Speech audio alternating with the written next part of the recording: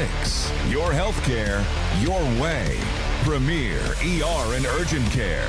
Feel better now. Rudy's Barbecue, the home of real Texas barbecue. Coming up, we'll break down today's game. Here we go. Scores, let's do this. And take you inside Baylor baseball. Let's win. And now, Love it, Cam. let's go live to the booth with Derek Smith. On the heels of a 2-win Saturday, the Bears go for a sweep this afternoon back at Magnolia Field at Baylor Ballpark. It is the Bears and the Texas Tech Red Raiders. The Bears scoring 18 runs yesterday on 24 hits in the two games against the Red Raiders. Will look to keep it going today, and if they can do so, to the tune of one more run than Texas Tech, they would secure a series sweep. Good afternoon, everyone, and thanks so much for joining us. Alongside Tom Barfield, I am Derek Smith. And Tom, I think a couple of headlines from day one. Obviously, you sweep a doubleheader, which is hard to do, to secure a series win, which was badly needed for the Bears. Aside from that, I think two big headlines. Starting pitching, absolutely fantastic yesterday against the Big 12's top hitting team. A complete game from Lucas Davenport, a career-high 6 innings from Zach Wallace. They combined to go 15 innings of 3-run baseball on the mound, and that was needed for a team that struggled a bit from the pen yesterday. And then, of course, you have Tice Armstrong. 2 homers yesterday in the 2 games. He became just the second player in program history to reach 20 home runs in a season. He is just 1 home run away from 21, which would tie Charlie Carter from 1998 for the most home runs in a single season by any Baylor Bear in the long history of this program. And, Tom, it's another beautiful day to try to watch the Bears do some big things on the field once more. Yeah, they got that championship gold jersey on today, and I love it. To your point, Derek, Tice Armstrong, yeah, he hit 2 home runs, and that's the headline. But you know what? Tice Armstrong was 5 of 7 yesterday with 2 runs scored and 6 runs driven in. So he did a lot more offensively than hit home runs. He hit line drives. He hit doubles. He put the ball in play. I talked to him around the cage this morning. He was talking about a couple of little adjustments that he made through the coaching staff, Jim Blair, and those guys helping him. And he's taken to it, and he's really seeing the ball. He told me he was seeing the ball a lot better, deeper into the pitch, and therefore he's been able to just really see the ball well, and it helps him lay off when they throw him breaking stuff away, and that's been a big plus for him, and that's why they're having to throw the ball in the zone more, and he's making them pay for that. Tom, he is 11 for his last 14 with 2 doubles, with 6 home runs, and with 11 runs batted in. Other than that, he's not on too good of a streak. Nope, and playing good defense. And I don't ever want to not talk about that, because when he came to Baylor, we knew that he was going to be good offensively, but Derek, he has really, really solidified that first base, and that's been a position that has had some difficulty over the last 2 or 3 years. It has. That's true. He's solidified that. I just find myself thinking, oh, man, how nice would it be to have him another year. But you know what? We're going to enjoy what time we have left with him. A great guy who is on the verge of rewriting the top of the Baylor single-season home run record book. Well, yesterday the Bears got a career-long outing from Lucas Davenport in the opener, then from Zach Wallace in the nightcap. Today, Ethan Calder takes the hill. The senior lefty, 3-5 with a 4.77 ERA. Tom, it's a different day. The wind is blowing out. He is a left-hander. This is a good-hitting Texas Tech ball club. Lead the Big 12 in batting average, and they kind of started looking like themselves the last 2 innings yesterday. Thankfully, the Bears had just enough in the pen to get out of here with a win in the nightcap. But he's going to have to really pitch his best baseball today against this Texas Tech team who's trying to salvage. Well, when you look at the Texas Tech Red Raiders, it's a team that's hitting .348 on the year, and they have in the past feasted on left-handed pitching. And so we're going to see how that goes today for Ethan Calder. But this is a good hitting team. And it just goes back to show you how good was Davenport and Wallace yesterday to keep this terrific hitting team basically minimized through 15 innings of work. Yeah, they did that. They were fantastic, and we would love to see them pass the baton effectively like that to Ethan Calder today. It is Baylor and Texas Tech. The series finale coming up just over 15 minutes from now. beautiful Sunday afternoon. Make your way on out here. When you're out of church, if church is over, grab a quick lunch, or just come on here and grab some food here.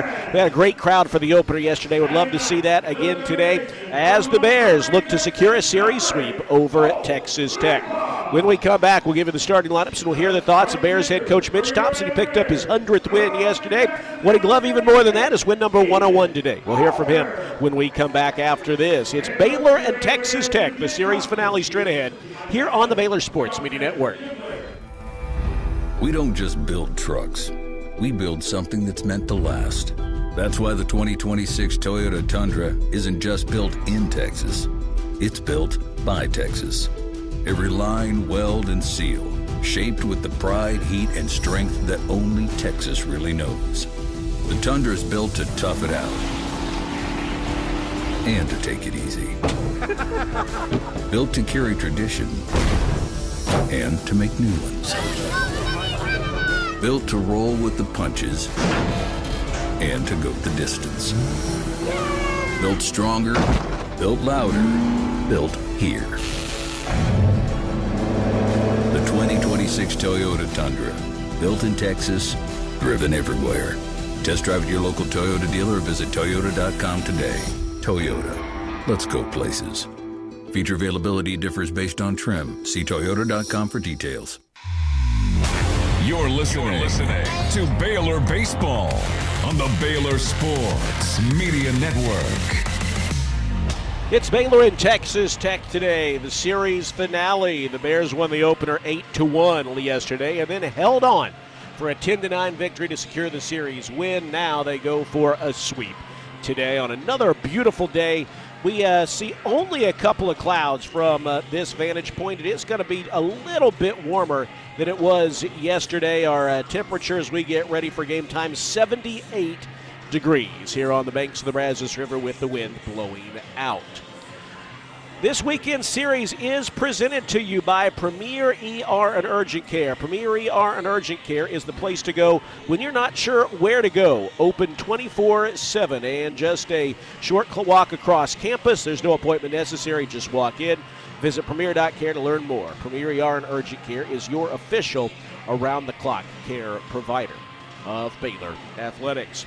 The Bears begin the day in 9th place in Big 12 Conference action. Texas Tech is coming close to the rear of the conference, and the Bears want to keep it that way as they take them on today.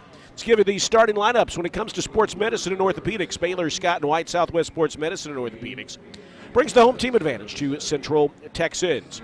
First, for Baylor's opponent, the Red Raiders of Texas Tech, 22-24 on the year, 6-17 in Big 12 play in the Gray Road uniforms today with red letters and numerals, black trim. The lineup looks like this. Kyler Thompson leads it off in center field, followed by Rosebud, Texas native, Tracer Lopez at second. The DH hits third. That's Connor Schaus. He's been their best hitter on the weekend, 5 for 7 with 2 homers and 6 runs batted in. Their best all-around hitter on the year, Logan Hughes, bats cleanup at first base. Lincoln Garcia is in the 5 spot at third. Batting 6th in right field is Caden Ferrero. The lower third of the order, Matt Quintanar catches and bats 7th. Jay Souza had a pinch hit last night and starts today batting 8th in left field. Coleman Ryan, the shortstop, rounds out the lineup. The pitcher for Texas Tech is Donovan Becerra.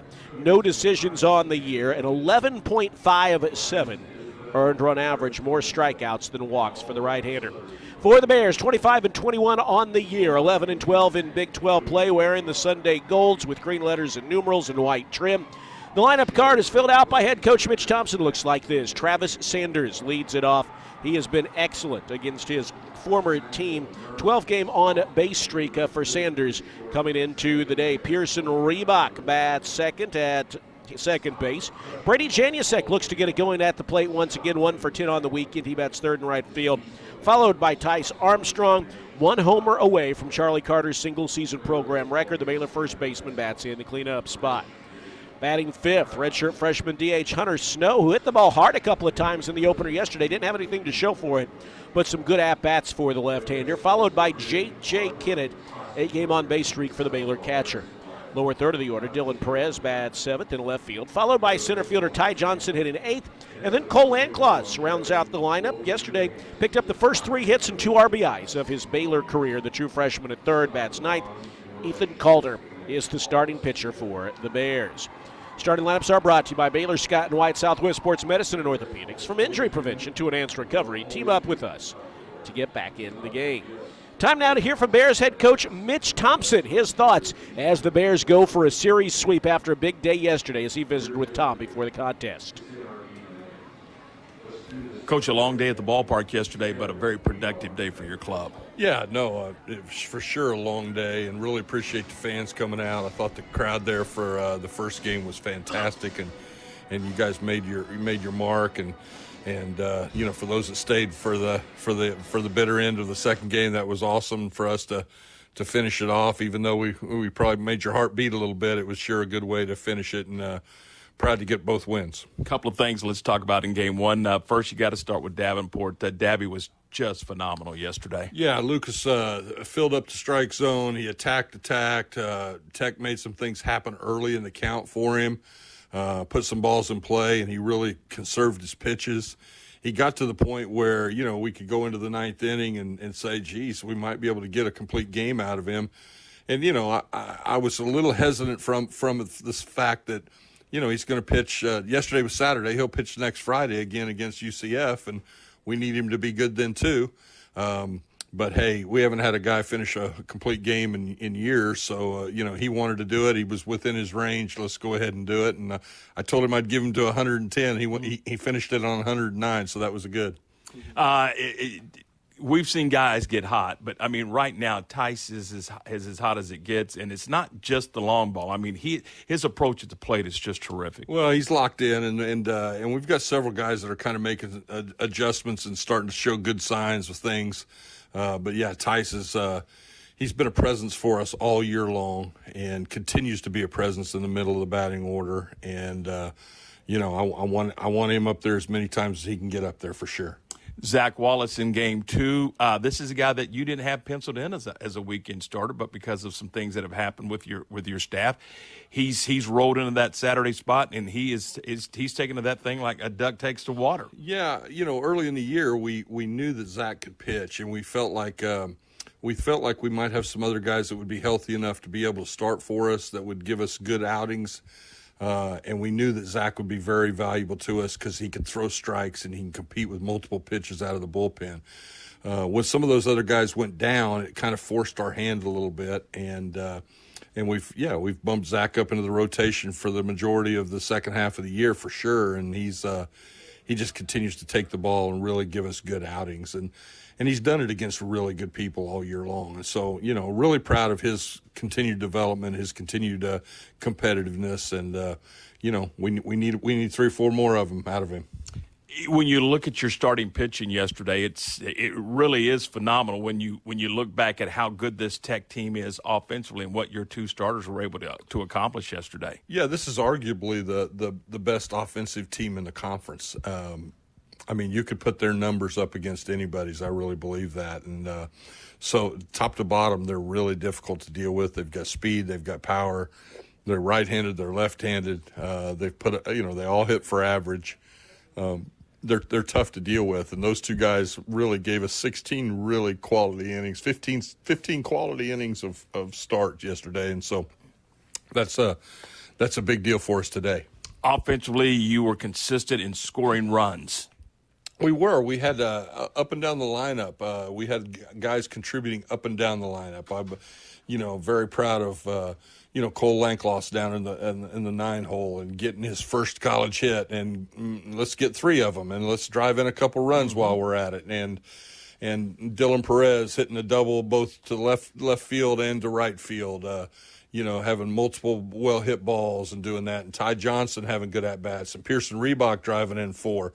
So, you know, it wasn't just Travis, Brady Janusek and Tice doing the damage. It was up and down the lineup. J.J. Kennett kept swinging it. Hunter Snow had a good first game. So, so it was fun to watch multiple guys kind of start to hopefully make progress. It'd be great to get everybody in this lineup playing well, swinging the bat well, and being hot towards the end of the year here. Talk about the growth of this club. Coach, at times you may have 4, even 5 freshmen in your lineup and some sophomores. I mean, this at times is an incredibly young lineup. It really is, especially in this day and age of college baseball. And it's not, we've got young kids and they're learning and they're going to make some mistakes, but they're out there competing hard. And I think that's one of the things that I'm most impressed with Lankloss. If you bring him up, I mean, guy sat here all year long, sat on the bench, waited his time, continued to work. We've tried to use him a little bit on the mound even. And now, hey, we throw him in at third base at Arizona State, and he's played fearlessly. He's played fearlessly. Now, is he going to kick one every now and then? Absolutely. But he started 3 double plays yesterday, buddy. Made a whole bunch of plays, and there's not much fear there. And when you got guys who are fearless, you can ride with them for sure. And so it's been fun watching him kind of develop along the way, along with Brady and Hunter and Brighton Clements and Perez and Bo Caraway. And there's been a whole bunch of young guys that have all contributed. We need them to continue to do that. Under a minute. Today, you give the baseball to Ethan Calder, and looking for another good outing from Ethan. Yeah, senior guy, left-hander. I got you. I'm anxious to see how he can navigate this Tech lineup because they're tough and they hit lefties well. But Ethan's our guy, and we want him to go out there and get after it for us, and I believe he will. We need our offense to go out here and continue to score, continue to put up runs and compete and at the end of the day, if we can finish one more than them, then we'll all take it. Coach, finally, congratulations on Win 100 yesterday. I appreciate that. No, that's a cool thing. Let's get on number 101. That's the one that I'm after right now. 100's in the basket. Let's go get number 101, and then we'll start from there again. So, but proud to be a Baylor Bear and thankful for this opportunity to coach here. Coach, thanks. Have fun today. Thank you. Premier ER and Urgent Care has all the convenience of urgent care with all the expertise of an ER, all under one roof. At every visit, be seen by ER-trained staff with all CT, X-ray, ultrasound, and EKG. Here, you pay for the appropriate level of care that you receive, and we are in network with most major insurance providers. Premier ER and Urgent Care has 4 convenient locations serving Texas: San Marcos, Temple, Waco, and Woodway. To learn more, visit www.premier.care. If you need a trailer, Flat Rock Trailers has got you covered. From light-duty single-axle utility trailers to the Big Tex tandem duals. We also carry a full line of enclosed cargo trailers. Need a motorcycle trailer? We've got them. Need a dump trailer? We've got the largest selection in the state. Oilfield trailers? We carry a full line of Big Tex trailers to handle all your needs. Trailer repairs? We repair all makes and models. We'll even rent you a trailer if you need to use one for Flat Rock Trailers, your #1 source for all your trailer needs. Find us at flatrocktrailers.com. This is Baylor Baseball on the Baylor Sports Media Network. Today's game is presented by Premier ER and Urgent Care. Feel better now. Get ready. The first pitch is just moments away. Now, let's go back to the booth with Derek Smith. You're listening to Baylor Baseball on the Baylor Sports Media Network. It is just about that time. Baylor and Texas Tech in the series finale today. Another picture-perfect afternoon here on the Brazos River. Baylor 1-2 yesterday, Friday night, delayed by the threat of rain. But the Bears were able to shrug that off and sweep a doubleheader yesterday.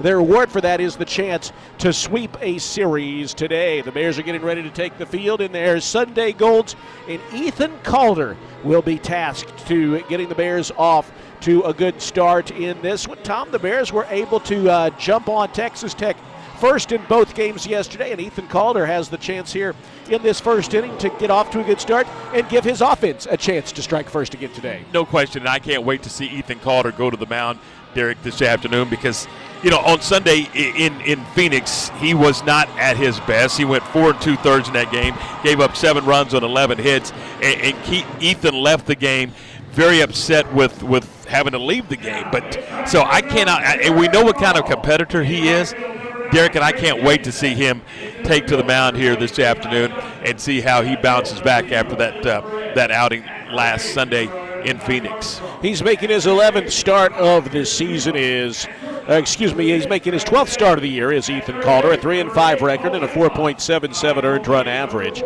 305 opposing batting average against Calder, who has struck out 43 and walked just 12 in 54 2/3 innings. Now, Tom, his challenge today against a Texas Tech team that hits lefties well. He's a guy who pitches to contact. The wind is blowing out to center field today.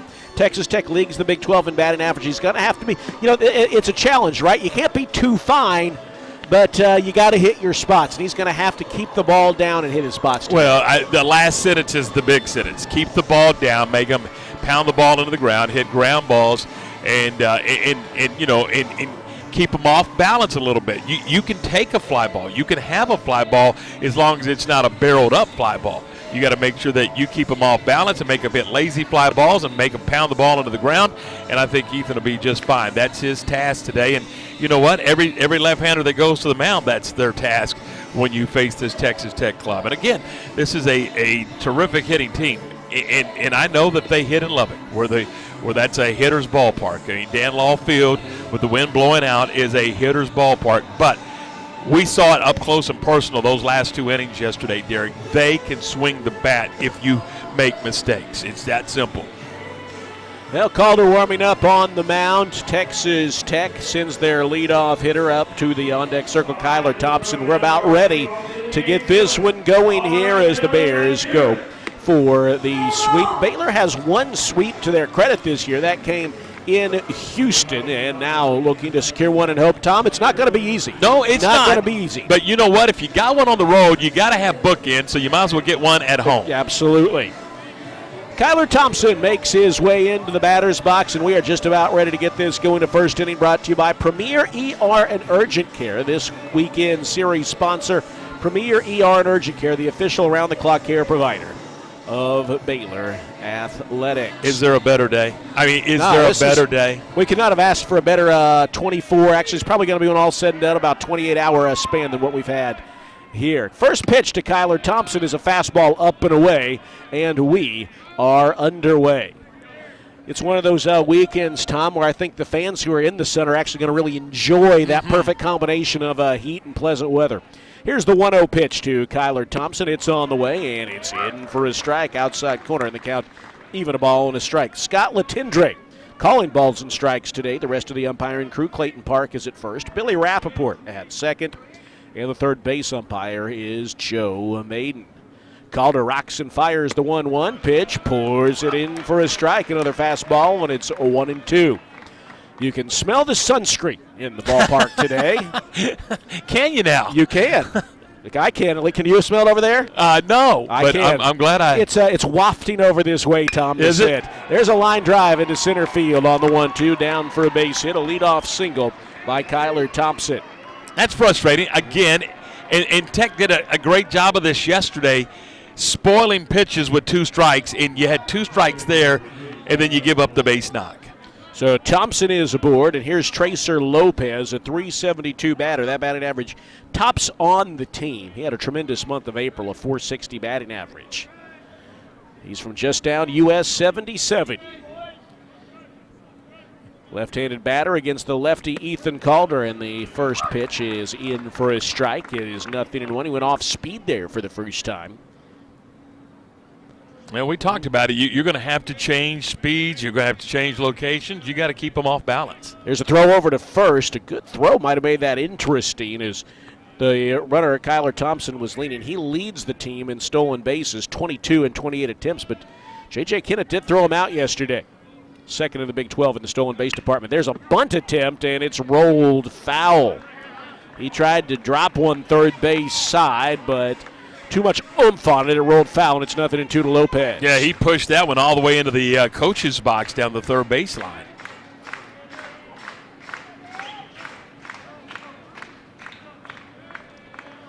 Calder ahead, 0-2. There's another toss over to first, and Kyler Thompson back standing up.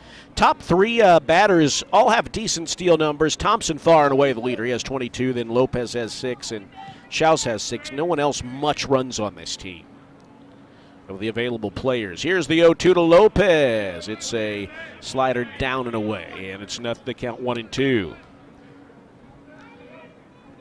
Well, Tom, you just get on 77, go through Robinson and Golinda, and pretty soon you'll get down to Tracer Lopez's hometown of Rosebud, a Central Texas product, went to Camarillo High School. Here's the 1-2 pitch. That's rolled out towards second. Gathered in by Reebok. The feed to Sanders, and he won't have a relay to first, but they got the lead out. That had to be a quick collaboration there between Reebok and Sanders there, and that was a nice quick feed from Reebok for the lead out. It was slowly hit, so Reebok getting it out of the glove and getting it over to Sanders, they were able to get that leading runner, but that's what we talked about. Get those ground balls, get those lazy ground balls, get those lazy fly balls, and keep them off balance. And, you know, now if you can go get that double play and go collect that 45th one, you can get out of the frame. Here's Connor Schaus. He's been their best hitter on the weekend. 5 for 7, a pair of home runs, 6 RBIs. Leads the team this weekend in all of those categories. Now, you did make a great trade. You traded Thompson for Lopez. Thompson with the 22 stolen bases, Lopez with just 6. And again, he's really their main running guy. Here's the 1-0 pitch. It's now 2-0 after missing with a fastball. Calder misses with an off-speed pitch down, and the count 2 balls and no strikes. We're just underway here at the ballpark. Runner at first for Texas Tech, 1 out. Pretty obvious to say, Derek, but you can't live 2-0, 3-0 against this team. Another toss over. He was leaning, but Lopez is able to get the hand back there in the bag ahead of the tag. Wind blowing out to right center field. Calder ready with the 2-0 pitch. It's on the way, and that's smoked foul onto the berm. Fan who was laying down on the grass almost made a play, but it bounced just above his outstretched arms, and the count is 2-1. I bet that would be a fun place to watch a game, the berm. Yeah. No, I would agree. We haven't been out there much over the years. We're always over here. 2-1. The pitch outside. 3-1. Calder. 12 pitches, only 7 of them strikes to start the afternoon. He's behind 3-1 to a good hitter in Schaus. On deck, the cleanup man, Logan Hughes. You know, they kind of got their bats going late yesterday. They have 19 hits on the weekend, and there's a throw over again. 10 of them came in the last 2 innings yesterday. And most of them hard-hit baseballs. In fact, Schaus had a couple of home runs. He did. Middle infield, a double play up for the Bears. Here's a 3-1 pitch, and that's fouled off down the right field side once again. He's trying to stay inside things and fouled it off. Did a nice job of getting that ball in on his hands. Yeah.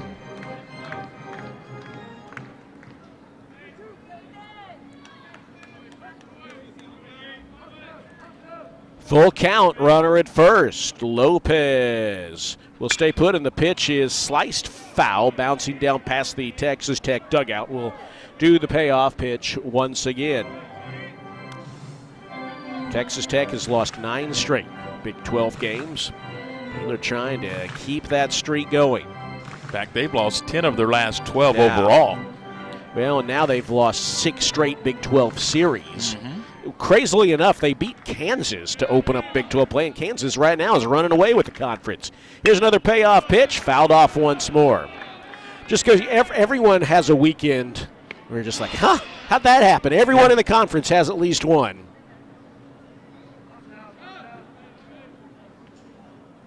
It also tells you just how good this league is top to bottom. It's Even true. the teams that are struggling like this Tech team, they scare you. They lead the Big 12 in batting average. Here's another payoff pitch. Just misses high with the fastball, ball 4. That's a walk, and there's 2 on with 1 out. Schaus draws the walk, and the batter will be Logan Hughes. Long out bat there by Schaus, and now here's Texas Tech's cleanup hitter. Hughes, a .370 average with 12 homers and 55 RBIs. Power numbers tops on the team. It's an 8-pitch at-bat before Schaus drew the walk. And now another lefty-lefty matchup. Here is the pitch from Calder. In for a strike. The fastball at the knees. It's 0-1. Interestingly enough, this isn't always what you see. Lefties actually hit Calder a little better statistically on the year than righties. Here is the 0-1 pitch. Pop foul behind the plate, and the count 0-2. 2 on, 1 out. Texas Tech threatening here in the top of the first inning. defensively yesterday, Baylor in those 2 games able to turn 4 double plays. Well, you would take that here. Here's the 0-2 pitch, tagged high down the left field line. It's a long run for Dylan Perez. He's chasing into foul ground, and he makes a sliding catch. What a job by the freshman Dylan Perez, who got a good jump on that, sprinted along the line, and then slid into foul ground to rob there. Really not of a hit, certainly, but he made a nice play there to rob Logan Hughes of an additional pitch or 2. Absolutely brilliant play by Perez to get into foul territory, make that sliding catch. In Derek, the bottom line is this: you're looking for 27 outs, and you just got your second. That's big. 2 away. Baylor infield shifts with 2 on and 2 out. Here's Lincoln Garcia taking a backdoor breaking ball from Calder to strike 1. Garcia, a good hitter, a .354 average, 4 homers, and 50 runs batted in for the freshman third baseman, batting in the 5 spot. 300 hitters abound in this Texas Tech lineup. Here's a double steal attempt. It's a hit and run, actually, and the ball fouled off. And the count is 0-2. All right, we got a problem. What is we got that? JB down there, made a half-hearted effort to field that ball. JB is in Josh Barnhill. Absolutely. Our trainer. Yeah. Boy, the birthday boy's first mention today. Is it really his birthday? It is. Happy birthday. Absolutely. Josh Barnhill. And cup of coffee. Tom is exhorting you to get after it a little bit more. Here's the 0-2 pitch, fouled straight back. Well, he didn't give much of an effort. I mean, he stuck his hand out there, and you can't do that. So I'm assuming he gets a cup of coffee with a candle on it, because there's 2 people on this planet that drink. No one drinks more coffee than you, but he would be a close second. I tell you what, we have a couple of basketball coaches here at Baylor who drink more coffee than me, is what I've learned. Just throwing that out there. But your point well remains. I'm just telling you this. Here's what I've heard from people. What's in front of you right now? A cup of coffee. Thank you very much. But I have heard that Nikki Collin and Scott Drew throw back coffee like it's about to go extinct, and they've got to get, That's what I have heard. But your point's well taken. Josh Barnhill and I like to have it around. Here's the 0-2 pitch off speed and down low. But happy birthday to Josh Barnhill. Indeed. And here's what we wish for him. Very little work to do over the remainder of this regular season and beyond for the Baylor Trainer. Yeah, just go have a conversation with the home plate umpire every couple of innings, take him a towel and a drink, and have a good day. Here's the 1-2 pitch, swing and a miss. Got him with a breaking ball. And that's all for Texas Tech here in the first. Nice job by Ethan Calder and Baylor left fielder Dylan Perez to get a couple of big outs with 2 on and 1 out. No runs on 1 hit. 2 runners left on base. After a half inning of play, we are scoreless. Baylor and Texas Tech in the series finale on the Baylor Sports Media Network. Serving Texas since 2007, Magnolia Realty is a full-service brokerage led by expert industry knowledge and a commitment to community. With kindness and integrity at the forefront, every agent is equipped to help you navigate the market and make the real estate journey your own. Whether buying or selling, feel supported with an award-winning agent at your side from first offer to contract and close. Magnolia Realty serves cities including Waco, Dallas, Fort Worth, Austin, San Antonio, Temple. Learn more at magnoliarealty.com. Looking for a fun night out with family or friends? Head to Magnolia Field at Baylor Ballpark and catch Baylor baseball this season. Single game tickets are on sale now, starting at just $6 for general admission seating. Or stop by the ballpark for $2 Tuesdays, featuring discounted concession items, plus $2 off general admission tickets. Grab your seats now at BaylorBears.com/tickets, and we'll see you at Baylor Ballpark. You're listening to Baylor Baseball on the Baylor Sports Media Network. No score as we head into the bottom of the first inning. Texas Tech threatens in the first, but Ethan Calder is able to work out of the jam, and now the Bears will bat in a scoreless bottom of the first inning, brought to you by Premier ER and Urgent Care, the official around-the-clock care provider of Baylor Athletics. The Bears will face Donovan Becerra. He is a JUCO transfer for Texas Tech, making his 3rd start of the year. No decisions. An 11.57 earned run average.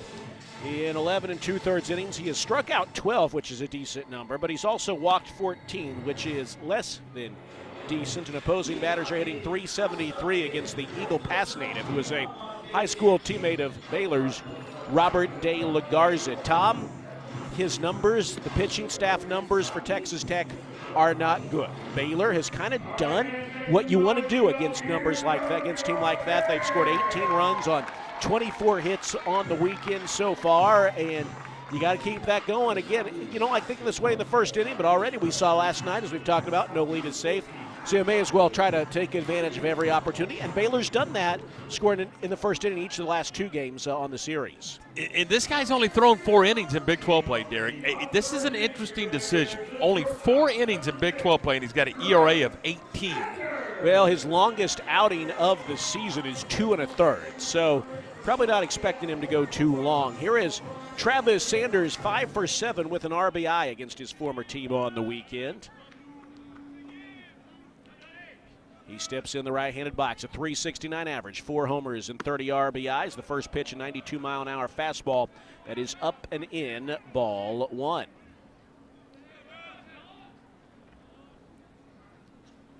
Now, Travis Sanders hit his old team well in Lubbock last year, multiple hits in all 3 games. Here's the pitch, tags one foul, and the count evens at a ball and a strike.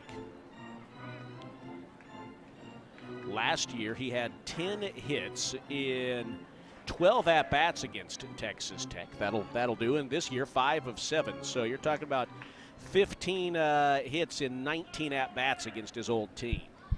Is that a message? I like it. Here's the pitch, a breaking ball up and in.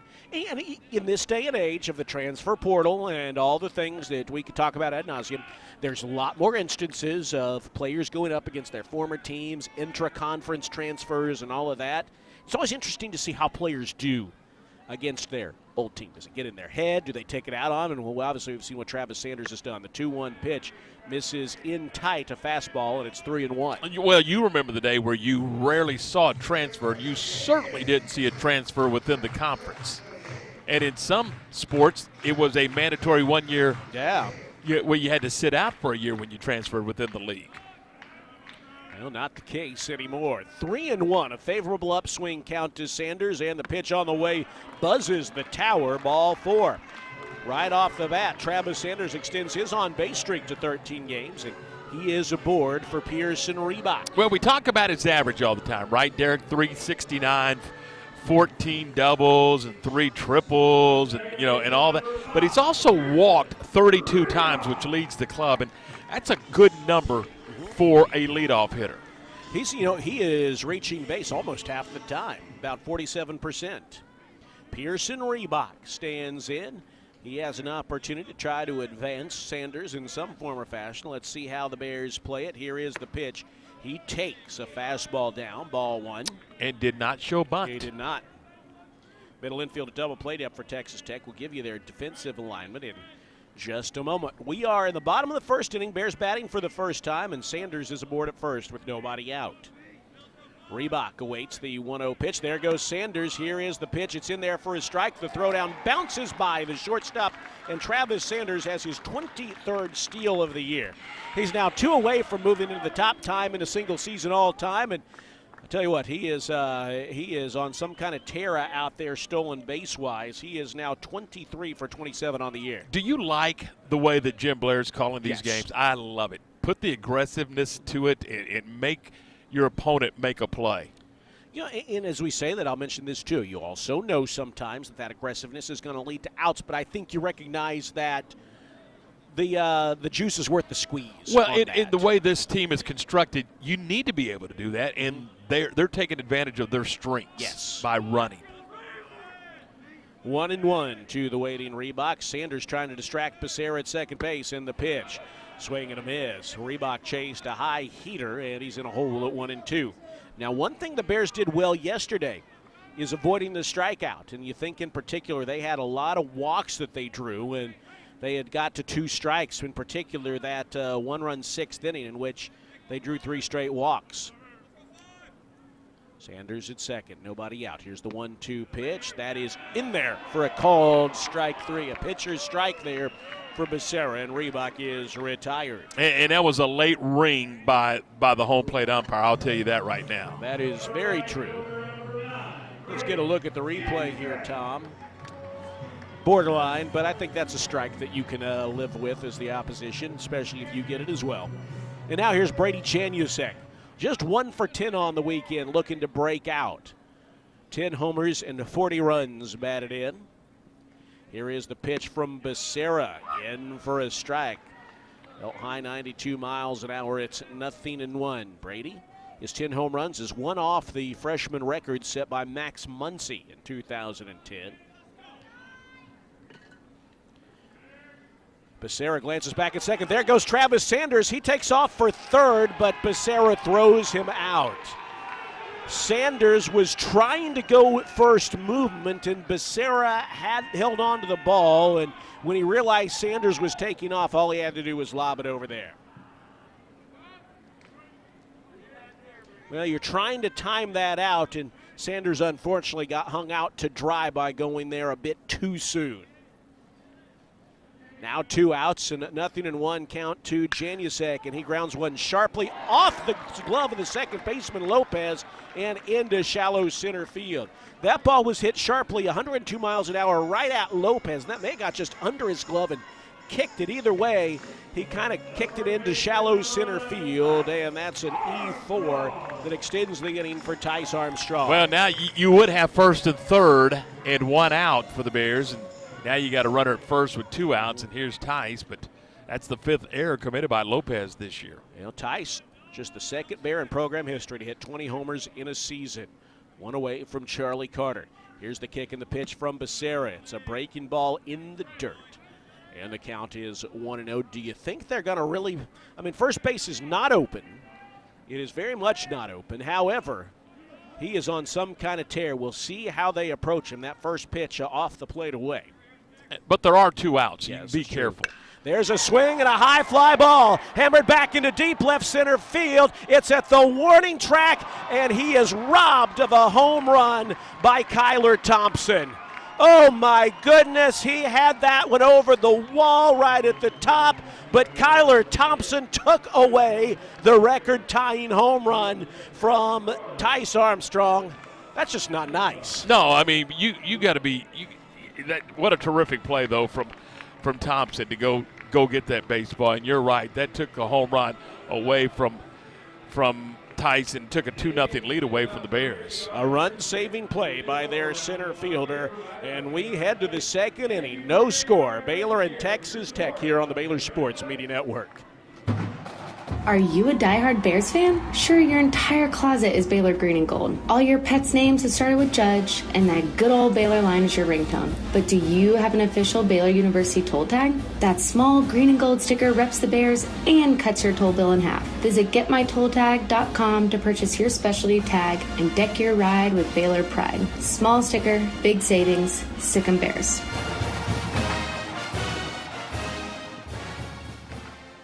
Favorite jeans, favorite shirt. Got Conecuh sausage and I'm firing it up. Yeah, everybody knows it's how I get my grill on.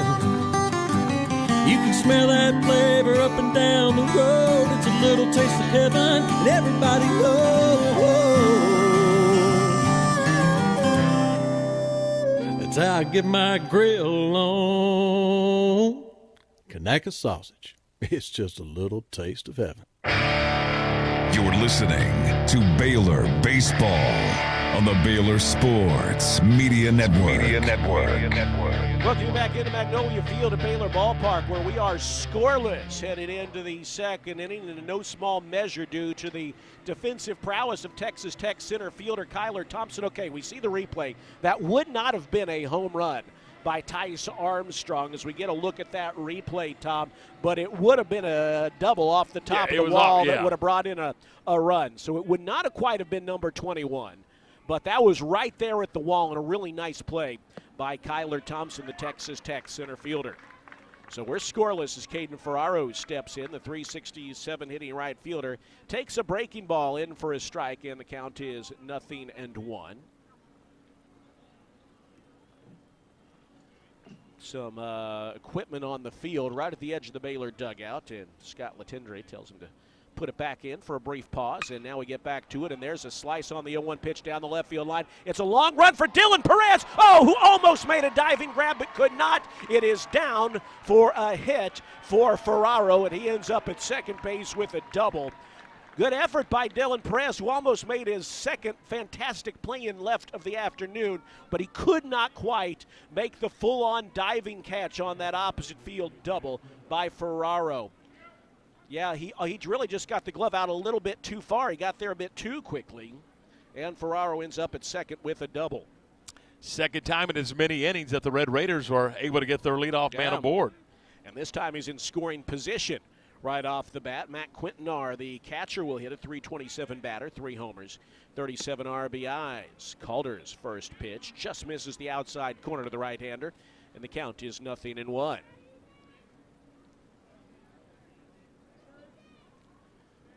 Two hits for Texas Tech and an error. They've got a runner at second base as Quintanar takes a strike. Fastball at 89, outside edge, and the count evens at 1-1. Well, the wind has died down at the moment. The flag barely moving in center field. That'll change off and on throughout the day most likely. Quintanar, here is the pitch. Swing and a fly ball down the right field line. This is chasing Brady Janusek towards the corner, and that is foul by a few feet. Janusek wasn't going to get to that. Thankfully, that had enough slice on it that it dropped a couple of feet foul. And it's 1-2 to Quintanar.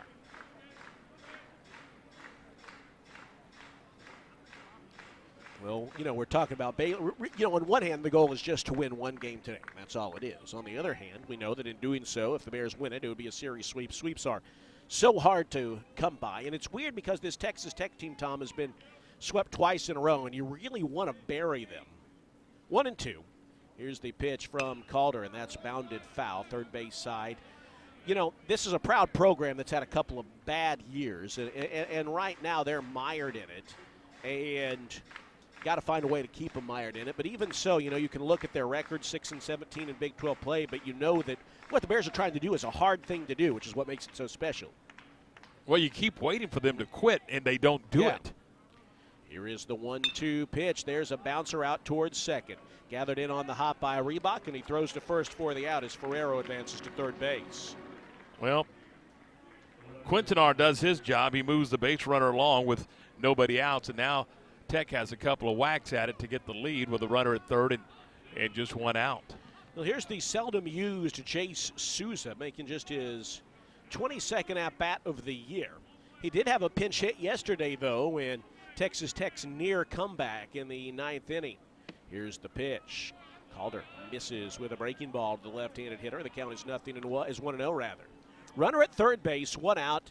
No score, top of the second. Wouldn't you agree, man, that this club has every right to quit, but won't? Yes, I agree. That's a great point. Here is the 1-0. There's a one-hopper into right field. That'll bring home the runner from third. Ferraro scores, and it's 1-0 Texas Tech. So Souza a little used this year, but he's 2 for 2 on the weekend with a pair of RBIs. Everybody in Lubbock is wondering why this guy hadn't been in the lineup every day. It's a left on left, and he got one on the inner half, and he just got the body moving, got the hands turned, and knocked it into right field for a base hit, pulled it into right field. Here is the 9-hole hitter, Coleman Ryan. Souza and Ryan, the only two batters in the lineup hitting below 300. There's a throw over to first, nearly a pickoff, and Souza just in ahead of the tag of Tice Armstrong. I believe that's the right call as it happened, Tom, but I'd love to see a replay just how close it is, and we're going to get that from ESPN+. Souza dives back in, and he actually got the hand in by a decent margin. There's another throw over there. And Souza back in. 1-0 Texas Tech. They've scored a run here in the top of the second, and now Calder trying to minimize.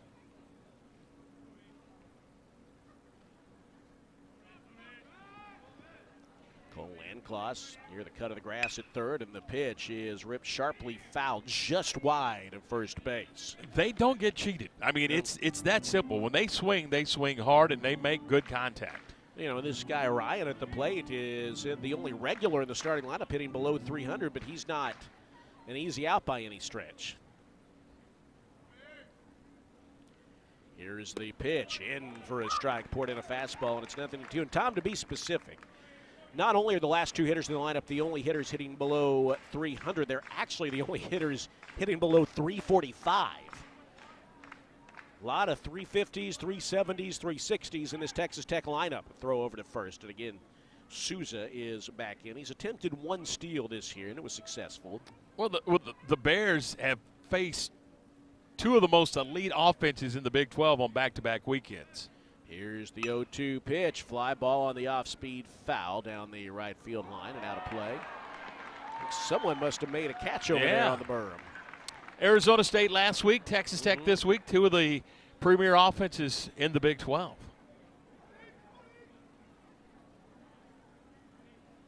Nothing in two.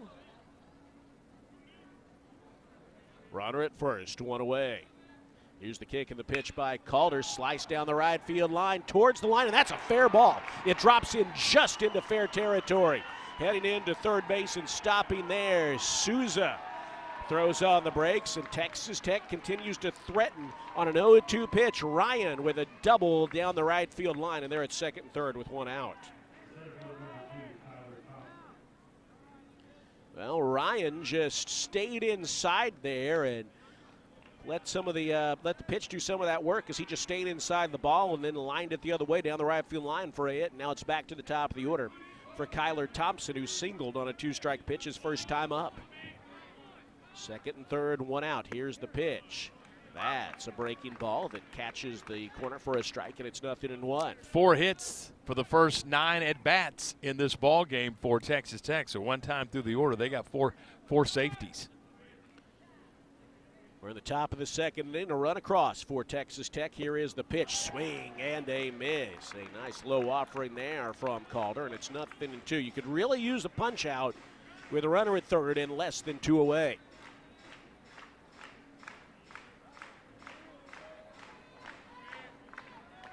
Two-strike clap here as Calder sends the 0-2 to the plate, and that is down and in, blocked by J.J. Kidd. It rolled up the third baseline a bit, but he stayed with it. They have runners at second and third with one away.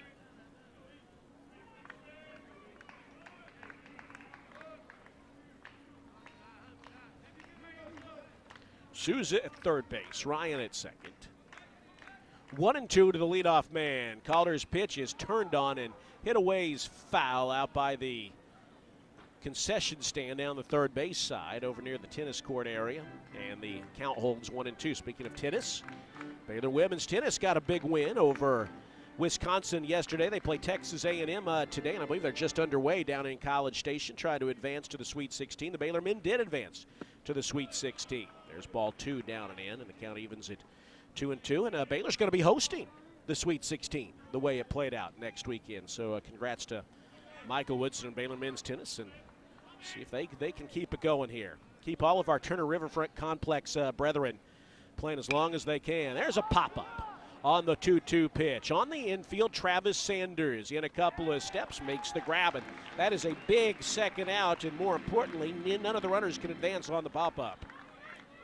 Yeah, if you can limit this, Derek, to 1 run, I think that would be considered a win here in the top of the second inning, with already 3 base hits, including a couple of extra base hits in this frame. Now here is Tracer Lopez, their leading hitter on the year. Runners at second and third, 2 away in the pitch. He waves at a breaking ball and just caps it foul off the end of the bat, 0-1. It's amazing to me. They get in the box. I mean, they're ready to hit when they come off the bus. And their issue is out on that mound, 60 feet, 6 inches. Here is the 0-1 pitch inside. I wonder how many times they are in position. I mean, I think for them to not have the worst ERA in the Big 12 by the end of the year, that would mean the bottom would have to fall out for literally someone. The other team would have to have their entire staff replaced by a group of belly itchers to lose to join Texas Tech at the bottom. And now we're going to have a mound visit from Sean Snedeker. Meanwhile, they're in pretty good position to continue to lead the Big 12 in hitting the rest of the way. They're 20 points ahead of the second-place team, So I wonder how often over the years that's happened where a team is worst in one category and best in another, and in both cases pretty substantially so. Yeah, I don't know, and I wouldn't think very often. I just wouldn't, because just the way rosters are constructed, it is kind of amazing, isn't it, that this team is so good offensively and, quite honestly, so bad on the mound. And in fairness to them, they've had their top 3 starters, probably their entire weekend rotation, lost to injury. Quick mound visit here as the count is 1-1 to Lopez. Snedeker back in the dugout, and here's the pitch from Calder. Good talk, wave and a miss, and a sharp breaking ball that sliced away from the left edge. 1-2. Good talk. It still reminds me of the movie Christmas Vacation? Yeah, good talk, Dad. Yeah. 1-2. Here's the pitch, and that is just above the zone with a fastball. A run in for Texas Tech. 2 balls, 2 strikes, 2 on, 2 out. Top of the second inning. The 2-hole hitter, the second baseman, Tracer Lopez, awaits the break even from Ethan Calder. He's at the ready. Here comes the break even, and that's sliced foul. We'll do it again. Baylor's next conference opponent, UCF, in action today. Remember, they had a game suspended due to inclement weather yesterday, so they're resuming that game. They're in the top of the 7th in Orlando. And it is UCF 2 and Arizona State 1, and then they'll play the regularly scheduled game a little later on today. Here's another 2-2 pitch. Just misses inside. Tried to dot the inside corner with a fastball and came very, very close. Very, very close. And Ethan's a little frustrated that he didn't get the call. Now he's got to collect himself, settle in, and bear down and get him right here. 2 on, 2 out, a full count. Here's the payoff pitch to Lopez, and that one is lifted into center field. Ty Johnson has it, and that's the inning. And so Ethan Calder does limit the damage after 3 of the first 4 batters reach via the base hit. He holds them to a run on 3 hits. They strand a pair. Middle of 2, our score. Texas Tech now 1, Baylor nothing here on the Baylor Sports Media Network. At Baylor Scott & White McLean Children's, you'll find the care your child deserves and trusted expertise to set your mind at ease. With a network of convenient pediatric, primary, and specialty care clinics and an advanced medical center, they offer a full range of pediatric care close to home. Learn more at bswhealth.com/McLean-Children's. That's bswhealth.com/McLean-Children's. Are you tired of slow internet? Are data caps and throttling making it impossible to stream your favorite shows and movies? If so, it sounds like it's time to switch to Nextlink Internet. With Nextlink, there are no data caps and no throttling, just super fast internet speeds, up to 1 gig over wireless in some areas. Plus, Nextlink is an official partner of Baylor Athletics. So don't wait another minute. Give Nextlink a call or go online to nextlinkinternet.com to see what special offers are available to you. Blazing fast internet is just a click or phone call away. Sick 'em, Bears. You're listening to Baylor Baseball on the Baylor Sports Media Network. Texas Tech claims a 1-0 lead, and so the Bears will bat down by a run in the home second. Hunter Snow, J.J. Kinnett, and Dylan Perez to bat against starter Donovan Becerra. Well, this will conclude the series against Texas Tech, and then the Bears will take to the road on Tuesday night for their final midweek game of the year. Play Texas Tech in San Marcos. It'll be a 6 p.m. first pitch. We'll be on the air at 5:45. That is a big game. Texas State, you always know they're a tough midweek game, but this year they've got the RPI to match, and so for the Bears, a big opportunity to claim a win on the road. They have a number 54 RPI in the nation. And as Snow stands in, here's the pitch from Donovan Becerra. He misses outside, ball 1.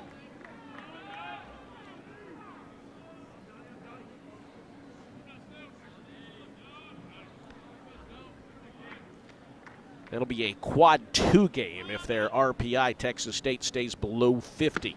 Here is the pitch. That barely clips the top of the zone for a strike, and it is 1-1.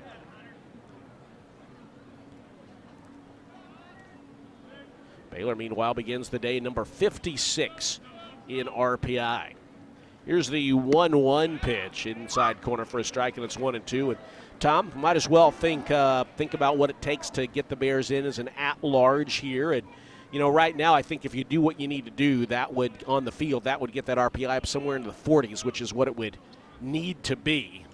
Here's the pitch, popped up high on the infield, behind the bag at third base. Lincoln Garcia moves in a couple of steps towards the 6-hole and makes the catch for the first out of the inning. Yeah, look, it's wins. Simple as that. You got to win, and you've got very little margin for error because of that little.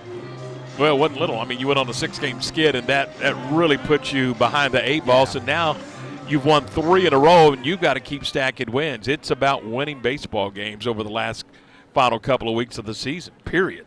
J.J. Kennett, the batter, takes a look at a breaking pitch off the plate away. The count is 1-0. J.J. Kennett 3 for 7 on the weekend. He hit well last weekend in Phoenix and has continued to do so here back in Waco. 1-0. Becerra cuts it loose, and that's turned on and hit high down the left field line. Jogging over is Souza near the edge of the warning track, and the foul line makes the catch for the second out of the inning. You mentioned Texas State. They're playing today against South Alabama in San Marcos in a Sun Belt Conference matchup, and it's a 4-4 ball game in the top of the 7th inning. South Alabama has won the first 2 games of that series, so they're going for a road sweep over Texas State. That's impressive. Well, honestly, that does not help the Bears. No, not at all. Their struggles this weekend, because this was shaping up to be a quad 1 game had they won. But the Bears just need to win, and we'll worry about all that later. Here's Dylan Perez, the 2-out batter. Base is empty, and the pitch from Becerra up and away, ball 1.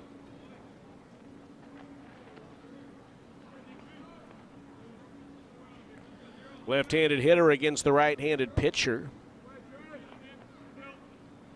Perez waits, and that's poured in for a strike. Drop the breaking ball in, and the count even at 1-1. So in San Marcos, what used to be Bobcat Ballpark, Tom, now it's our Irvin Rasmussen Ballpark. They got a donor and gave them the naming rights, as there's a breaking ball inside, and it is 2-1. It's an arms race. You got to have money. Yeah, you do. But they've traditionally been a very solid mid-major program. Absolutely. Ty Harrington, a longtime Wacoan from Midway High School. He coached down there. He was the head coach down there for years and did a wonderful job. Here's the 2-1 pitch way inside, and it's 3-1 to Perez. Run, 4 hits, 1 error for Texas Tech. All zeros on the board for Baylor here in the bottom of the second. Favorable count to Perez. Pitch on the way from Becerra. High, ball 4. That one not close, and Perez draws a 2-out walk. Well, the Bears got to get something going offensively against Becerra. This is a guy that, as we mentioned, had an 11.57 earned run average coming into this start, at 18 earned run average in conference play. And right now the Bears still searching for that first base hit of the afternoon. Well, Ty Johnson steps in. The Bears look to mount a 2-out rally. Another left-hander against the righty at Becerra. Perez off the bag at first base. Here is the pitch. That's high, ball 1. Johnson was part of that 2-out rally in the 6th that proved meaningful yesterday. He drew a bases-loaded walk. Turns out the Bears would need that run. At the time, it gave Baylor a 7-2 lead. They led by as many as 8 at 10-2 and then held on for a 1-run win. 1-0 pitch. That is lined into shallow right, past the diving Tracer Lopez, down for a base hit. Perez will hold it second as the right fielder Ferraro got to it quickly, but that is a nice piece of hitting. 101 off the bat of Ty Johnson, and the Bears have 2 on with 2 out for Cole Lanclose, who had 3 hits on the day yesterday. Yeah, and it's nice to see Ty. You know, he's gotten some hits, but that ball was hit sharply. I mean, that ball was hit on the button, and the first hit of the afternoon belongs to the 8-hole hitter. And here's what it's going to do for you now. No matter what, whether you score or don't score, you've turned the lineup over, and you're going to give yourself a chance in the third with the top of your order. There is Cole Landclose. 3 for 8 with a pair of RBIs in the 2 games yesterday after coming in 0 for on his young career. First pitch, cut fastball away, ball 1. Bears have Perez at second base, Johnson at first.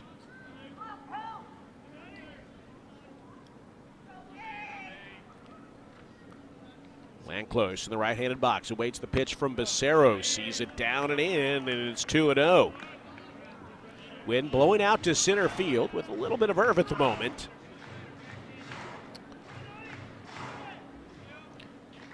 Becerro, who has walked 2 batters on the afternoon already, struggled with the walk in limited playing time this year. He's fallen behind 2-0 and now 3-0 with a fastball tight on the hands. And tell you what, again, we've said it many times, Tom, you don't really care how you get on, just get on. That's exactly right.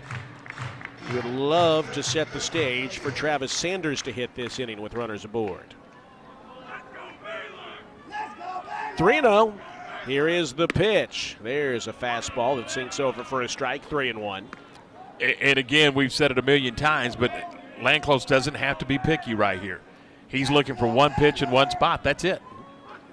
He's way ahead of the count at 3-1. This is a hitter's count.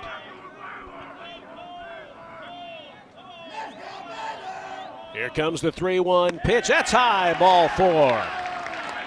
And the bases are loaded for Travis Sanders. And all Travis Sanders has done against Texas Tech, his former team, Tom, as Max Calderon tells us, he's gone 13 for 19 with 6 RBIs and 9 runs scored. And now he bats with a golden opportunity for the Bears to claim a lead here. Bases loaded, 2 away. Travis is a .370 hitter with runners in scoring position. He's a .377 hitter with 2 outs. And he's tied for the team lead in 2-out RBIs with Tice Armstrong. They each have 15. And he's a .333 hitter with the bases loaded. I mean, all of the numbers say this is the guy you wanted to play. All the numbers say you didn't want to have to face him if exactly. You're Becerro in this situation. And they are starting to stir just a little in the Red Raider bullpen. And again, all of this after the first 2 were retired. A walk, a hit, a walk. It's 2-out walks. You always want to make teams. You really want to make teams pay for walks in with any number of outs. But love seeing the inning extended. And now this has turned into a leverage inning for Becerro. Here's the pitch to Travis Sanders. He swings and hits one high in the air back to the deepest part of the park.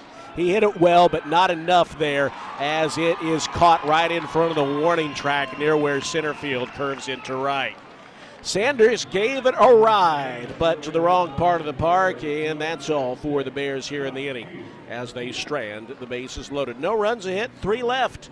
Tom will have the play-by-play when we come back. After 2, our score, Texas Tech 1, Baylor nothing, and you're listening to Baylor Baseball on the Baylor Sports Media Network.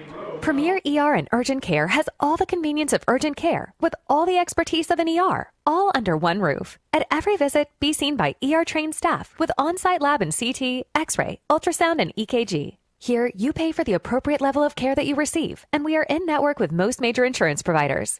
Premier ER and Urgent Care has 4 convenient locations serving Texas: San Marcos, Temple, Waco, and Woodway. To learn more, visit www.premier.care. Y'all listen up. Let me tell you something about group meals from Rudy's Barbecue. It's got all you need for all the folks you gotta feed: smoked meat, sides, and more. There's everything down to the tablecloth, just like the one that you see at the store. At a bridal shower, it's better than flowers. And a long distance meeting, it'll pass the hours. It'll feed all the cousins at a family function. It's better than potluck at a church luncheon. Next time you need to feed 10 or more, call and order a Rudy's group meal. Next in line. You're listening to Baylor Baseball on the Baylor Sports Media Network. Today's game is presented by Premier ER and Urgent Care. It's the place to go when you're not sure where to go. Open 24/7 and just a short walk across campus. No appointment necessary. Just walk in. Visit Premier.care to learn more. Premier ER and Urgent Care, your round-the-clock care provider of Baylor Athletics. As we head to the third, Ethan Calder and the Bears are out in the field, trailing Texas Tech by a score of 1-0. And here with the play-by-play is Tom. All right, Derek, thanks so much. It will be 3, 4, and 5 in the Red Raider order for 14th-year head coach Tim Tadlock. Shao, Hughes, and Garcia. Connor Shao walked his first time up. He is a .345 hitter with 60 runs driven in. He takes a fastball for a strike, and it's 0-1. Boy, he had a terrific day in the second game of the doubleheader yesterday, going 4 for 5 with a pair of home runs and 5 runs driven in, all late in the ball game. The 0-1 cut on a miss. It's quickly 0-2 as the bottom dropped out of that Calder breaking ball. And Ethan is ahead of the count to Shao at 0-2. Shao, Hughes, and Garcia here in the top of the third. The Bears trailing 1-0. 0-2 on the ground, sharply hit to Travis Sanders. Backhand and a throw across the diamond in time. Sanders ranging to his right towards the third base bag. Got it with the backhand, makes a cross the body throw on the button, and there's one down. Yeah, that ball was pretty deep in the 6-hole. He had to range away from first to make the pick, but a nice backhand, and then got enough on the throw for the out. With one out, here's the first baseman, Logan Hughes. Hughes is 3 for 10 against Baylor pitching this weekend. 370 hitters starting the day. The average at 368 as he takes one inside for a ball, and it's 1-0. Hughes, left-handed bat against the lefty, Ethan Calder. Calder's given up a run on 4 hits. And the 1-0. It's a bit low, ball 2. So 2 borderline pitches go the hitter's way, and Ethan is behind the count at 2 balls and no strikes. The Bears do have the shift on. Sanders, the shortstop, is playing just to the right side of the second base bag out in the outfield. The 2-0 is popped up on the infield. Only Lanclos, the third baseman, was able to go field that ball. He fields it on the infield grass in front of where the shortstop would be playing. Yeah, that was you look back there. Good thing he had good communication and a sure-handed play. You had Sanders Sanders coming in. You had Calder backpedaling, but Lanclos was able to call him off and make that catch. 2 up and 2 down here in the inning. That's 4 straight retired by Ethan Calder. And here's Garcia. He's first ball hacking. He sends one out to right field. Drifting back on it is Brady Janusek. A pretty simplistic 1-2-3 inning for the starter, Ethan Calder. And he needed that, Tom, because he's at 57 pitches. Not great numbers there, but that quick inning was just with the doctor order for him and the Bears. Absolutely. Red Raiders aggressive. The Red Raiders out. 3 up, 3 down. We go to the home half of the third. Texas Tech 1, Baylor nothing. This is Bears baseball on the Baylor Sports Media Network. From the Allen Samuels Dodge Chrysler Jeep Ram Studios, this is KRZI Waco, K222DC Waco, K265DV Temple, ESPN Central Texas. We don't just build trucks. We build something that's meant to last. That's why the 2026 Toyota Tundra isn't just built in Texas. It's built by Texas. Every line, weld, and seal, shaped with the pride, heat, and strength that only Texas really knows. The Tundra's built to tough it out and to take it easy. Built to carry tradition and to make new ones.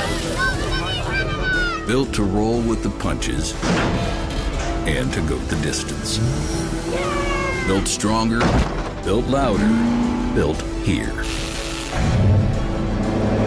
The 2026 Toyota Tundra. Built in Texas, driven everywhere. Test drive at your local Toyota dealer or visit Toyota.com today.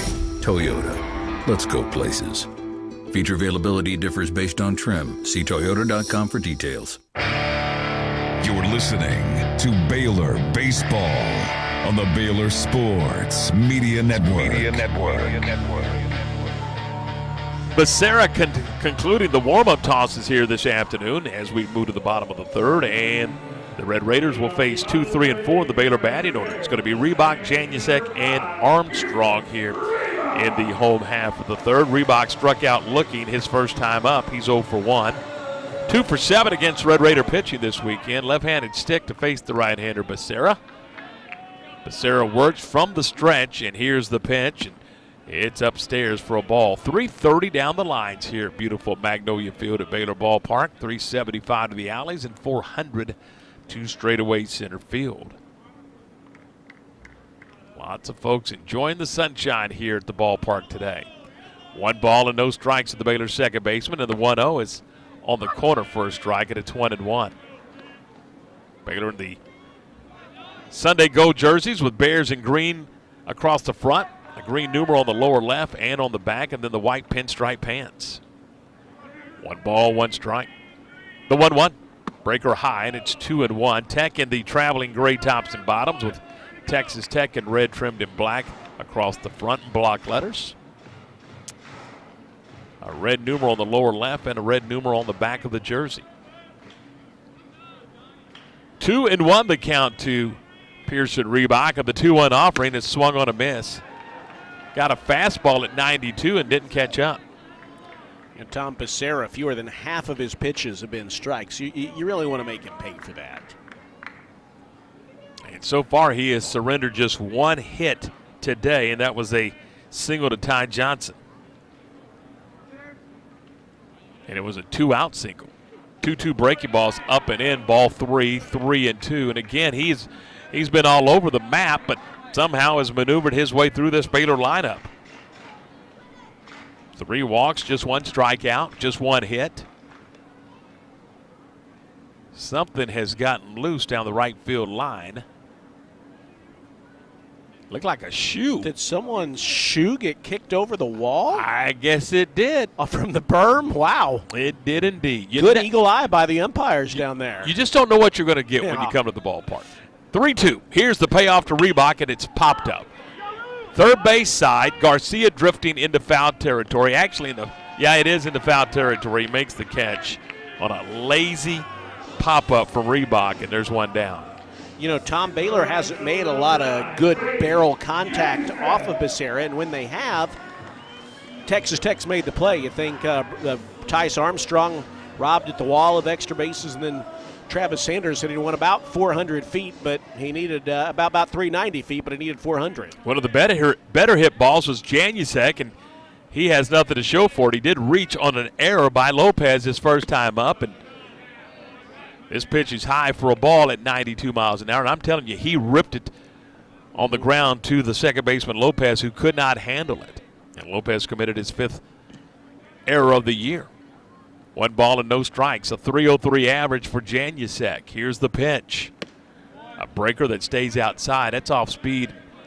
It's 2 balls and no strikes to Brady. Scuffling a little bit here this late in the year. You haven't seen a prolonged slump from Brady, but he's 1 for his last 11. But again, he did hit it well his first time up on the button to the second baseman. The 2-0 swung on and popped up. Sky high on the infield. Now it's drifting out into the outfield.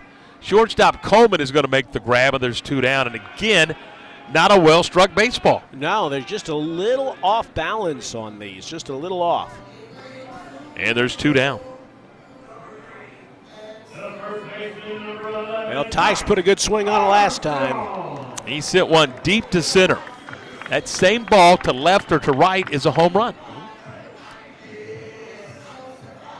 Nobody on and 2 out, so that if they so choose, they can pitch carefully to Armstrong. They chose not to yesterday, and it cost them.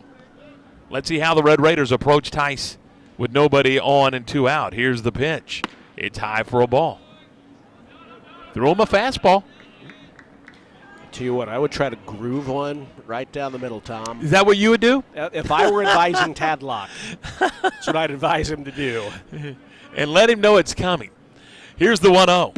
A breaker outside, and it's 2 balls and no strikes. And you do see Tice laying off that pitch a lot more, with a lot more regularity than he was early in the year. Adjustments can be so subtle but so meaningful. 2 balls and no strikes. Armstrong waiting for the pitch, hitting .331 on the year. 20 bombs, 56 driven in. Baylor down 1-0. Here's the 2-0, and it's cut on a miss. Boy, he pulled the string, and Tice didn't recognize the spin, and he was way out in front of that off-speed pitch, and it's 2-1.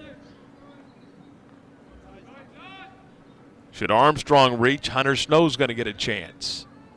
We're in the bottom of the 3rd. The Bears trailing 1-0. They've been out hit 4-1. The 2-1 is on the ground back up the middle. Ranging to his right is the second baseman Lopez. He'll field, he'll throw, and the Bears go quietly in the 3rd inning. No runs, no hits, nobody left. We move to the 4th. It's 1-0 Tech on the Baylor Sports Media Network. Do you want to earn points while cheering on your favorite Baylor teams? Join Baylor Bold Rewards. Track your attendance on the Baylor Sports app across athletic events and earn points towards prizes and experiences. Download the Baylor Sports app or register online today at BaylorBoldRewards.com and start earning your points today.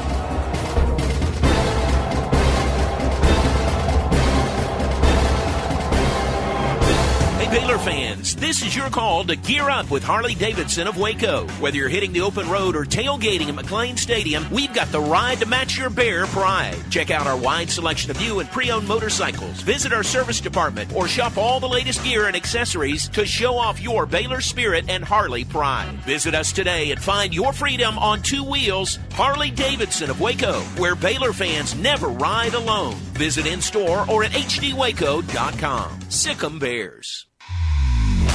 You're listening to Baylor Baseball on the Baylor Sports Media Network.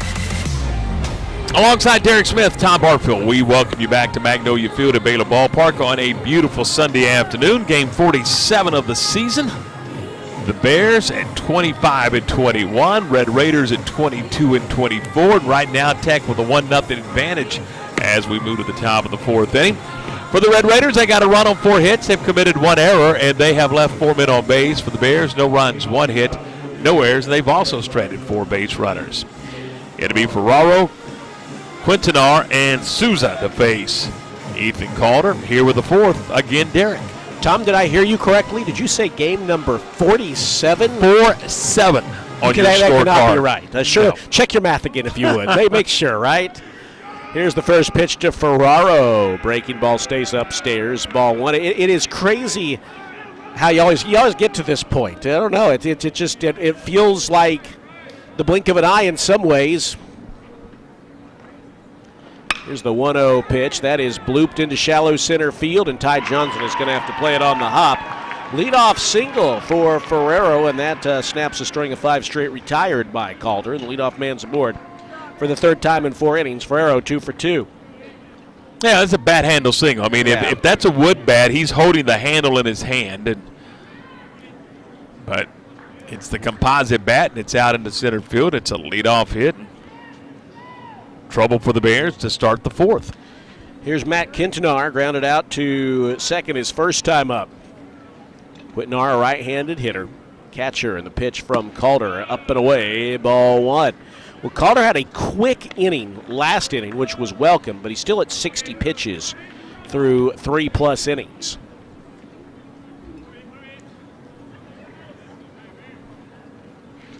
Looks over at first. Here's the 1-0 pitch, and that's sliced down the right field line. It's a long run for Brady Janusek at the wall. He leaps. Oh, what a catch by Brady Janusek at the wall to rob Matt Quintanar of a home run. And now the Bears want to appeal to first to see if Ferraro left base early. They are pointing to first to appeal. Pointing to first, Ethan Calder has not done so yet. They're going to go through the process. They're going to have to put the ball back in play, Derek, and then he'll step on the rubber. Then he's going to step off. He's going to throw over to first, and safe is the call. But, Tom, what an incredible catch by Brady Janusek, who elevated using every bit of his 6'4" frame. He got a vertical up there, and he took a home run that was well above the wall, away from Quintanar. We talk about this guy being a former All-State football player as well, and he showed his athleticism there. He went up and over the wall and made the grab, saving a 2-run home run. Here is Jace Souza standing in, and the pitch just misses, ball 1. Tom, my initial reaction is that is the best job I've seen since I've been doing this here of someone bringing back a home run, because that wasn't just over the wall. That was well over the wall. Well over the wall. Here's the 1-0 pitch inside, and it's 1-1. I remember, was it Dan Evett out there in Dan Evett had a great one. I remember that. I forget what year that was, maybe 13 or 14? Maybe, I don't know. I've slept since then, but yeah, you're right. Well, he was another guy that was a terrific athlete. Yeah. 2-0 to Souza, who's 2 for 2 on the weekend, a runner at second base. Here is the pitch. That is in at the knees for a strike.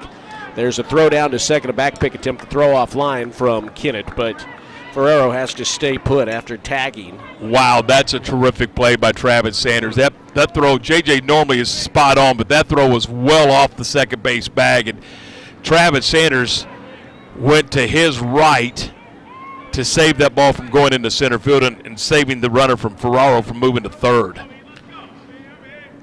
2-1 to Souza. The shift on against him. There's another lob back to second base. That throw from Ethan Calder was on line, and now he'll turn his attention back to the plate. I'll tell you what, I can't wait to see the replay. You got to go to Baylor Baseball Twitter and check out the replay of that catch by Brady Janusek once Max Calderon gets it up. 2-1. Here is the pitch. That is low. 3-1. Calder has thrown 65 pitches, 44 of them for strikes, but allowed a run on 5 hits. Now, the outs just haven't come easy today.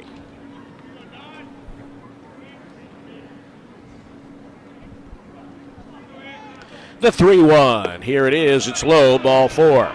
Souza has reached base all 3 of his at-bats on the weekend. And that'll bring up Coleman Ryan, who doubled his last time up. It's a 1-0 Texas Tech lead, but they are threatening once again.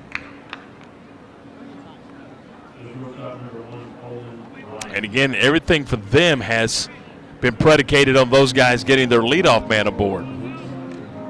Well, 3 times in 4 innings, and now we've got a mound visit. J.J. Kennett out to have a word with Ethan Calder. Calder didn't have his best outing last week either. I mean, it's a tough challenge. You talked about it earlier, Tom. You're going up against 2 outstanding hitting ball clubs in Arizona State playing on their home field and then Texas Tech here. But still, we know what Calder is capable of. Now the mound visit adjourns. There's 2 on with 1 out, and there's a bunt attempt by Ryan. It gets past the mound, and all hands are going to be safe. Nicely done there by Ryan, and the bases are loaded for the leadoff man, Kyler Thompson. We talk about it all the time. If you can push that ball past the mound, then you've got a chance, and that's exactly what he did. Ethan had no chance to go get that one. It was a perfectly placed bunt by Coleman, and now you've got yourself in a pickle with just 1 out, and the base is full of Red Raiders and the top of the order at the plate. Here's the leadoff man, Kyler Thompson.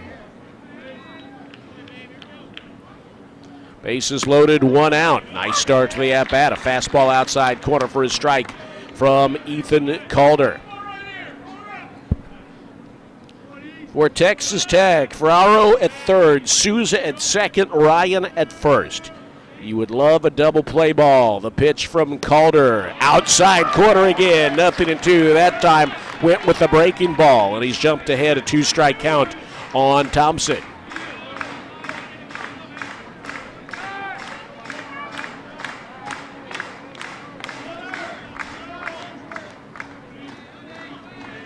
Calder ready with the 0-2. He cuts it loose, and he strikes him out swinging.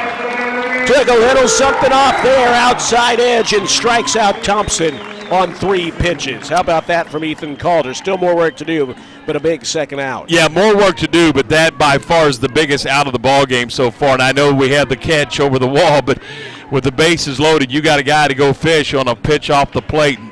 Now you got a chance to get out of the inning unscathed.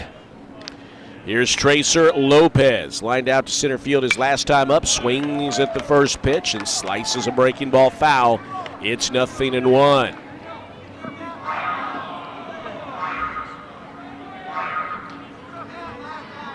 Ethan Calder trying to leave him loaded. Glances at the wristband. Here's another turn and a throw back to second, and that nearly sailed into center field. Travis Sanders just saved a run for the Bears with another nice snag of an offline throw. That's twice this inning that Trav has been able to do that.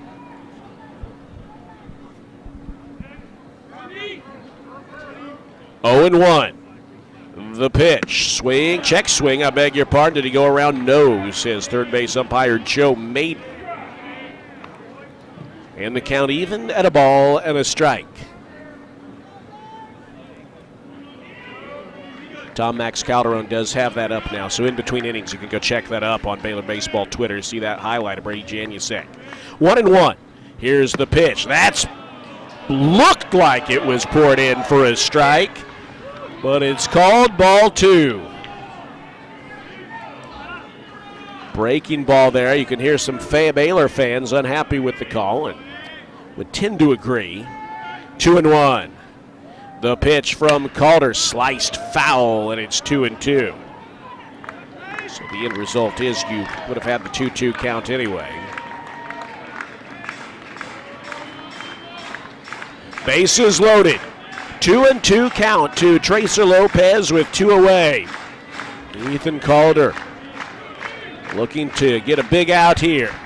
He's ready. The break-even pitch. Check swing. Did he go? Yes, he did. That's a strikeout for Ethan Calder, and he strands the bases loaded.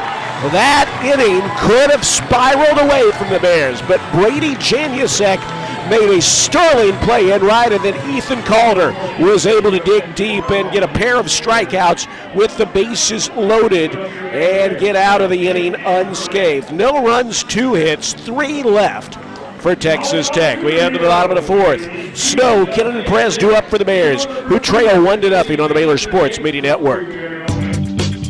Hellberg Barbecue is a family-owned business started here in Waco, Texas, and proud to serve the local area. They love to cater all kinds of events, big and small. Serving Baylor and its families is one of their favorite things, and they even ship barbecue nationwide.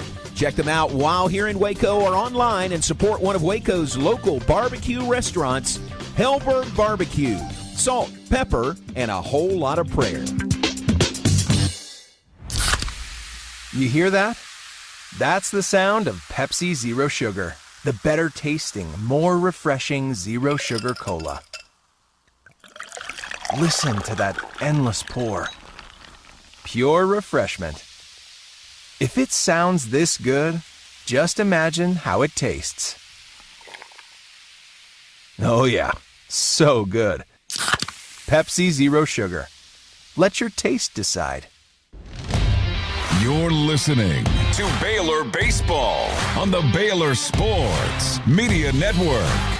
Well, the Bears dodged a bullet in the top half of the 4th inning. Some great plays. Brady Janusek with a play that on viewing it another time is even just as good, if not better, than you even realized as it happened, robbing Texas Tech of what would have been a 2-run home run. And then Ethan Calder getting out of the inning unscathed with a pair of strikeouts. So it remains 1-0 as we head to the home 4th inning.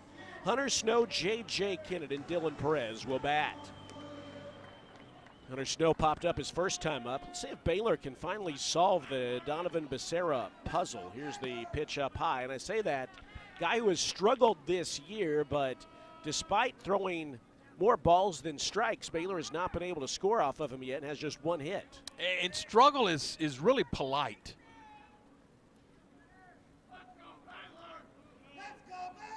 Here's the 1-0 to Snow. That's in tight. Clips off the glove of catcher Matt Quintanar. Yeah, just not many good swings. I can really only think of a couple, maybe 3 good swings so far on the ball.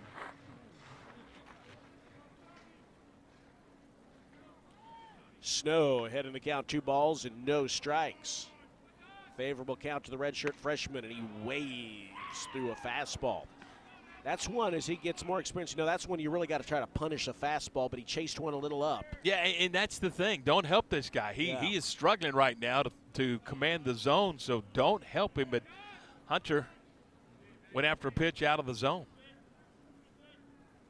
Swings and belts one high and deep, but foul down the right field line. That is well over the light tower, and that's on the far end of the berm. I saw people on the berm covering their head. Yeah. Incoming. Bombs away. Yeah.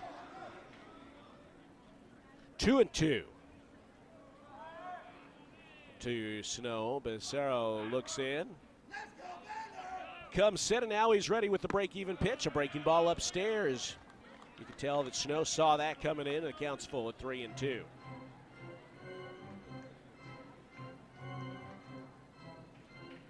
A run, 6 hits, an error for Texas Tech. No runs, 1 hit for the Bears.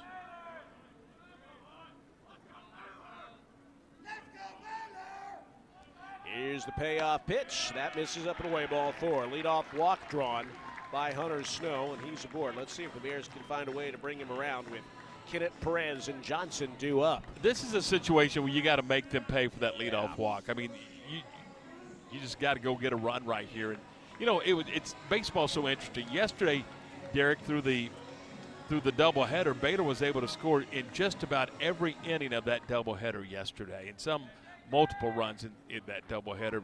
Today, we're still scoreless into the bottom of the 4th.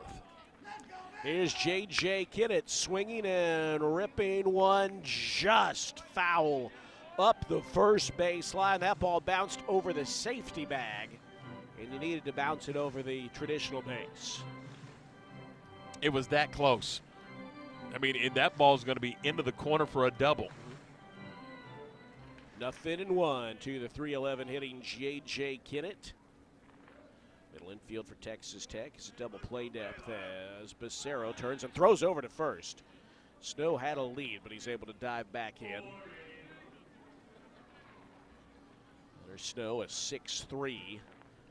Redshirt freshman had to really extend to get back. Dylan Perez on deck for the Bears. Another throw over, and again he's back in. Snow 3 for 5 in stolen bases this year. Yeah, I was going to say, if he wants to throw it away, I think we'd all be okay with it. Already one error today for Texas Tech. Here is the stretch by the pitcher, and the pitch is swung on and lifted to center field. Thompson started back a step, but then runs in, gets there in plenty of time to make the catch for the first out. And got that one out on the end of the bat, just hit a lazy fly ball. As to your point earlier, they just haven't barreled much up today. Dylan Perez, the batter, drew a walk his first time up, a prolonged at-bat.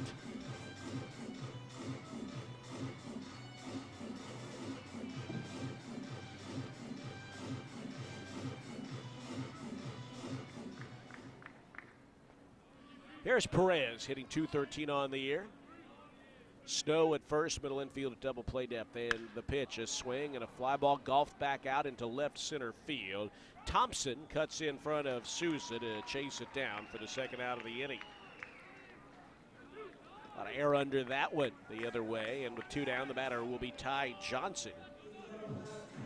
Johnson has Baylor's only hit so far through 3 2/3 innings. Single over 100 miles an hour off the bat, pulled into shallow right field his first time up.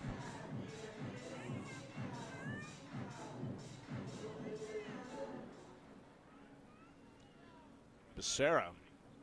This is his longest start of the year as the throw goes over in the bottom of the 4th inning. It's actually his longest start of the year by an inning and a third already. 1-0 Texas Tech. Baylor trying to extend this bottom of the 4th inning with a runner at first and 2 down. Another throw over, and again Snow back. They're in the bottom of the 3rd up in Stillwater, and the TCU Horned Frogs are clobbering the Cowboys 8-1 home half of the 3rd. Doing it without their skipper. Yeah. Put on a show yesterday for everyone. Yes, he did. Yes, he did. Here's the pitch. Johnson shows bunt. The pitch is in for a strike. Snow delayed steal. Gets down there ahead of the tag for his 4th stolen base of the year, and he's in scoring position with 2 away. Got the job done there, and now a base hit to bring him home.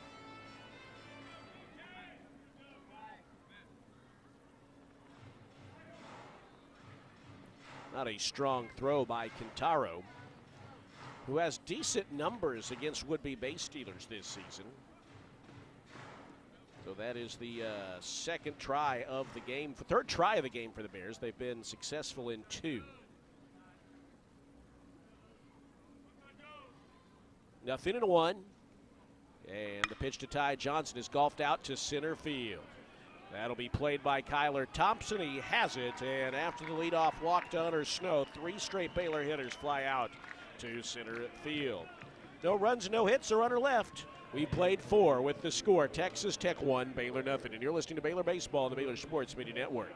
If you need a trailer, Flat Rock Trailers has got you covered. From light-duty single-axle utility trailers to the Big Tex tandem duals. We also carry a full line of enclosed cargo trailers. Need a motorcycle trailer? We've got them. Need a dump trailer? We've got the largest selection in the state. Oilfield trailers? We carry a full line of Big Tex trailers to handle all your needs. Trailer repairs? We repair all makes and models. We'll even rent you a trailer if you need to use one for a day. Flat Rock Trailers, your #1 source for all your trailer needs. Find us at flatrocktrailers.com. Proudly serving Texas since 2007, Magnolia Realty is a full-service brokerage and a trusted neighbor, bridging expert industry knowledge with integrity and kindness. Known for their award-winning agents, Magnolia Realty understands the dynamics of making the real estate journey your own and the importance of trust from contract to close. You can find their local agents here in Waco and across the state, including in Dallas, Fort Worth, Austin, San Antonio, and Temple. To get connected and learn more, visit magnoliarealty.com. Here's to home. You're listening to Baylor Baseball on the Baylor Sports Media Network.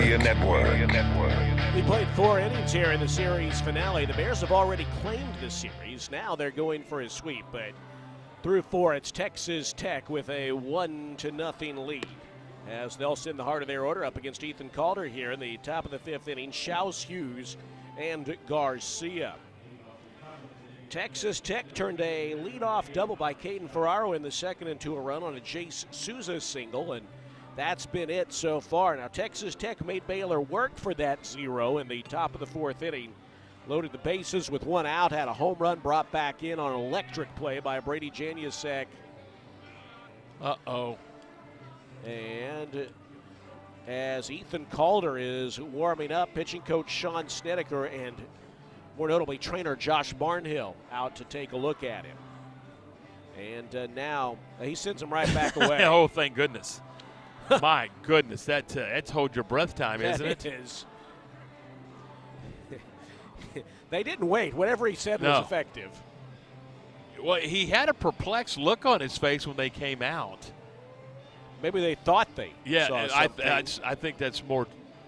When whatever it was, it drew Snedeker and Barnhill from opposite ends of the dugout. In a hurry. So they both saw it.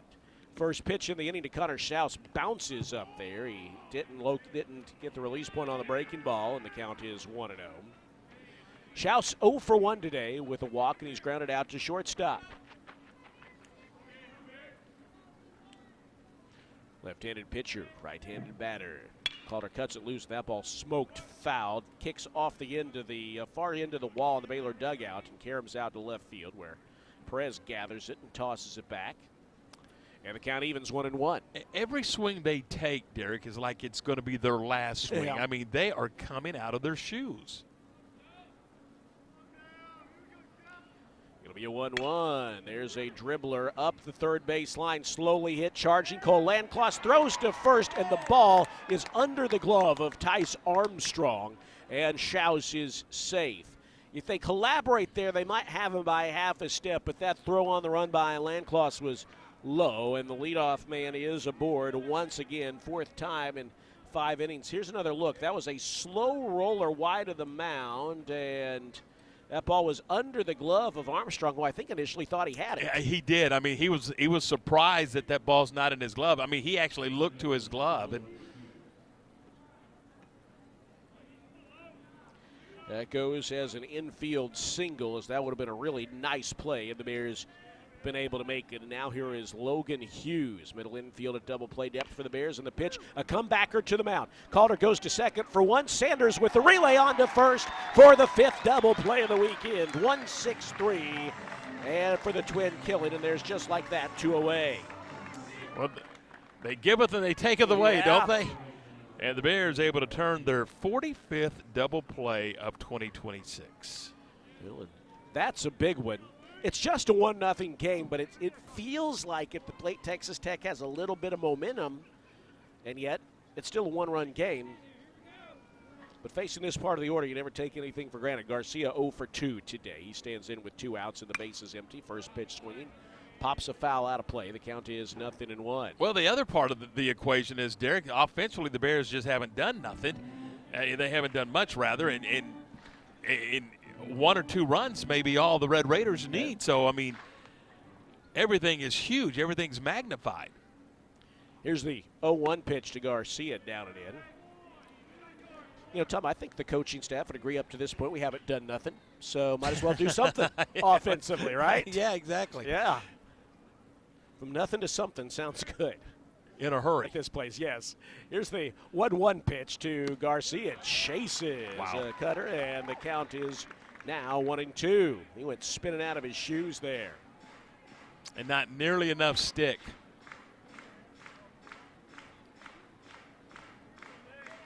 One and two. Ethan Calder, 4 2/3 innings of 1-run baseball. There's a bouncer on the pitch out towards third. Land close on the run. Sets his feet. Throws to first. Inning over.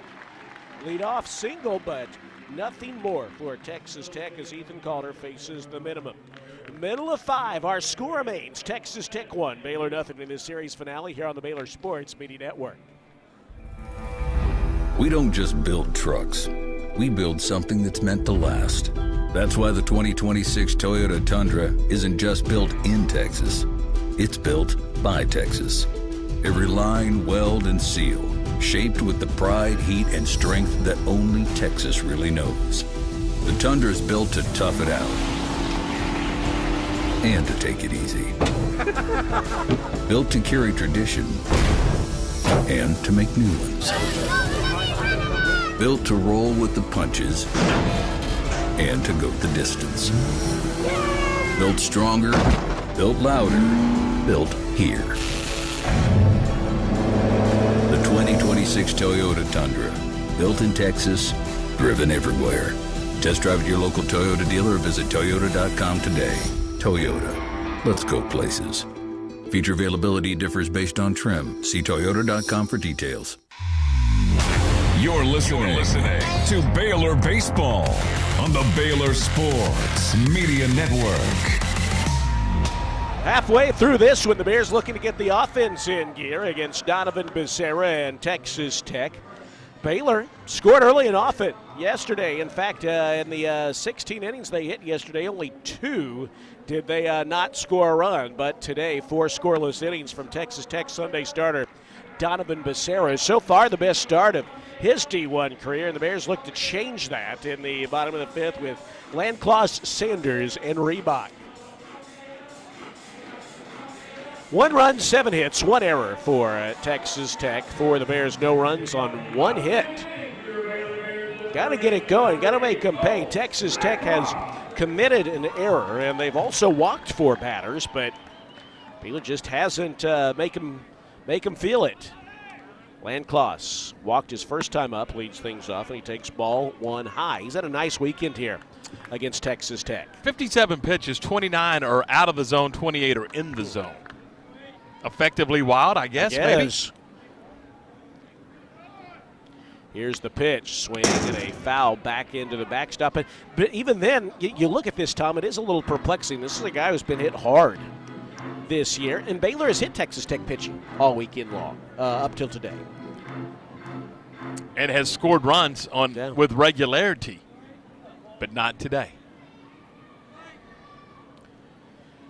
It'll be a 1-1 pitch, poured in for a strike, and the count is 1-2. And again, Becerra, 2 1/3 innings was his longest outing of the year, but he's pitched him into the bottom of the 5th here. Landclaus try to bear down with 2 strikes. Here is the pitch, a breaking ball flared out to right center field. Over to get it is Ferraro. He has to reach high, higher than he would have wanted to, but he made the catch for the first out. Yeah, he misread that. That ball just kept carrying for Landclaus, and the right fielder Ferraro has to reach up at the very last second to make the grab. Here is Travis Sanders, 0 for 1 today officially with a walk. He's on base streak now 13 games. They just kind of need to get a hold of one here to get the Baylor offense going. The wind blowing out to the opposite field side. That's where he hits his home runs. Most of them anyway. 12 of them in his Baylor career. Here is the pitch from Becerra. There's a breaking ball tight inside, ball 1. If I've done the math correctly, Derek, that is the 10th fly ball out off the bats of the Baylor Bears. And only a couple of them were pretty well hit. Right. I mean, there's been one ground ball out that I've got in my books. Here's the 1-0 to Sanders. Takes a strike there. Something about that he didn't like. Looked like a pitch to hit, put a little wrinkle on it at 84 and took a strike, 1-1. Think about Travis, though. If he misses a pitch he would like to hit, if he falls behind, if he has a bad at-bat, doesn't phase him. Not much. Here's the 1-1 pitch, grounded sharply back to the mound. Oh, Becerra just knocks it down, luckily for him, but unluckily for the Bears. That ball came off the bat 104 miles an hour, and Becerra just on the follow-through managed to knock it down with the glove and then pick and throw to first for the second out. Kind of been one of those days, hasn't it? Yeah. A couple of near misses on fly ball outs, and Janusek nearly had a hit. Now Travis nearly had a hit with a screamer back up the middle that the pitcher's able to knock down. Becerra with 2 outs and the bases empty is ready to face Pearson Reebok, and he starts him off with the breaker in strike 1. 9 of the last 10 retired by Donovan Becerra.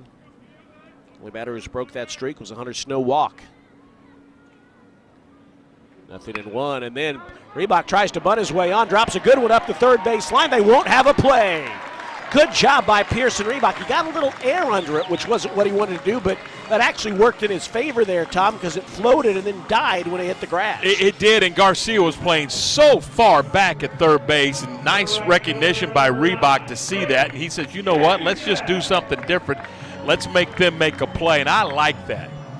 Now you got Reebok on with a couple of outs, and Janusek can take a couple of swats at it. Janusek 1 for 12 on the weekend, so you'd like to say that means he is due, as now the wind shifts to the pull side for the right-handed hitter.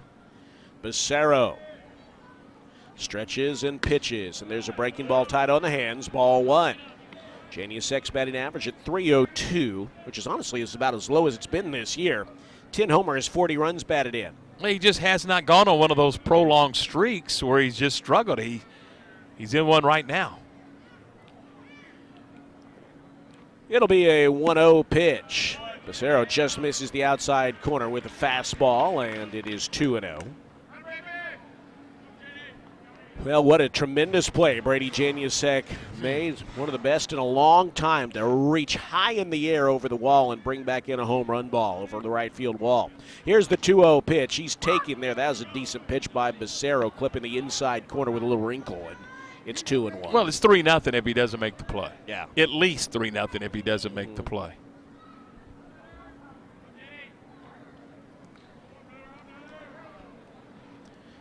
Two and one. Runner at first, 2 outs. Janusek waits. Here is the pitch. Up high, 3-1.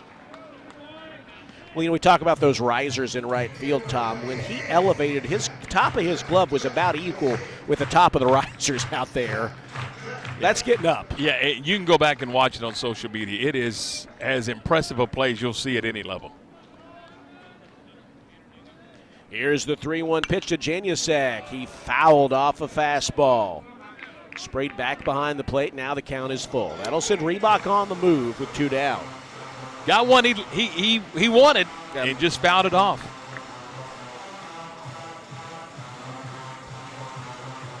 Janusek trying to extend this bottom of the 5th inning. Bears down by a run. Becerra from the stretch. There goes Reebok. The pitch is fouled straight back into the netting. Just missed that one there. We'll do it again.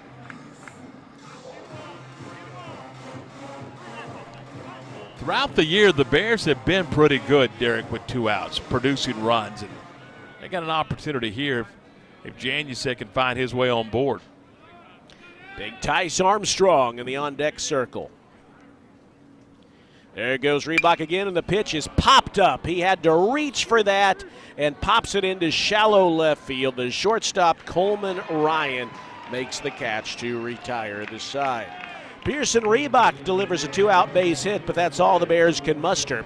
We have played 5. Our score remains Texas Tech 1, Baylor nothing. Tom will have the play-by-play when we come back after this on the Baylor Sports Media Network. Premier ER and Urgent Care has all the convenience of urgent care with all the expertise of an ER, all under one roof. At every visit, be seen by ER-trained staff with on-site lab and CT, X-ray, ultrasound, and EKG. Here, you pay for the appropriate level of care that you receive, and we are in network with most major insurance providers. Premier ER and Urgent Care has 4 convenient locations serving Texas: San Marcos, Temple, Waco, and Woodway. To learn more, visit www.premier.care. Favorite jeans, favorite shirt. Got Connecticut sausage and I'm firing it up. Yeah, everybody knows it's how I get my grill on. You can smell that flavor up and down the road. It's a little taste of heaven, and everybody knows it's how I get my grill on. Connecticut sausage. It's just a little taste of heaven. You're listening to Baylor Baseball on the Baylor Sports Media Network. This baseball season, make Pepsi your go-to game day drink because it's the only drink for baseball watching. Pepsi, that's what I like. Proud partner of Baylor Athletics. Well, just like we expected, not really. It's a low-scoring affair, Tom, 1-0 as Ethan Calder goes back out there to start the 6th.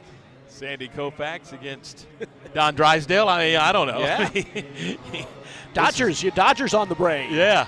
This is crazy, isn't it? Yeah. I mean, it really is the beauty of baseball. You just never know. And again, Ethan, after getting hit around early a little bit, has settled in and done a nice job. Here's Ferrero to lead it off, the left-handed hitting. Ferrero takes a strike, and it's 0-1. Ferrero, the right fielder, is 2 for 2. He doubled and scored the only run of the ball game back of the 2nd, and he singled with a stranded at 3rd back of the 4th. Left-handed hitters 2 for 2 against the southpaw. Here's the 0-1. It's a fastball on the corner, and it's strike 2. With the 2 hits today, Ferraro has raised his average to 375. He's now 3 for 10 against Baylor pitching. 0-2 the count, and here's the pitch. Swung on, and it is poked out into right center field. It is sinking, and Janusek makes a running catch into the alley. Boy, off the bat, I thought that was another gonna die out there, but Janusek gets a great read and goes and gets it. It was a good read, and Tom, that's a case where you kind of use the term galloping, right? He never is on a dead sprint, but long strides to get there and rob him of a hit.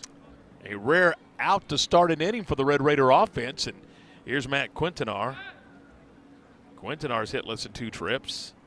1 for 8 against Baylor pitching. First pitch to Quintanar is outside for a ball. He grounded out in the 2nd and flied out in the 4th. And again, he's one of the few Red Raiders without a hit today. Well, he almost had one. Yeah. What a tremendous play. 1-0. Popped up. Skied into right field. Janusek and Johnson. It's going to be Ty Johnson in right center field making the grab. Now all of a sudden, it's Texas Tech joining in on the lazy fly ball out club. Well, we talked about the Bears, and what's the number? 11 fly ball outs, 4 strikeouts, and 1 ground out. 11 of 15 outs have been of the fly ball variety, and again, only a couple of them really well hit. 2 down, and here's the left fielder Souza. He takes a strike at the letters, and it's 0-1. Souza's 1 for 1 today. He singled and drove in a run back in the 2nd, and then he walked in the 4th. The pitch swung on and fouled off left side, and it's quickly 0-2. And, well, we were concerned about Ethan Calder's pitch count, but he's about to pitch the Bears into the 7th inning under 100 pitches. Tom, I'll save a thought until he actually gets that 3rd out. Nothing. It's coming on this pitch. 0-2 the count to Jay Souza.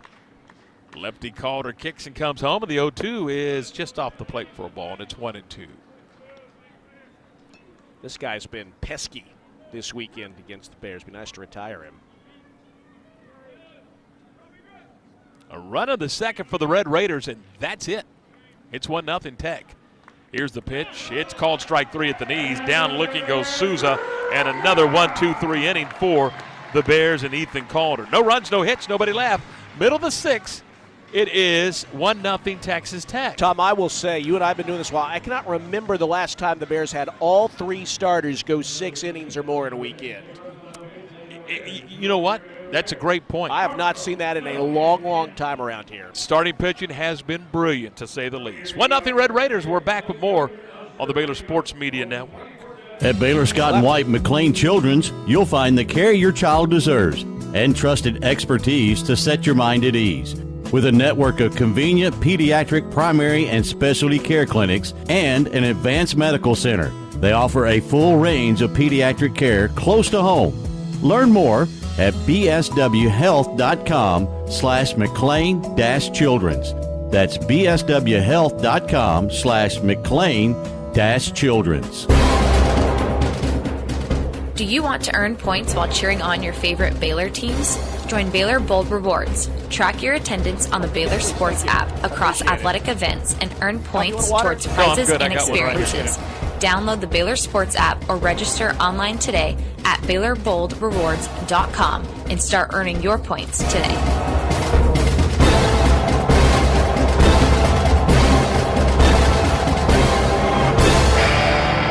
You're listening to Baylor Baseball on the Baylor Sports Media Network.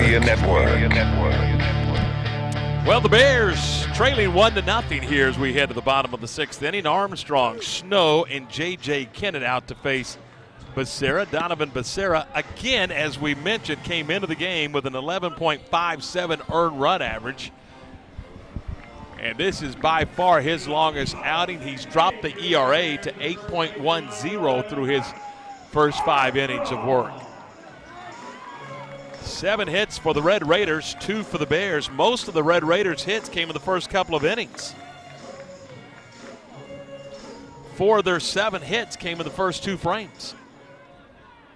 Now here's Armstrong. Becerra working from the stretch. Tice is 0 for 2 today. And the pitch, there's a fastball at 92 miles an hour for a strike, and it's 0-1. Tice flied out to deep center his first time up, and he's got the only ground ball out in the books, a 4-3 ground out to end the 3rd. 0-1 to Armstrong. And the 0-1 pitch is swung on and belted to deep left field. There it goes! It's gone! Armstrong has tied the game, and he's tied the record. His 21st home run of 2026. How about that for the UTA transfer? Well, there is the record-tying home run.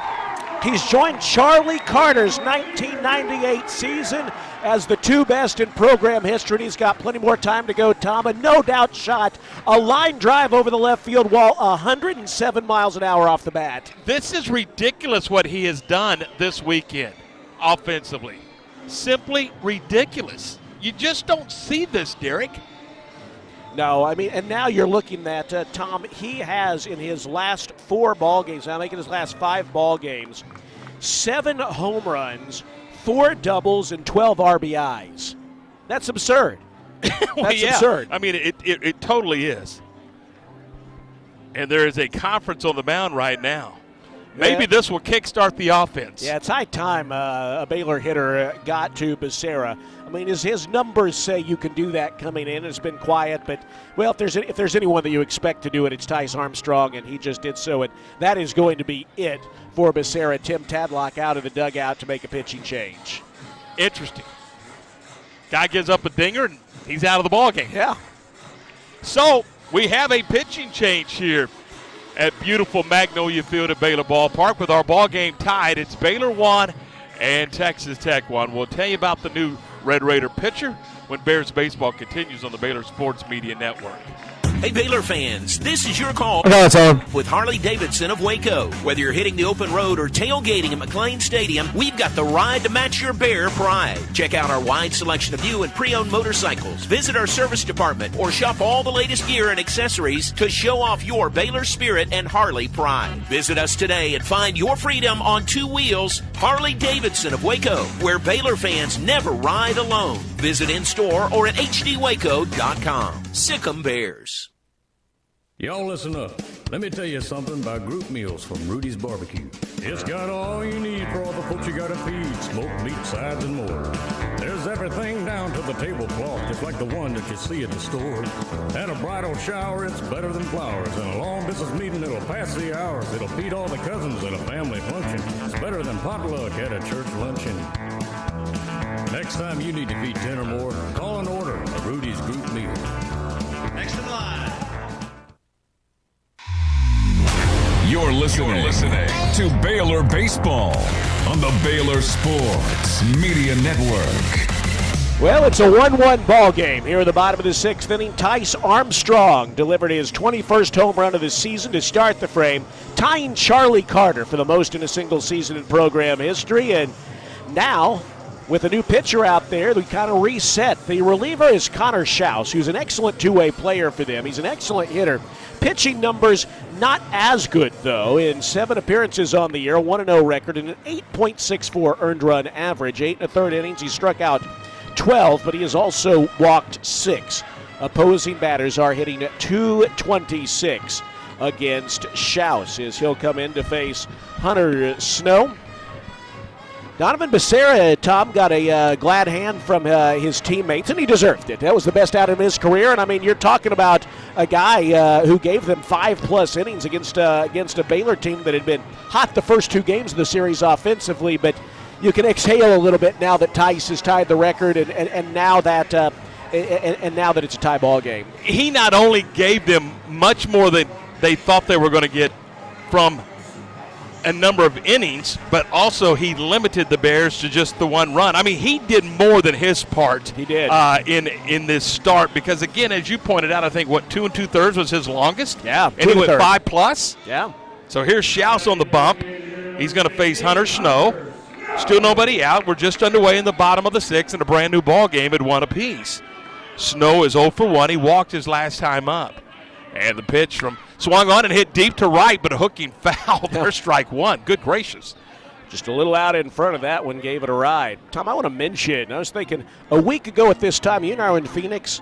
Yeah. Tice Armstrong had 14 home runs, which was a very good number. Yes. But a long way from 21. If he's not the Big 12 Player of the Week, something's wrong. Horribly wrong. 0-1 the count to Snow. Open stance from the left side, and he takes a breaky ball for a strike, and now he's in a hole at 0-2. Snow flied out to the third baseman, Garcia. Popped out there to Garcia. Then he walked and stole a base and was stranded at second back at the 4th, so he's 0 for 1.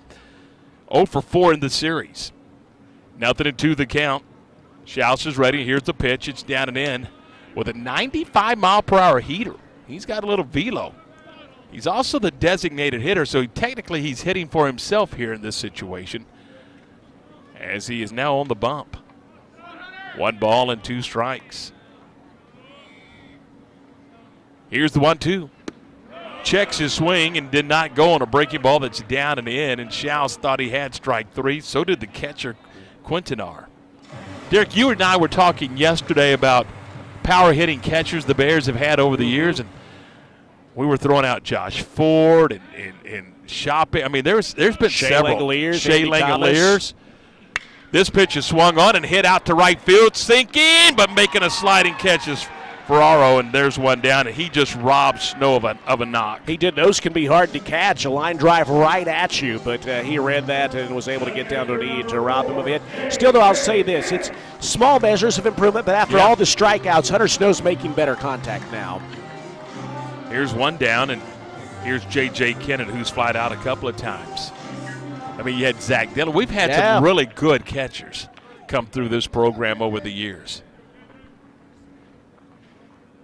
Schaus works from the stretch with 1 out and nobody on. Here's the pitch. J.J. swung at a pitch that was way outside and low. He's a little over anxious there, and he's in a hole 0-1.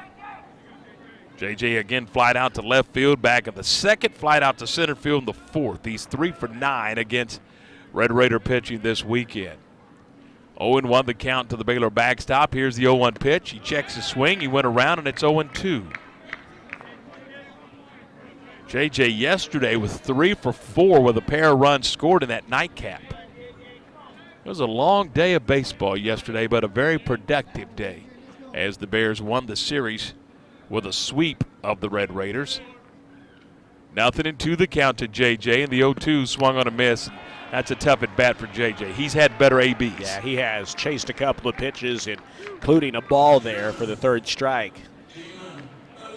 2 down, and here's Perez, the left fielder, 0 for 1 of the ball game. He walked and was stranded at third base back of the second, and he flied out to center field in the fourth. Again, a lot of fly ball outs from the Bears this afternoon. We're in the bottom of the 6th in a 1-1 ball game. Schaus working in relief of Becerra.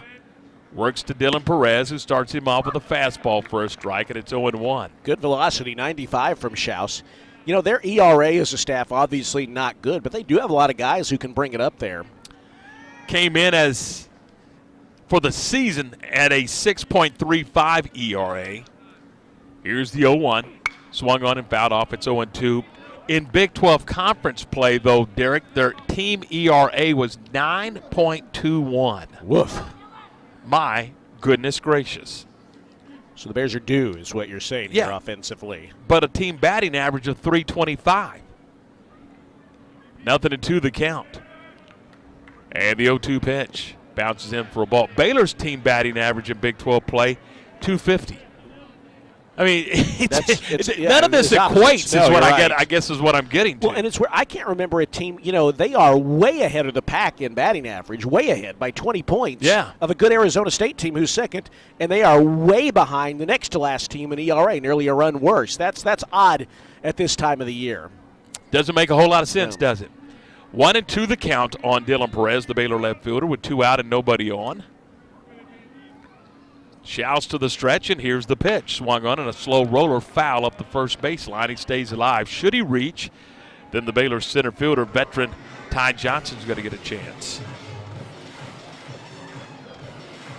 Perez, freshman out of Boerne, Texas, battling Schaus here. The ball and 2 strikes. Nobody on in the bottom of the 6th in a 1-1 contest, and here's the pitch. Bounces in for a ball, and it's 2 balls and 2 strikes. Jim Blair coaching at third, Zach Dillon at first. I wonder if they ever thought about, you know what, it's Tuesday, let's just switch. Mix it up? Yeah. I don't know, I kind of like Get Blair a over there at different view, third. I don't know. 2 balls the and hot 2 corner's strikes. that way for the coach, too. Exactly.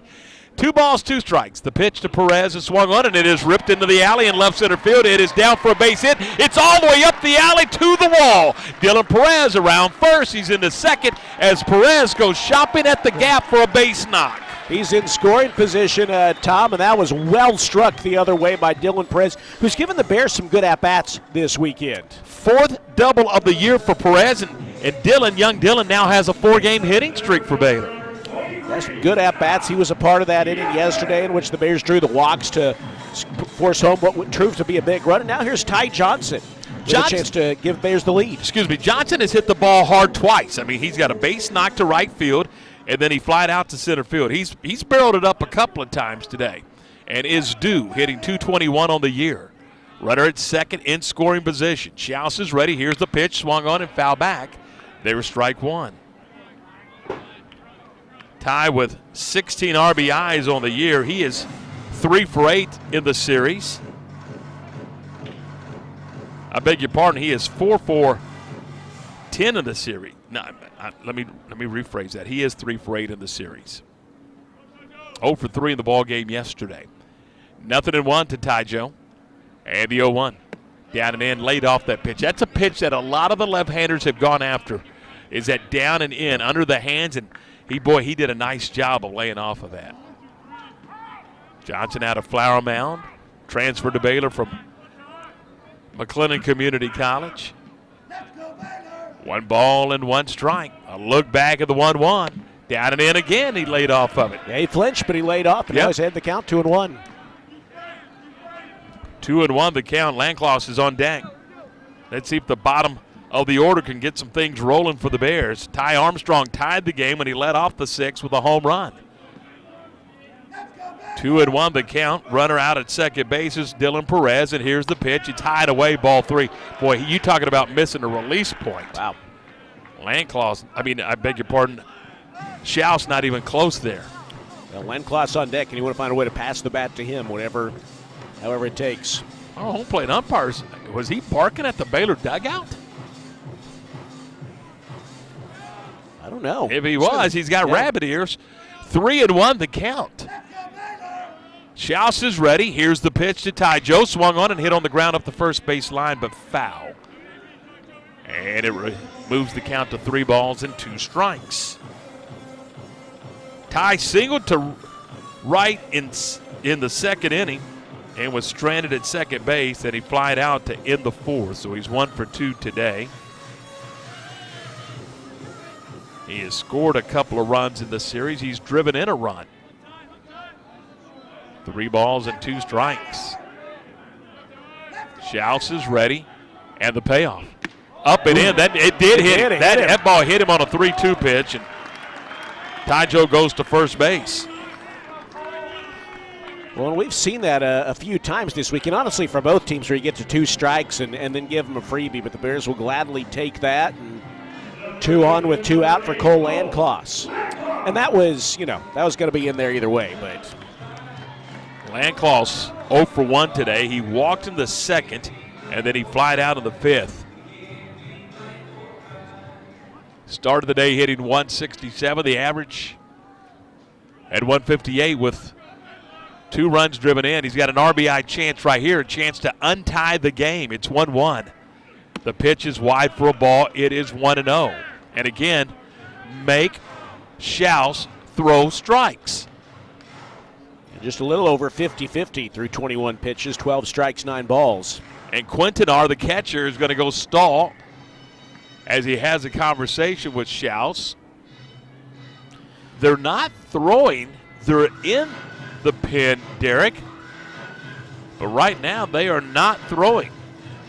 And they've got a lot of their guys probably available, even though they threw a lot of them short outings yesterday. But there's just not a lot of good numbers in that pen. Schaus has good stuff, but he's struggling to command it. 1 ball and no strikes as the conference on the mound is concluded. The 9-hole hitter, Cole Landcloss, the Baylor third baseman, ahead of the count at 1-0. Schaus deals the 1-0 pitch. Ooh. That hit him. And that's going to load the bases, and that hurts. That he is going to take a knee. Let's see. He is holding his right hand, and hopefully he's okay. Tom, I'll say this. You hate to see that anyway, but especially right now, the Bears can ill afford to be down in another third baseman the way things have gone. And Josh Barnhill is out to have a look. He is holding his right hand out and flexing it as he walks up the first base line. That was painful. Here's a look at the replay. Josh Barnhill dealing with Landcloss at first base. Derek, that looked like it got him in the back. It got him on the back, and you know what? That did get him on the back, and did it hit a nerve funny? Or, the way he's flexing his arm is not congruent with what we see with where the ball hit him. And it doesn't make sense either. Yeah, there you go. We've been doing it for 3 weeks. Yep. Let's keep it up.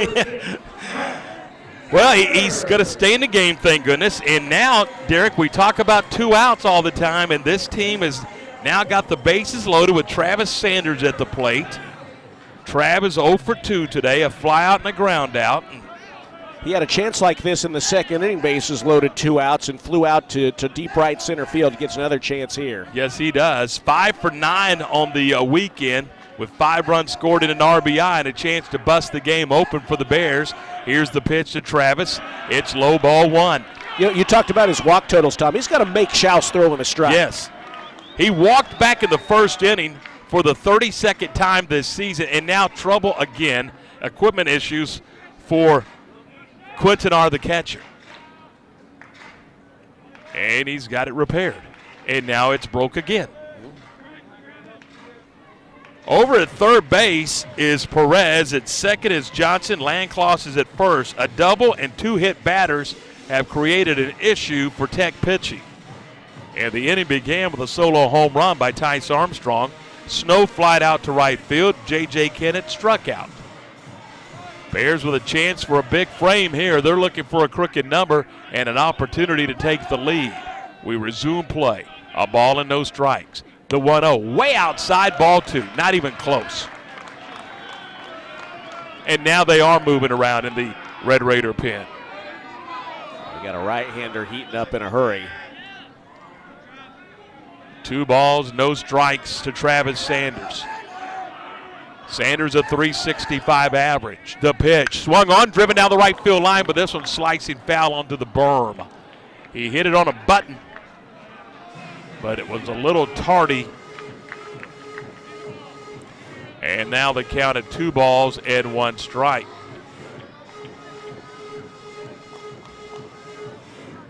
Two and 1 the count. Sacks full of Bears, 2 outs in the 6th. 1-1 ball game. Pierce Reebok is on deck. Schaus is to the stretch. And the 2-1. Swung on and a chopper up the third base line, but this one's trickling foul. And that's going to square the count at 2 balls and 2 strikes. That one fooled a little bit on a breaking ball. Didn't make good contact there, and now even in the count. Deuce is wild. 2 balls, 2 strikes, 2 outs. Bears with the bases loaded.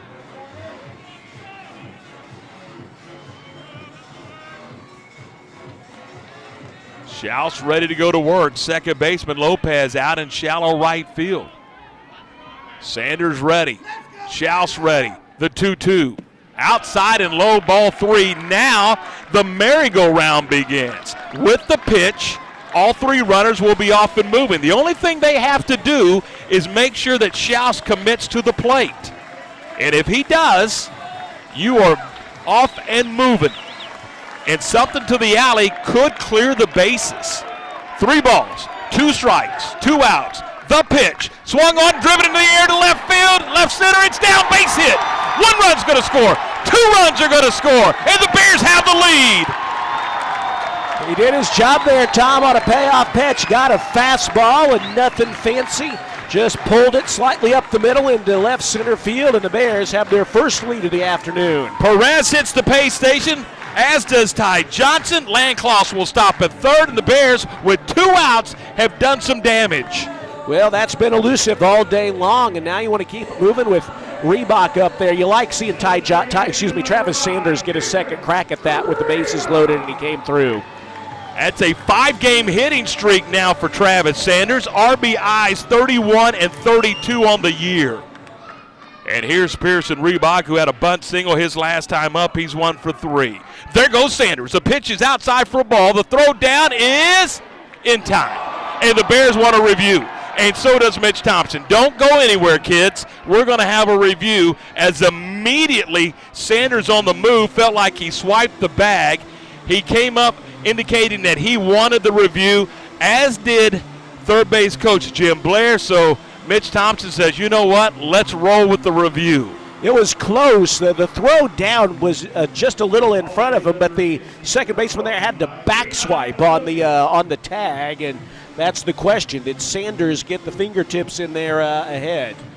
You know, Travis has got 23 stolen bases in 27 attempts. He's only been thrown out 4 times, so it's a rarity that he gets thrown out, as Ethan Calder now is going to play soft toss along the left field foul line. This has been a long inning. Yeah, an indication that he's he's coming back. I mean, he's coming back to pitch the 7th with a 3-1 advantage over at minimum a 3-1 advantage over the Red Raiders. Baylor trailed all the way into the 6th inning as Tech grabbed the lead in the 2nd with a run, and then Baylor was able to get the game tied on the Tice Armstrong home run. Then after 2 were out, a double, a hit batter. And here's a replay. That's close. But I think his fingertips are in there. We're getting a backside review here. Boy, and I'm telling you what, again, a tip of the hat to Baylor Vision, who's providing the pictures for ESPN Plus. Their super slow-mo is as good as it gets at any level. I think he got the fingertip. He's in there. You're right, Derek. You're right. That super blow-up slow-mo, if you will, is going to show that Travis Sanders is safe. Now we saw a review yesterday that was pretty clear that they still didn't change. That was very clear, more clear than this. It was on a hit batter yesterday that was not a hit batter. So they continue to review in the review room, which is located adjacent to the Baylor clubhouse. If the play is overturned, then Sanders is going to have his second stolen base of the day. You're going to have runners at second and third for Pearson Reebok. You'd like to see the center field camera angle if you could would as well, because that might give you another look at it. You did have to get in there a little pixelated to see from behind the plate, but as you said, great camera work there by Baylor Vision. Sure looked like the fingertip was in there just ahead of the back swipe. A home run, a double, a single. A couple of hit batters have produced 3 runs so far. And if this play is overturned, this where they call Travis Sanders out at second base, again, I would love to see a time limit on a review. I mean, I know that this is part of what we do now. I'm not a big fan, you know that, but we've got to have a time limit on this thing. There does come a point, and I like replay, but there does come a point where at some point it's like, if it's that hard to see, is it? Well, here we go. Well, and again, it's got to be clear that he is overturned. He's out. I got to think that's a call is upheld, not confirmed. So Sanders is thrown out trying to steal a base, and the inning is over for the Bears, but they do get 3 runs.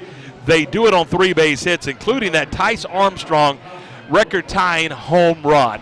And at the end of 6, it's Baylor 3 and the Red Raiders 1. This is Bears baseball on the Baylor Sports Media Network. From the Allen Samuels Dodge Chrysler Jeep Ram Studios, this is KRZI Waco, K222DC Waco, K265DV Temple, ESPN Central Texas. Hey Baylor fans, this is your call to gear up with Harley-Davidson of Waco. Whether you're hitting the open road or tailgating at McLean Stadium, we've got the ride to match your Bear pride. Check out our wide selection of new and pre-owned motorcycles, visit our service department, or shop all the latest gear and accessories to show off your Baylor spirit and Harley pride. Visit us today and find your freedom on 2 wheels. Harley-Davidson of Waco, where Baylor fans never ride alone. Visit in-store or at hdwaco.com. Sic 'em Bears. Y'all listen up. Let me tell you something about group meals from Rudy's Barbecue. It's got all you need for all the folks you gotta feed, smoked meat, sides, and more. There's everything down to the tablecloth, just like the one that you see at the store. At a bridal shower, it's better than flowers. And a long business meeting, it'll pass the hours. It'll feed all the cousins at a family function. It's better than potluck at a church luncheon. Next time you need to feed 10 or more, call and order a Rudy's group meal. Next in line. You're listening to Baylor Baseball on the Baylor Sports Media Network. Cameron Savoy's back in our studios. He's Derek. I'm Tom. We're glad to have you with us on a beautiful Sunday afternoon here at Magnolia Field at Baylor Ballpark. Fun one. Bears winning 3-1. They got 3 runs on 5 hits, and the Red Raiders a run on 7 hits. 9-1-2 out to face Ethan Calder. And again, the Bears starting pitching, Derek, as much a part of this story as anything, is Calder's going to face Coleman Ryan, who delivers a fastball for a strike, and it's 0-1. Ryan is 2 for 2. He doubled in the second and had a bunt hit in the 4th inning. So he's 2 for 2 out of the 9 spot, raising his average 30 points to 250. The 0-1 swung on and hit in the air to center field. Johnson drifts back on it, ties there, and will make the catch. And there's one down.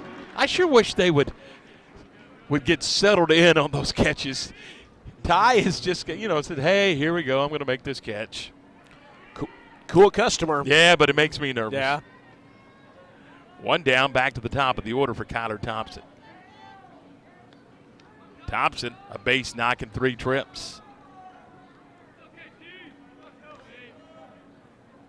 Lefty Calder delivers the pitch, and it just misses. That's a good pitch. 1 ball, no strikes.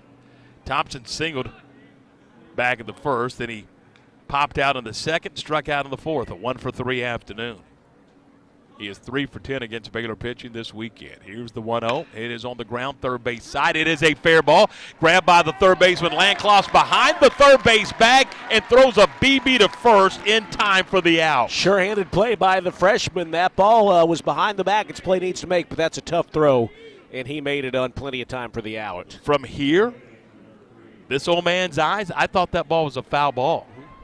But It was right there. Yep. Third base umpire Joe Maiden says, no, it's a fair ball. And this has been a quick 2/3 of the inning. And here's Tracer Lopez, the second baseman. He takes a pitch down low for a ball. Lopez is 0 for 3 in the ball game.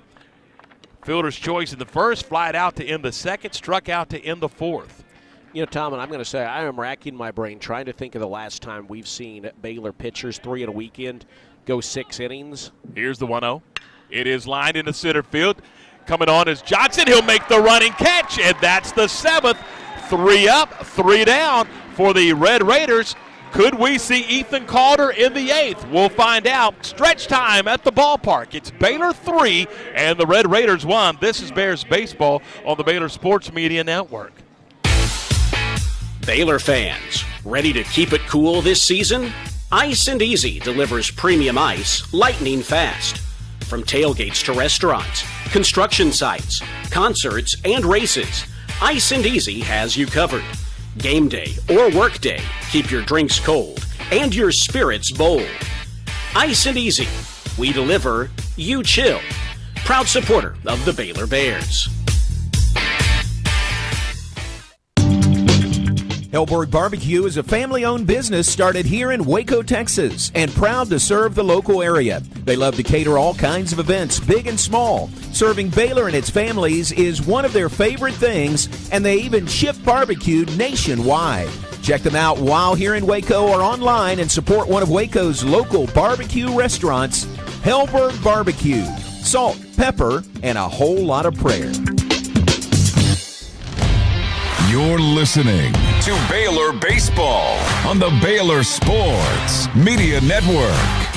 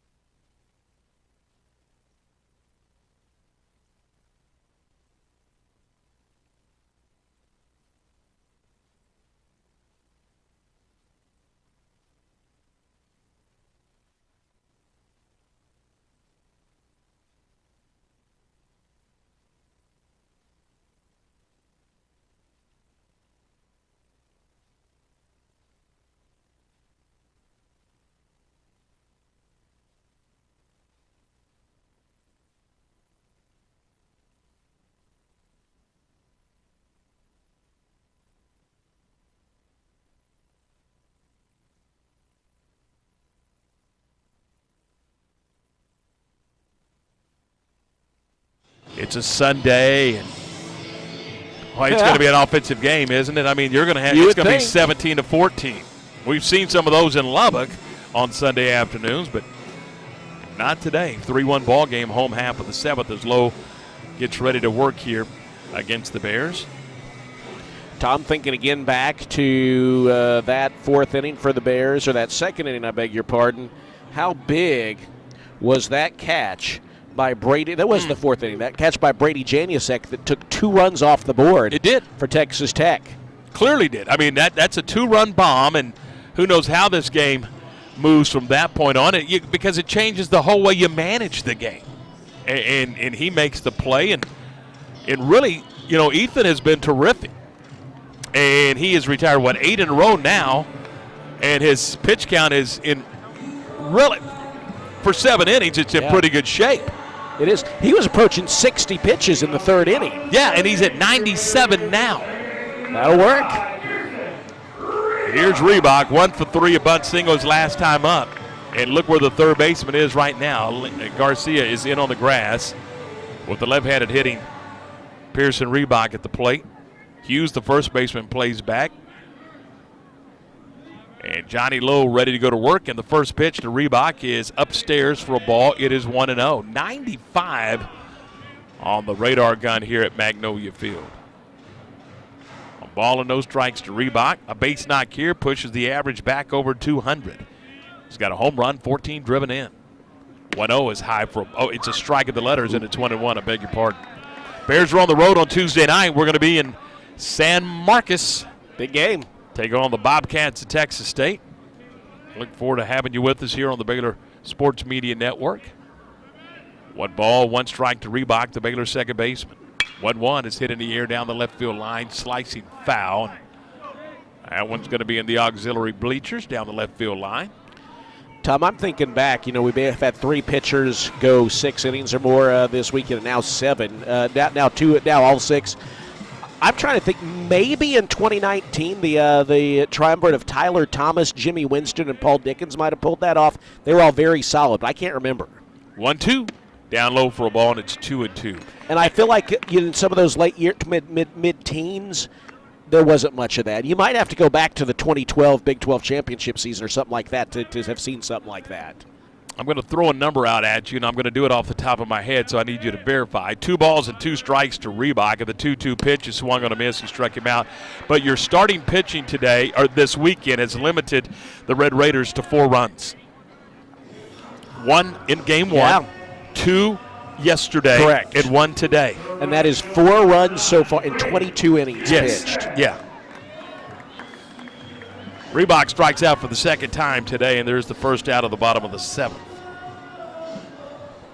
And that's going to bring up Janusek. Brady popped out to the shortstop his last time up. In fact, he's done that twice today, and he's also reached on an error. He's 0 for 3. Watches the slider go outside for a ball, and it's 1-0. Brady's average at an even 300.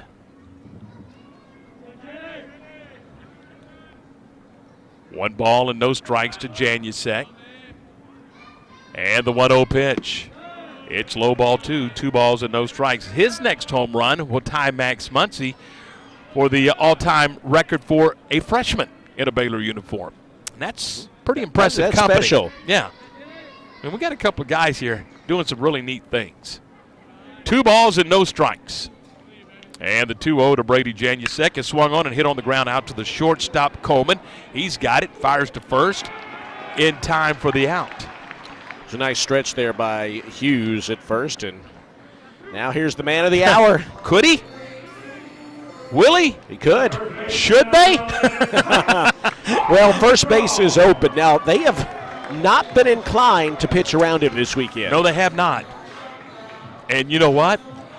For you and I and all these folks in the stands, thank you. Yes. A big thank you to Tim Tadlock and his staff. 2 outs to Tice Armstrong. The first pitch to Tice in there for a strike. One I thought that he may take a swing at. It's 0-1. The average of 333 for Armstrong. 21 RBIs, or 21 home runs, 57 RBIs, a 5-game hitting streak. The 0-1 bounces in for a ball. 1 ball and 1 strike to the Baylor first baseman. And again, sometimes we ignore it and we shouldn't, but he has been really, really good at first base defensively. A ball and a strike. 2 outs, nobody on, a 1-1 count. And the 1-1 pitch on the corner for a strike, and it's 1-2, and Tice shakes his head. Yeah. No, it's not. But unfortunately, Scott Latendry says it is. And it's 1-2. 1 ball, 2 strikes. The 1-2 pitch swung on a miss. Got him. And the inning is over as Armstrong strikes out. The Bears go 1-2-3 in the 7th. 3-1 Baylor as we head to the 8th inning. This is Baylor Baseball on the Baylor Sports Media Network. We don't just build trucks. We build something that's meant to last. That's why the 2026 Toyota Tundra isn't just built in Texas. It's built by Texas. Every line, weld, and seal, shaped with the pride, heat, and strength that only Texas really knows. The Tundra is built to tough it out and to take it easy. Built to carry tradition and to make new ones. Built to roll with the punches. I tell you guys I sent you. Built stronger, built louder. Oh, we will for sure. The 2026 Toyota Tundra. Built in Texas, driven everywhere. Test drive at your local Toyota dealer or visit Toyota.com today. Toyota. Let's go places. Feature availability differs based on trim. See Toyota.com for details. You're listening to Baylor Baseball on the Baylor Sports Media Network.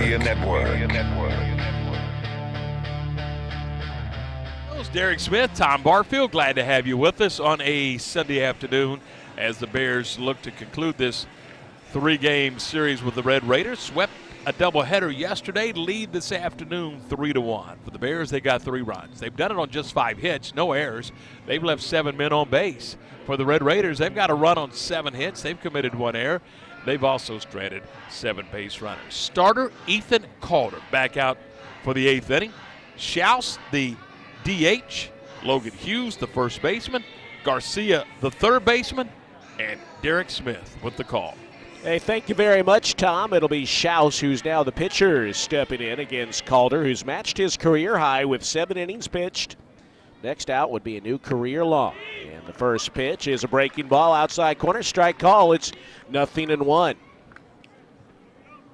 A 3-run 6th inning right now, the difference in this game for the Bears. And perhaps that gives a little more leash to Ethan Calder. The pitch grounded up the middle into center field. A base hit, the 0-1 pitch. He got a hold of that one and grounded it sharply past the mound and on into center field for a leadoff single. How long is the leash for Ethan Calder as he's getting ready? Well, he has delivered 100 pitches today. Right at 100, 70 strikes, 30 out of the zone. Really good ratio. And now here's a dangerous hitter in Logan Hughes.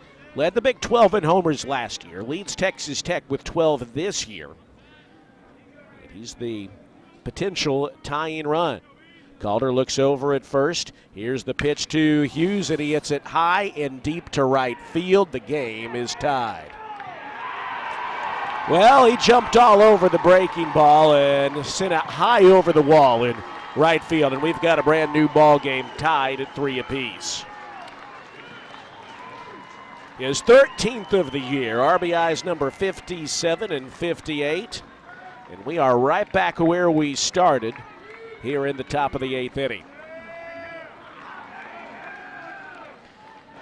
Well, Hughes has been quiet power-wise this weekend, and maybe you couldn't hold him down forever. And here comes Mitch Thompson out of the dugout, and that is going to be it for Ethan Calder, who matches his career high with 7 innings, but will leave without a chance to factor into the decision either way. We got a brand new ball game tied at 3 here in the top of the 8th inning. The Bears are going to the pen.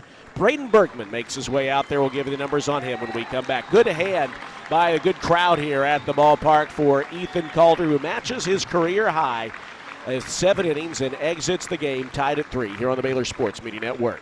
Are you tired of slow internet? Are data caps and throttling making it impossible to stream your favorite shows and movies? If so, it sounds like it's time to switch to Nextlink Internet. With Nextlink, there are no data caps and no throttling, just super fast internet speeds, up to 1 gig in some areas. I had called to go to the whole 8th, but it didn't happen that way. Wait another minute. Give Nextlink a call or go online to nextlinkinternet.com to see what special offers are available to you. Blazing fast internet is just a click or phone call away. Sick 'em, Bears. If you need a trailer, Flat Rock Trailers has got you covered. From light-duty single-axle utility trailers to the big Tex tandem duals. We also carry a full line of enclosed cargo trailers. Need a motorcycle trailer? We've got them. Need a dump trailer? We've got the largest selection in the state. Oilfield trailers? We carry a full line of big Tex trailers to handle all your needs. Trailer repairs? We repair all makes and models. We'll even rent you a trailer if you need to use one for a day. Flat Rock Trailers, your #1 source for all your trailer needs. Find us at flatrocktrailers.com.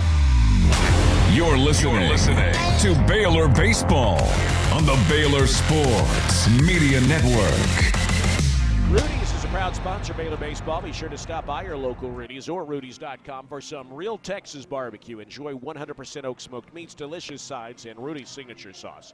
Don't forget, Rudy serves breakfast tacos every day until 10 a.m. We've got a tie ball game here in the top of the 8th inning after Logan Hughes, 2-run homer, ties it up and chases starter Ethan Calder from the game after he matches his career high with 7 innings in the start, and he will give it over to Braden Bergman. Braden Bergman making his 19th appearance out of the pen. He brings a 1-0 record and a 4.12 ERA to the mound. 19 2/3 innings, 23 strikeouts, that's good. 18 walks, that's a number you want to do better, because opposing batters are hitting just 179 against him. So you look at the strikeout numbers and the batting average, that doesn't quite match up with the ERA, but that's because the walks have made things harder. So Bergman, who has a fastball in the mid-90s, will try to locate things here and send this game on to the bottom of the 8th inning, hopefully, with the tie preserved. Lincoln Garcia, the batter, in the first pitch swinging. He lines it back into center field and drops it for a base hit. So 3 straight hits to start the inning for Texas Tech hitters, and they've got the go-ahead run aboard here with nobody out in the top of the 8th inning. Well, this is the Big 12's top hitting team. They've out-hit the Bears 10-5. 1 error by Texas Tech, and both teams with 3 runs. Here is the pitch. It's a fastball down, and it's 1-0. You know, Baylor's bullpen has struggled, in all honesty, the last 3 weekends, and which, you know, is kind of misaligned because the starting pitching has been solid to very good. There's ball 2 down and in, and we got to find a way for the bullpen. Your main guys have been solid this year, but they've been struggling lately, and you need them to find their groove heading into this final stretch of the regular season. Just trying to think who might be available this afternoon. Here's the 2-0 pitch, tagged down the left field line. It's a high drive, but it's tailing off out of play, a foul ball. I don't think you would see Atkinson. I don't think you'd see Bunch today. I don't think so. You could see Grayson Murray again. I don't think he threw too much yesterday. Yeah.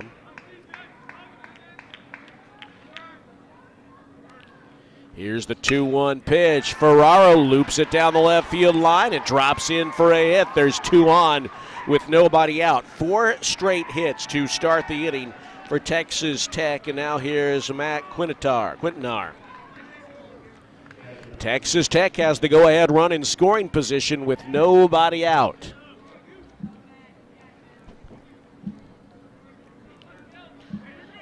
Here's could use a ground ball, preferably to the second baseman or shortstop. Quintanar, a good hitter. He squares, pulls back, and they're going to try to bunt him over. This is a Texas Tech team that really doesn't sacrifice a ton. They got so many hitters hitting 320 or better. Here's the pitch. He's squaring again, drops the bunt. Third base side. This is going to get the job done. The throw over to first in time for the out, as the runners move up to second and third with 1 out. Nice job by Braden Bergman, too. Kind of like in the movie A Christmas Story, get down and lay there like a slug, because he was right there by the third baseman, Landcloss, and he was going to be in Landcloss's throwing lane, so he just slid down and went prone on the ground so Landcloss could make the throw. So Quintanar, a successful sacrifice, and now Jace Souza, the 217 hitter, will bat. Bergman paints the inside corner with a fastball, jumps ahead, 0-1. And this guy's been a pain to the Bears side this weekend. He has just a 217 average on the season, but he's reached base 3 times in 4 trips. He takes a cut and tops a fastball, a breaking ball foul, I beg your pardon. It's 0-2.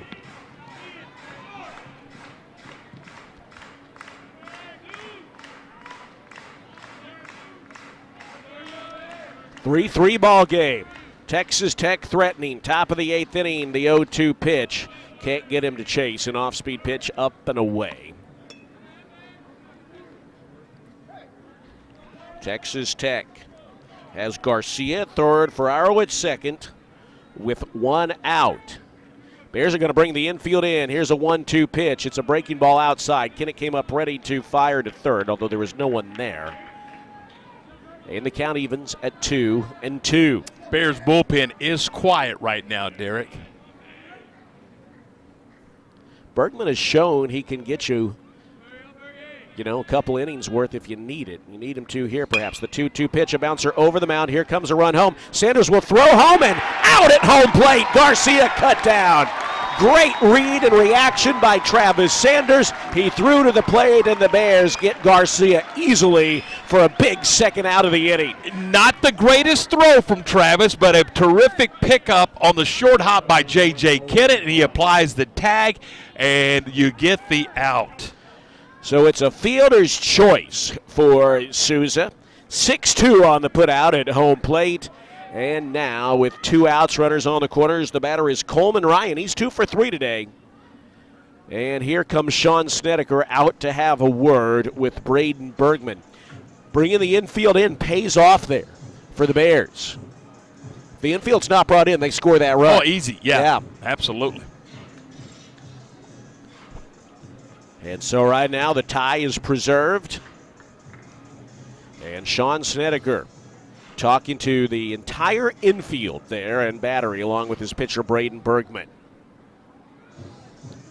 Another big sequence in this game right here as Texas Tech has come back to tie it, and they were threatening to do more than just tie it. But Bergman, after a rocky entrance to the game, giving up a couple of hits.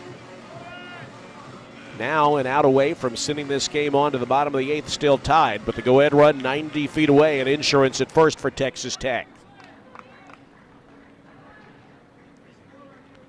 Here's the pitch. Reaches for the low fastball and tops it foul out over the first base stands, 0-1.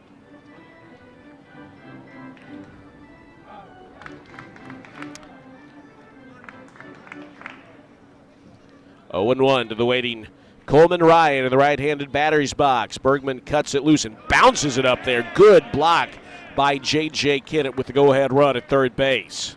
Yeah, it's another nice play by J.J. Boy, he just turned into a well-rounded baseball player. Terrific job catching this afternoon and all season long, quite frankly. 1-1 to the waiting Coleman Ryan, the 9-hole hitter. Here's the pitch from Bergman. It's a breaking ball without any snap to it. It stays upstairs, and it's 2-1.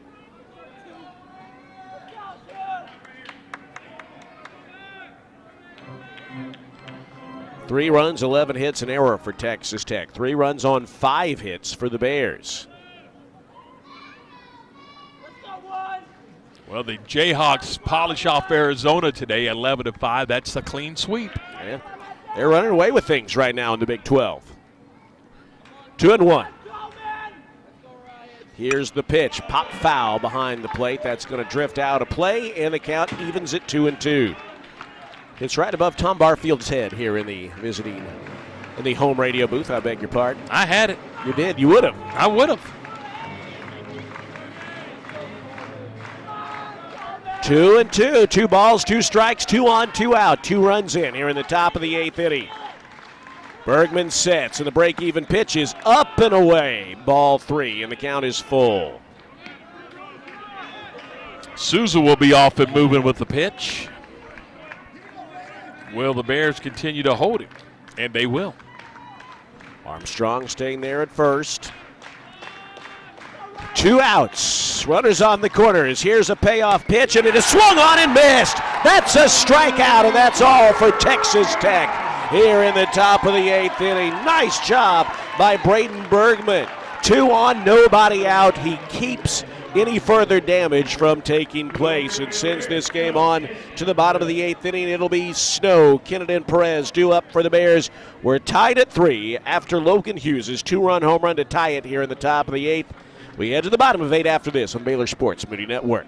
Premier ER and Urgent Care has all the convenience of urgent care with all the expertise of an ER, all under one roof. At every visit, be seen by ER-trained staff with on-site lab and CT, X-ray, ultrasound, and EKG. Here, you pay for the appropriate level of care that you receive, and we are in network with most major insurance providers. Premier ER and Urgent Care has 4 convenient locations serving Texas: San Marcos, Temple, Waco, and Woodway. To learn more, visit www.premier.care.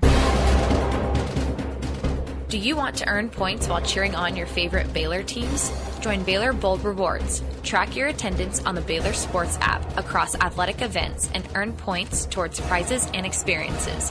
Download the Baylor Sports app or register online today at BaylorBoldRewards.com and start earning your points today.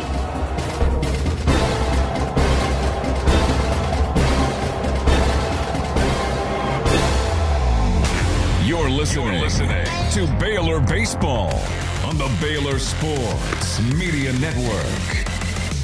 Hey, Bears fans, this baseball season, make Pepsi your go-to game day drink because it's the only drink for baseball watching. Pepsi, That's what I like. Proud partner of Baylor Bears baseball. We head to the bottom of the 8th inning. Johnny Lowe remains out there for Texas Tech in a brand new ball game, tied at 3. Logan Hughes, his 13th home run of the year, tied the game at 8 in the top of the 8th inning. And so now the Bears will need to find a way to snap a tie here. Baylor won the first 2, so the series is already in the bag. The question is, can Baylor sweep? And that's what they're trying to do now. And it'll be Snow, Kennedy, and Perez due up. It's so hard, isn't it, Derek, to do that? I mean, it is. It really is. Although we're going to see a couple, it looks like, in the Big 12 this weekend. Yeah, that's true. You mentioned Kansas has already done it. And West Virginia has done it to Kansas State, winning today 13-6. 3-all game as Hunter Snow leads it off, and he looks at a breaking ball from low end for strike 1.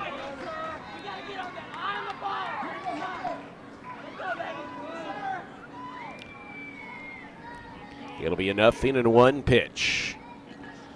Lowe cuts it loose, and that is dribbled wide of the mound. Lowe stumbled. It's slowly out to short. On the run, Coleman throws to first. Bang, bang play. He's out.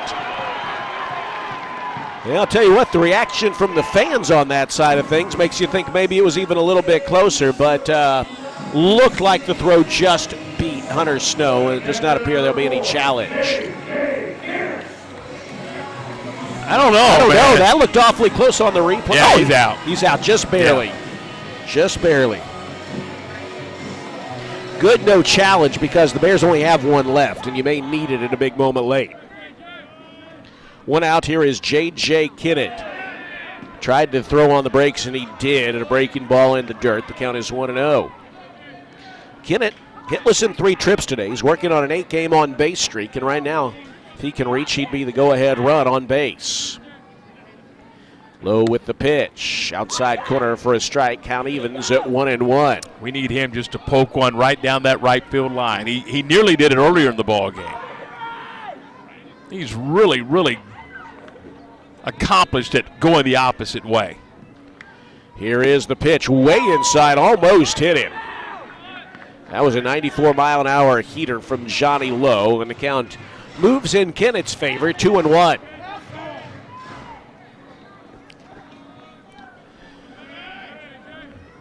We're tied at 3, 1 out. Bottom of the 8th. Here's the pitch. That is grounded the other way into right field. A base hit. Kennett pumping his fist before he reaches first base. He's fired up. He represents the go-ahead run with 1 out in the bottom of the 8th. And here is Dylan Perez, who's done a nice job for the Bears this weekend. He doubled and scored in the 3-run 6th inning. We just talked about J.J. and his ability to go the other way, and he goes into right field and gets a 1-out knock. And let's see if the Bears can make some damage occur here towards the bottom of the order in the bottom of the 8th inning in the 3-3 game. Here's the pitch to Perez. Tentative swing and miss. Tried to throw on the brakes, but couldn't do so. 0-1. Tell you what, when the bottom of the order comes through for the Bears, good things usually happen. You look, Perez has reached twice today. Ty Johnson has reached twice today. Cole Landcloss has also reached twice.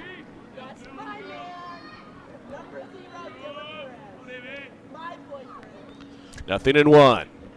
Here's the pitch. Breaking ball up and in tight on the hands. 1 ball, 1 strike to Perez.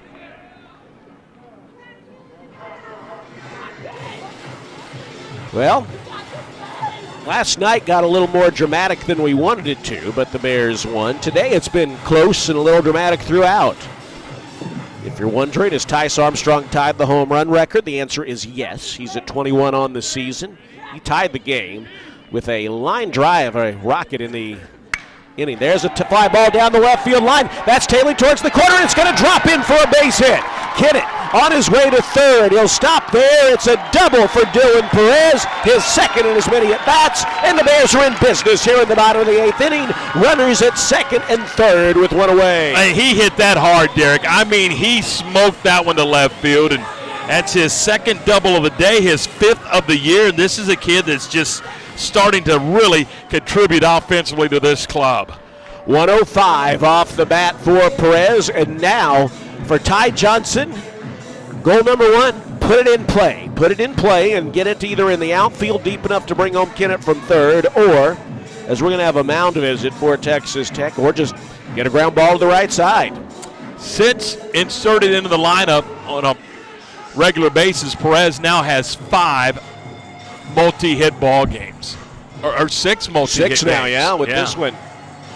Now to visit with pitching coach Ray Hayward for Texas Tech, and that's going to give Mitch Thompson and Jim Blair a chance to visit with the hitters as well. We're tied at 3 in the bottom of the 8th inning, but now the Bears threatening runners at 2nd and 3rd with 1 out for Ty Johnson. And boy, there's a lot of activity in both bullpens right now. Nobody throwing in the Bears pen, but they are scurrying in a hurry, and there is activity in the Tech pen.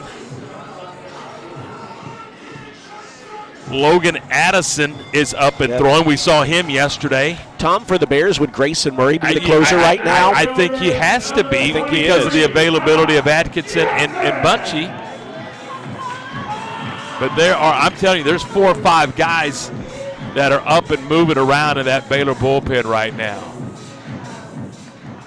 All right, we're about to get going here. Back to action. Texas Tech brings the infield in as Ty Johnson steps in. That pitch bounced up there by Lowe, and the catcher, Quintanar, has to go spinning behind Ty Johnson to keep that in front of him. He looked like a linebacker going after a fumble on a football game. I mean, he just smothered that ball and started rolling around on the ground, and he just saved a run, quite frankly. Ty Johnson has singled and been hit by a pitch today. Trying to give the Bears the lead in the bottom of the 8th inning. The pitch is swung on and top foul over by the Texas Tech on deck circle. It is 1-1. 16 RBIs on the year for Ty Johnson. RBI number 17 would give the Bears the lead back.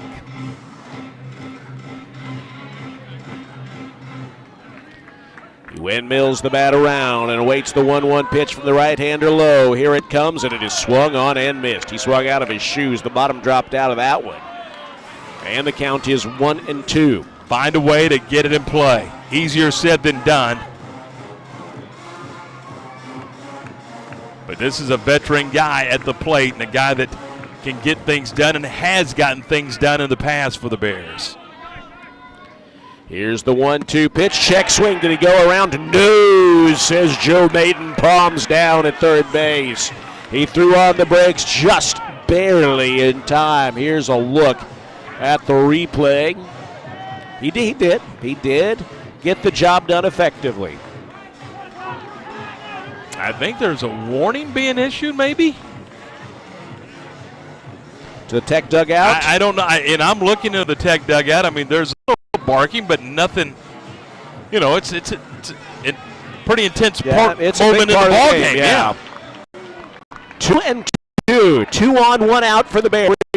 Bottom of the 8th. Here is Lowe. The kick. The 2-2 pitch. Low. Ball 3. Cole Landcloss on deck. Doesn't have to give in. First base is open. And Ty's going to be looking to see if he can't get the ball in play with the infield drawn in on the edge of the grass. Here's the payoff pitch. Swung on and missed. That's a strikeout. Came inside, got him with a breaking ball, and now it's up to Cole Landcloss to try to get it done with 2 away. Third strikeout for Lowe, and now it's Landcloss stepping in. Bottom dropped out of that one. So now it takes some 2-out doings from Cole Landcloss.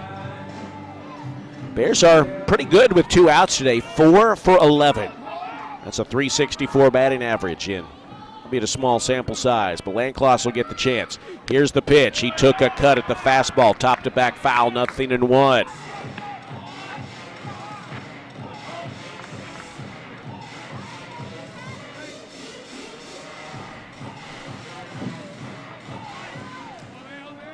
This has been a close game throughout. Neither team has led by more than 2. Here's the 0-1 pitch. A breaking ball, dribbled, third base side. Going to be a tough play for Garcia. The throw on a cross, bang, bang play, and he's out. Boy, everyone did their job, but unfortunately the Bears are unable to get a run across here after threatening in the bottom of the 8th inning. A dribbler up the third base side. Landcloss was hustling, and Garcia, the third baseman, made a nice play. 2 hits for the Bears, but nothing across. We head to the 9th. Both teams have the tops of their orders due up in this tie game, 3 apiece. Baylor going for the sweep. Texas Tech trying to salvage. The 9th is straight ahead on the Baylor Sports Media Network. If you need a trailer, Flat Rock Trailers has got you covered. From light-duty single-axle utility trailers to the big Tex tandem duals. We also carry a full line of enclosed cargo trailers. Need a motorcycle trailer? We've got them. Need a dump trailer? We've got the largest selection in the state. Oil field trailers? We carry a full line of big Tex trailers to handle all your needs. Trailer repairs? We repair all makes and models. We'll even rent you a trailer if you need to use one for a day. Flat Rock Trailers, your #1 source for all your trailer needs. Find us at flatrocktrailers.com. At Magnolia Realty, award-winning agents set the bar for professionalism and excellence. Whether you're looking to buy or sell, Magnolia's full-service brokerage will guide you through every step of the process with expert industry knowledge. Their agents are fully invested in learning your story and customizing the real estate experience to suit your stage of life. Magnolia Realty has been serving cities across Texas since 2007, including Waco, Dallas, Fort Worth, Austin, San Antonio, and Temple. To get connected or learn more, visit magnoliarealty.com. You're listening to Baylor Baseball on the Baylor Sports Media Network. Through 8 innings, Baylor and Texas Tech are knotted up at 3 apiece. Baylor had the go-ahead run at third and Insurance at second with 1 out, but were unable to convert it into runs. That's after Texas Tech, after tying the game, had runners at second, third, and 1 out, and also could not convert it into runs. And so both teams will have the top of their orders due up in the 9th. Brayden Bergman back out there for the Bears, allowed 2 hits in an inning, but nothing across. Got a strikeout for the Bears. And the bullpen situation is iffy. You know, as you said, Tom, you don't expect Caleb Bunch to be available. R.J. Rouet, maybe if maybe you could get an out from him if you need a lefty. Grayson Murray may be the closer, but right now they're hoping Brayden Bergman can send this game on to the bottom of the 9th tied. He misses outside with a cut fastball, ball 1 to Kyler Thompson, who's 1 for 4 today. Single to start the game. Here is the pitch. That's in for a strike. Sinking fastball evens the count at 1-1.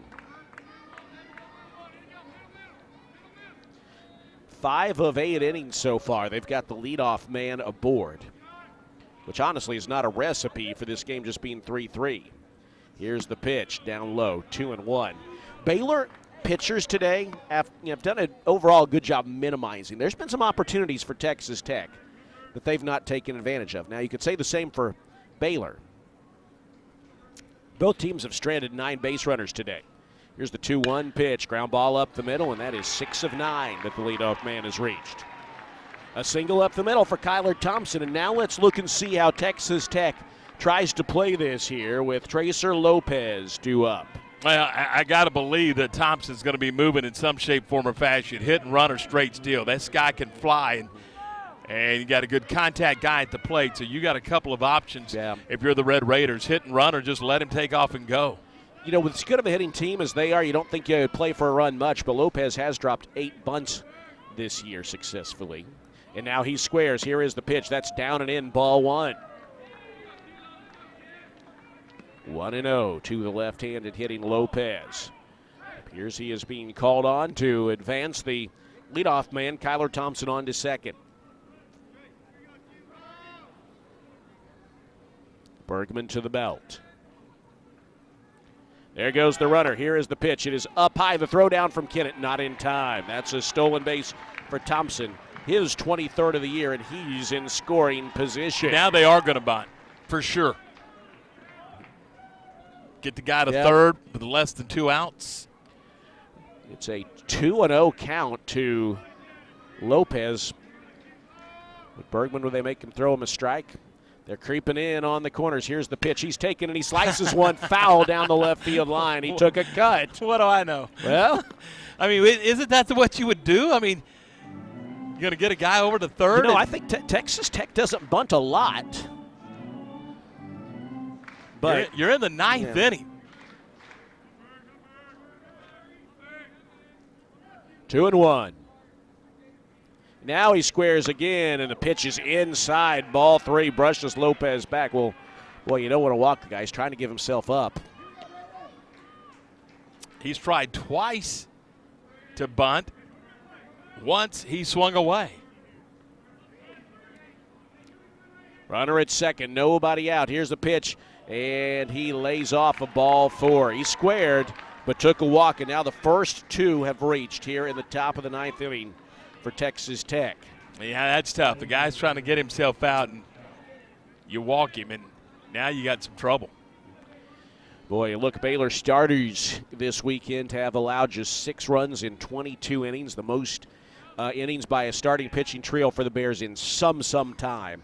But the bullpen has struggled, and now here is Mitch Thompson out of the dugout, and we will see, it would appear, a pitching change for the Bears as he makes the slow walk out there. The infielders converge around Braden Bergman. We're tied at 3, but the first 2 have reached here in this top of the 9th inning.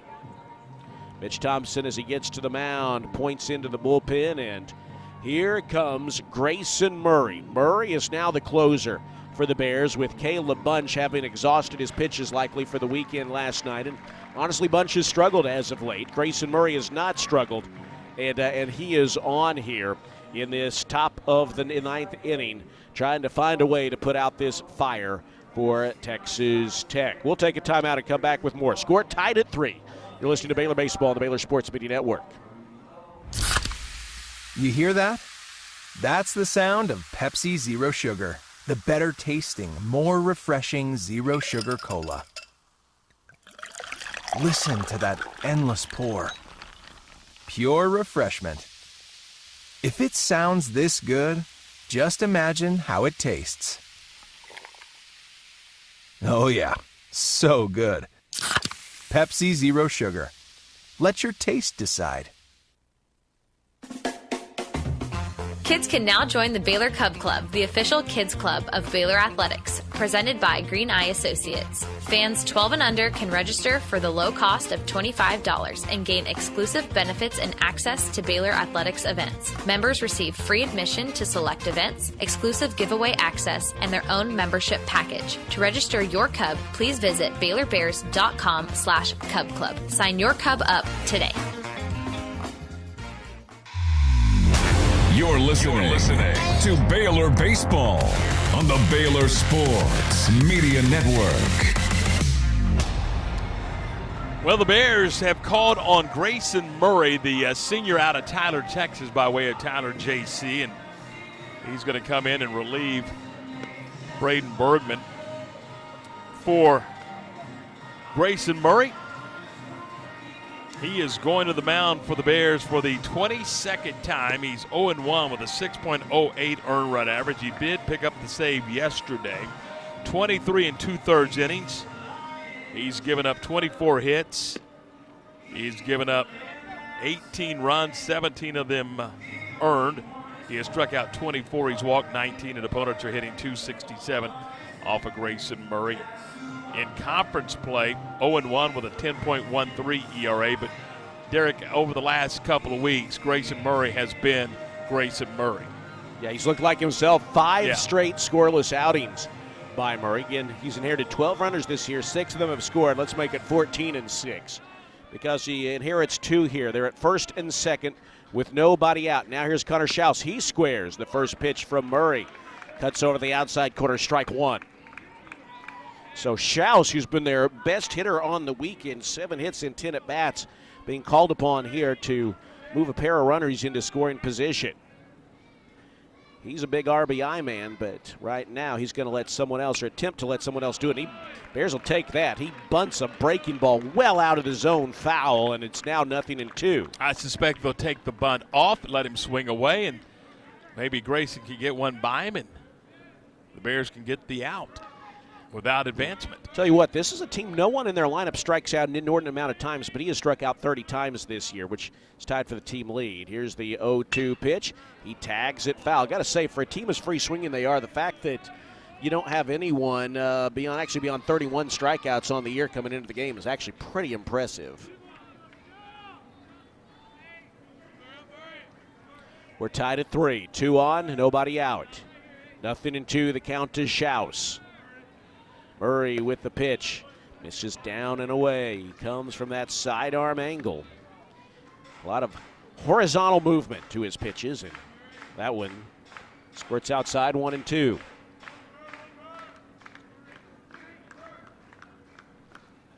Here's the pitch, a ground ball up the middle into center field. That's a base hit.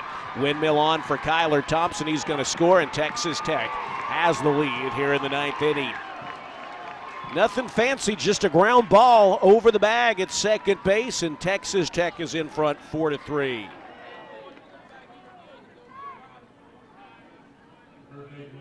So Schaus couldn't lay down the bunt, but he comes through for his team anyway with an RBI single. He's at 61 RBIs on the year. Leads the team in that category. And now here is Logan Hughes, a dangerous hitter. His 2-run homer tied it in the top of the 8th inning. Now he gets a chance to hit again. Here is the pitch. Murray misses down and away. The count is 1-0. It's a tenuous situation here, Tom. You've got a really good left-handed hitter in Logan Hughes. And he had a home run his last at-bat. Just a 1-run game at the moment. Here's the pitch. That's in for a strike. Challenged him with a fastball. Let her high, and it's 1-1.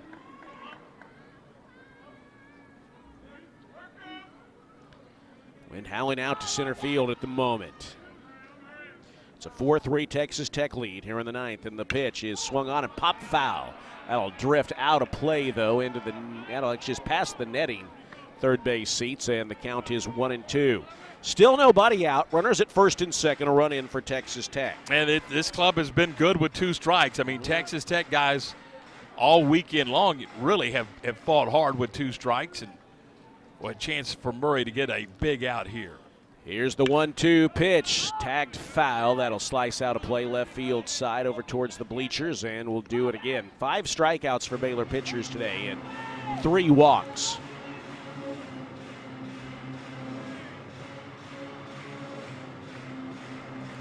This has been a tight game throughout.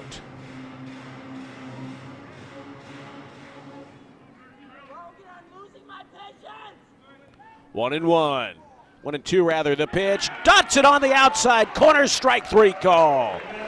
Got him with an off-speed pitch. A big strikeout for Grayson Murray and the Bears, and there's 1 away.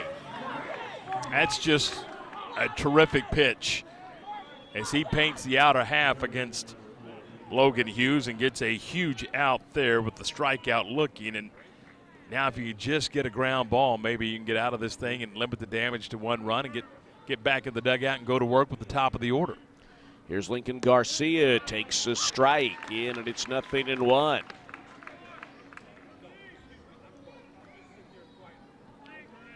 Four runs, 13 hits, and error for Texas Tech. 3 runs, 7 hits for the Bears. Garcia 1 for 4 today, a .352 hitter, and he sweeps a foul down the first baseline and out of play.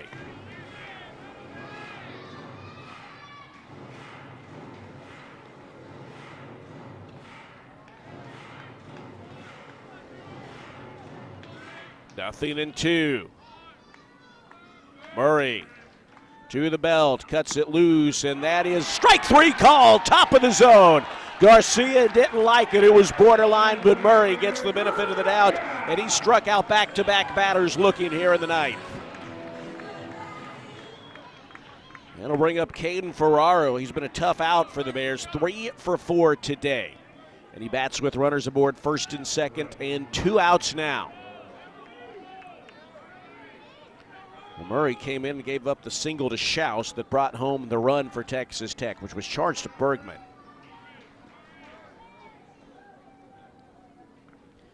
Here's the pitch. That is golfed out towards left center field. Long run out there. Ty Johnson and both he and the left fielder Perez won't be able to get to it. That's going to bring home 1 run. It's going to bring home 2 runs. Caden Ferraro extends the Texas Tech lead and makes it 6-3 with the 2-out double the other way. Yeah, it was a good piece of hitting. He went the opposite way, hit it hard into the alley, and with 2 outs, everybody's going on contact, and both runners able to score pretty easily and clear the bases and give a 3-run lead to the Red Raiders here in the top of the 9th. Biggest lead of the day for either team, and now Matt Quintenor at the plate. Really, you can't focus on what's happened the rest of this inning, Tom. You got to keep Quinton out and keep this a 3-run game. They've got a runner in scoring position. Here's the pitch from Murray. Breaking ball fouled off, 0-1. Texas Tech scored 1 in the second. The Bears scored 3 in the 6th to take the lead. But then Tech tied it with 2 in the 8th. And now has taken the lead and extended it with 3 in the 9th. Baylor trying to make sure it's no more than that. Murray, first base side of the rubber, looks back at Ferraro at second base, and the pitch outside. It's 1-1. Kind of similar to yesterday, Derek, in which the Red Raiders were able to get their offense going once the bullpen was into the ball game for the Bears. Same type of scenario here. You know, well, Tom, I think any way you look at it, this has been a positive weekend for the Bears. 1-1 pitch. That one is belted back to deep left center field. It's got the Bears on the run again, and that is out of here. Well, that is not positive. A 2-run home run for Matt Quinton under the video board in left center field, and Texas Tech has broken this game open at 8-3. And there wasn't a whole lot of doubt about that one either.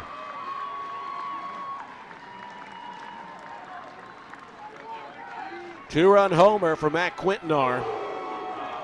That is his 4th of the year.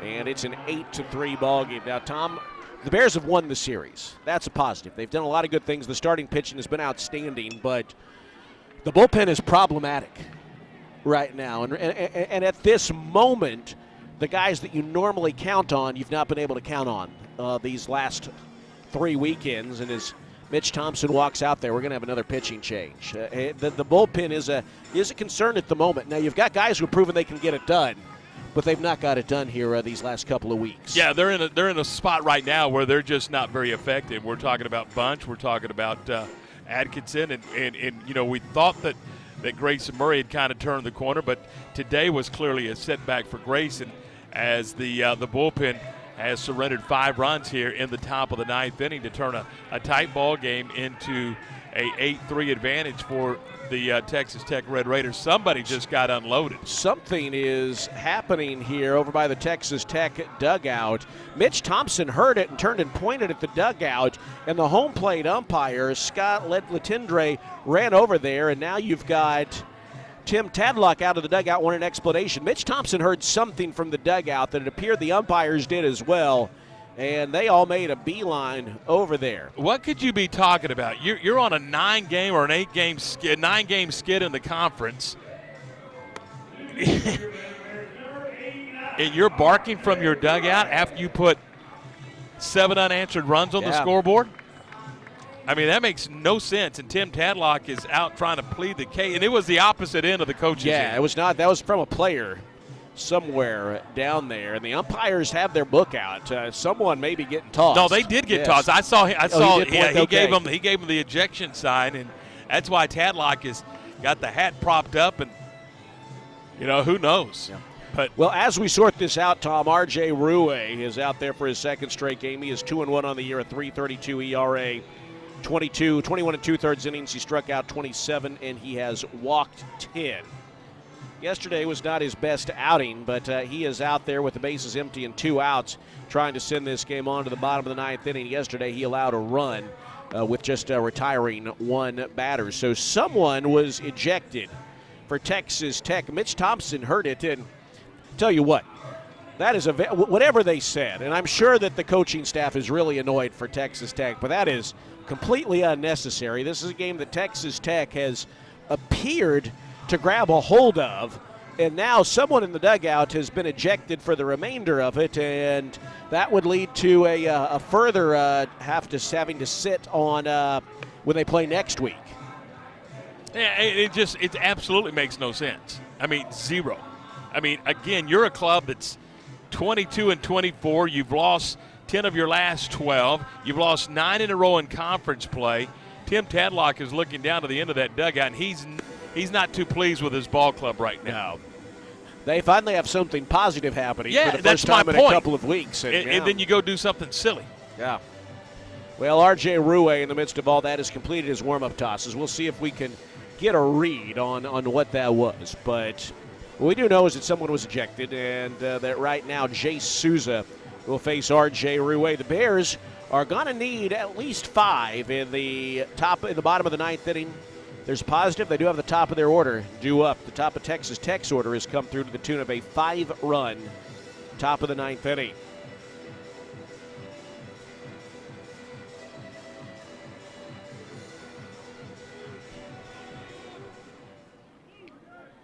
A 8-3 ball game as Rue will go to work on Souza. The first pitch swinging is looped into shallow center field. That is down for a base hit. So one pitch, and Jay Souza has his second hit of the afternoon, his third of the weekend. Souza came into the game with just 3 hits, came into the series with just 3 hits on the year. He's matched that this weekend. He's done most of that against the Baylor bullpen. Here's Coleman Ryan.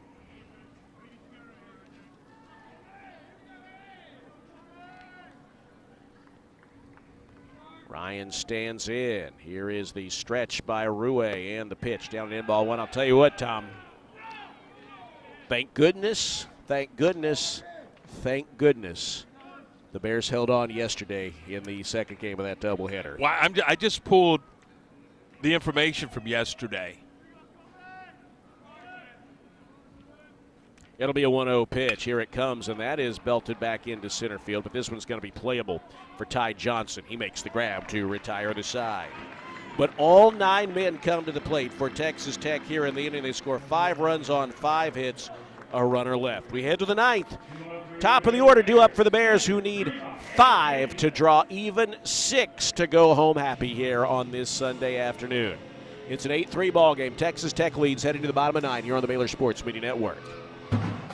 Are you a diehard Bears fan? Sure, your entire closet is Baylor green and gold. All your pets' names have started with Judge, and that good old Baylor line is your ringtone. But do you have an official Baylor University toll tag? That small green and gold sticker reps the Bears and cuts your toll bill in half. Visit getmytolltag.com to purchase your specialty tag and deck your ride with Baylor pride. Small sticker, big savings, stick 'em Bears.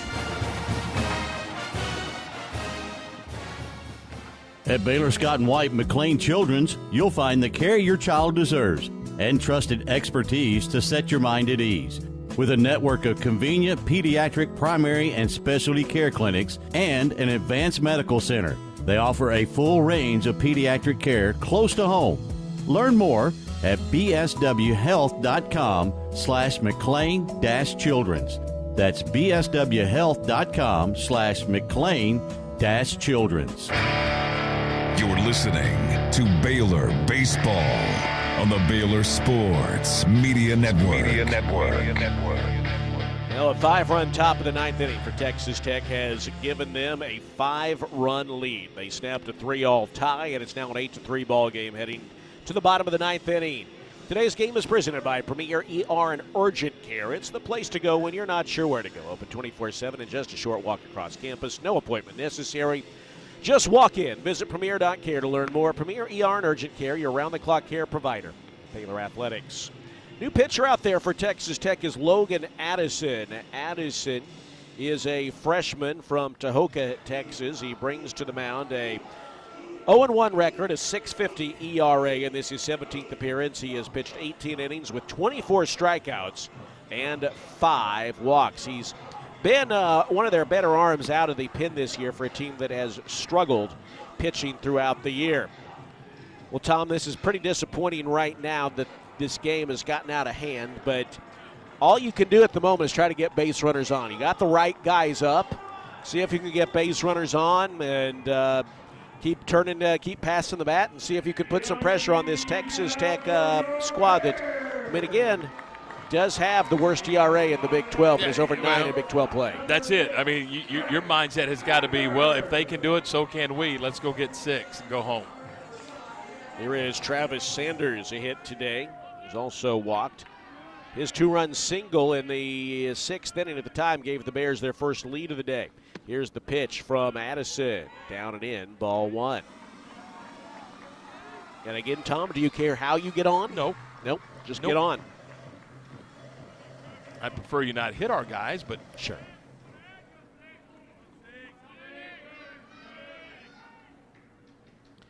Here's the 1-0 pitch. Fastball on the outside corner at 96 for Madison. Evens the count at 1-1. Sanders is at .369 on the year with 4 homers and 32 runs batted in. Bears have been out hit 16-7, outscored 8-3.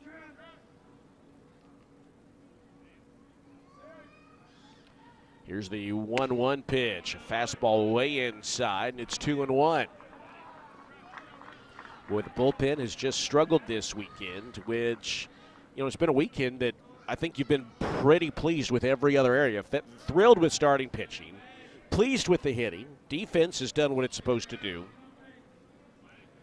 But the bullpen just hasn't got it done. Here's the 2-1 pitch on the way to Sanders. He took a cut at the sinking fastball and takes it back foul. It is 2-2. Well, to your point, yesterday in the second game, 10 batters came to the plate in the 8th inning for the Red Raiders. They batted around +1. Yesterday in the 9th inning, they sent 8 to the plate. Today in the 9th inning, they sent 9 to the plate. Those are ugly numbers. You just can't do that. 2-2 to the waiting Baylor leadoff man, Travis Sanders. Here is the pitch, and he loops one out into center field, but playable for Kyler Thompson, and there's one away. Oh, Travis Sanders is hearing it from the Texas Tech dugout, his former teammates. And I think Trav's also giving it to him a little bit, too. Yeah, he is.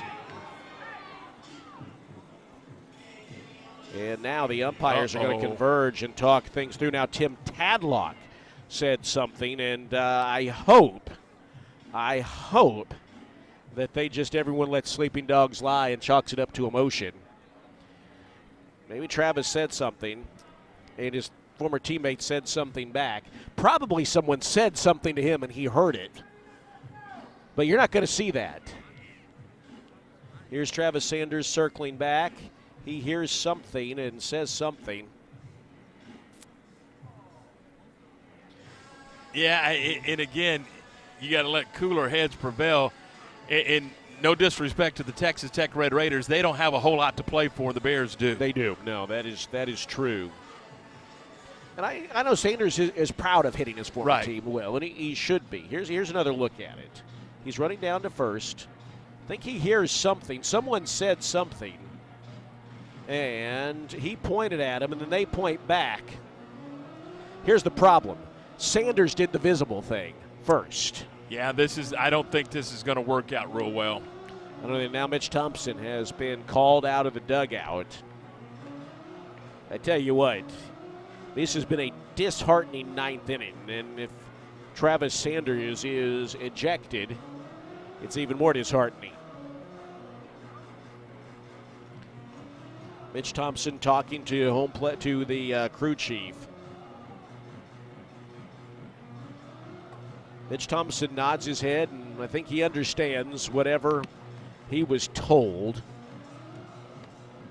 And I haven't seen now Tim Tadlock out of the dugout. He wants another explanation. Well, this may be a warning to both benches. Hey, you know what? Yeah. We've heard all we're going to hear, and you know what? If they handle it that way, wonderful. That's wonderful. I'll say this, and these umpires know this.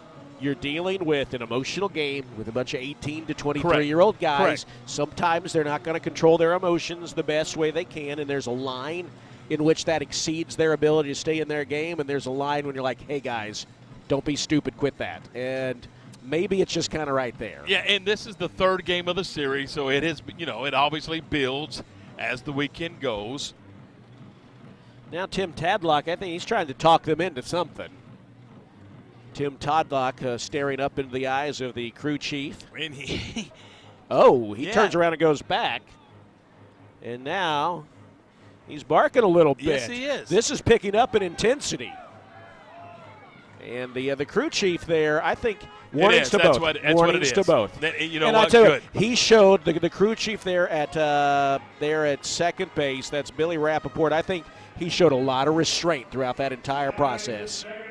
And he also knows that these two head coaches, that's how they make their living. Yes. I mean, there's a lot of emotion when it comes to this. All right, back to action as Pearson Reebok stands in against Logan Addison. 1 out, bases empty. The Bears down to their final 2 outs, down to 8-3. Here's the pitch to Reebok, down and away, ball 1. Now Travis has got to know that you're the one with the spotlight on you when you're running down to first. And that bench can say something, and maybe it aggravates you, but you can't do that. 1-0, the pitch down low. And you're the former teammate, and they're going to try to needle you. Yeah. They're going to try to get under your skin. You've won the war this weekend. Don't lose the battle here. Yeah.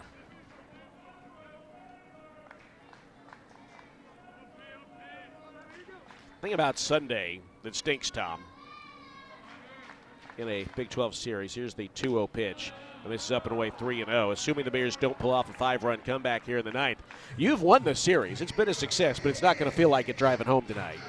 No, and again, as we talked about, it's a little bit more than just the series. It's about every chance you get, you need to win to get to the NCAA tournament. The 3-0 pitch is high, ball 4. Reebok draws the walk. He's a one-out base runner. Now here's Brady Janusik. Just see if you can keep passing the bat. Tice Armstrong on deck. And as we've talked about on the air and off the air a lot over the last couple of weeks, there's just very few losses that you can give. I mean, you've got to win games. Yeah, this team's margin for error to be considered as an at-large is very, very slim. Here's the first pitch to Janusik. Backdoor breaking ball, strike one from Addison.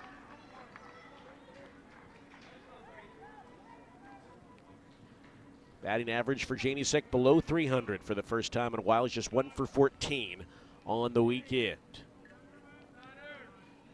It'll be a 0-1 pitch to the right-handed hitter. Here it comes, and that is swung on and grounded to third. They're going to go to second for the lead runner. The relay to first is not in time. So the Bears are down to their final out, but here is Tice Armstrong. Janusik safe at first on the fielder's choice. Bears down to their final out, so some of the remaining drama is Tice Armstrong going to set a new single-season home run record. He tied it in the 6th inning with a line drive home run over the wall in left field. He and Charlie Carter in 1998, the only two Baylor hitters ever to hit 21 home runs in a season. Addison has some velocity in the pitch. Breaking ball down and in. Ball 1. It's an 8-3 ball game. And really right now, more important than that is just trying to keep this game going and pass the bat. It'll be a 1-0 pitch. Addison cuts it loose, and that is swung on. He took a cut at the high fastball and takes it back foul. It's 1-1.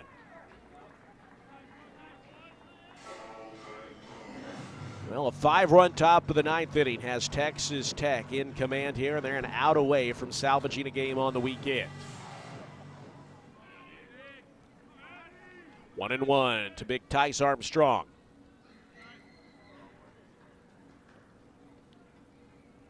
Here's the kick. Here is the pitch, and that is swung on and golfed out to center field. It's playable for Kyler Thompson. He makes the grab, and Texas Tech comes back in the 9th inning here, and they win this game by a score of 8-3. The Bears win the series, but Tech salvages here on Sunday as they score the last 7 runs of the ball game. 8-3 the final. We'll take a timeout and come back with the postgame show after this. You're listening to Baylor Baseball on the Baylor Sports Media Network. Are you tired of slow internet? Are data caps and throttling making it impossible to stream your favorite shows and movies? If so, it sounds like it's time to switch to NextLink Internet. With NextLink, there are no data caps and no throttling, just super fast internet speeds, up to 1 gig over wireless in some areas. Plus, NextLink is an official partner of Baylor Athletics. So don't wait another minute. Give NextLink a call or go online to nextlinkinternet.com to see what special offers are available to you. Blazing fast internet is just a click or phone call away. Sick 'em, Bears. Favorite jeans, favorite shirt. Got Connecticut sausage and I'm firing it up. Yeah, everybody knows it's how I get my grill on. You can smell that flavor up and down the road. It's a little taste of heaven, and everybody knows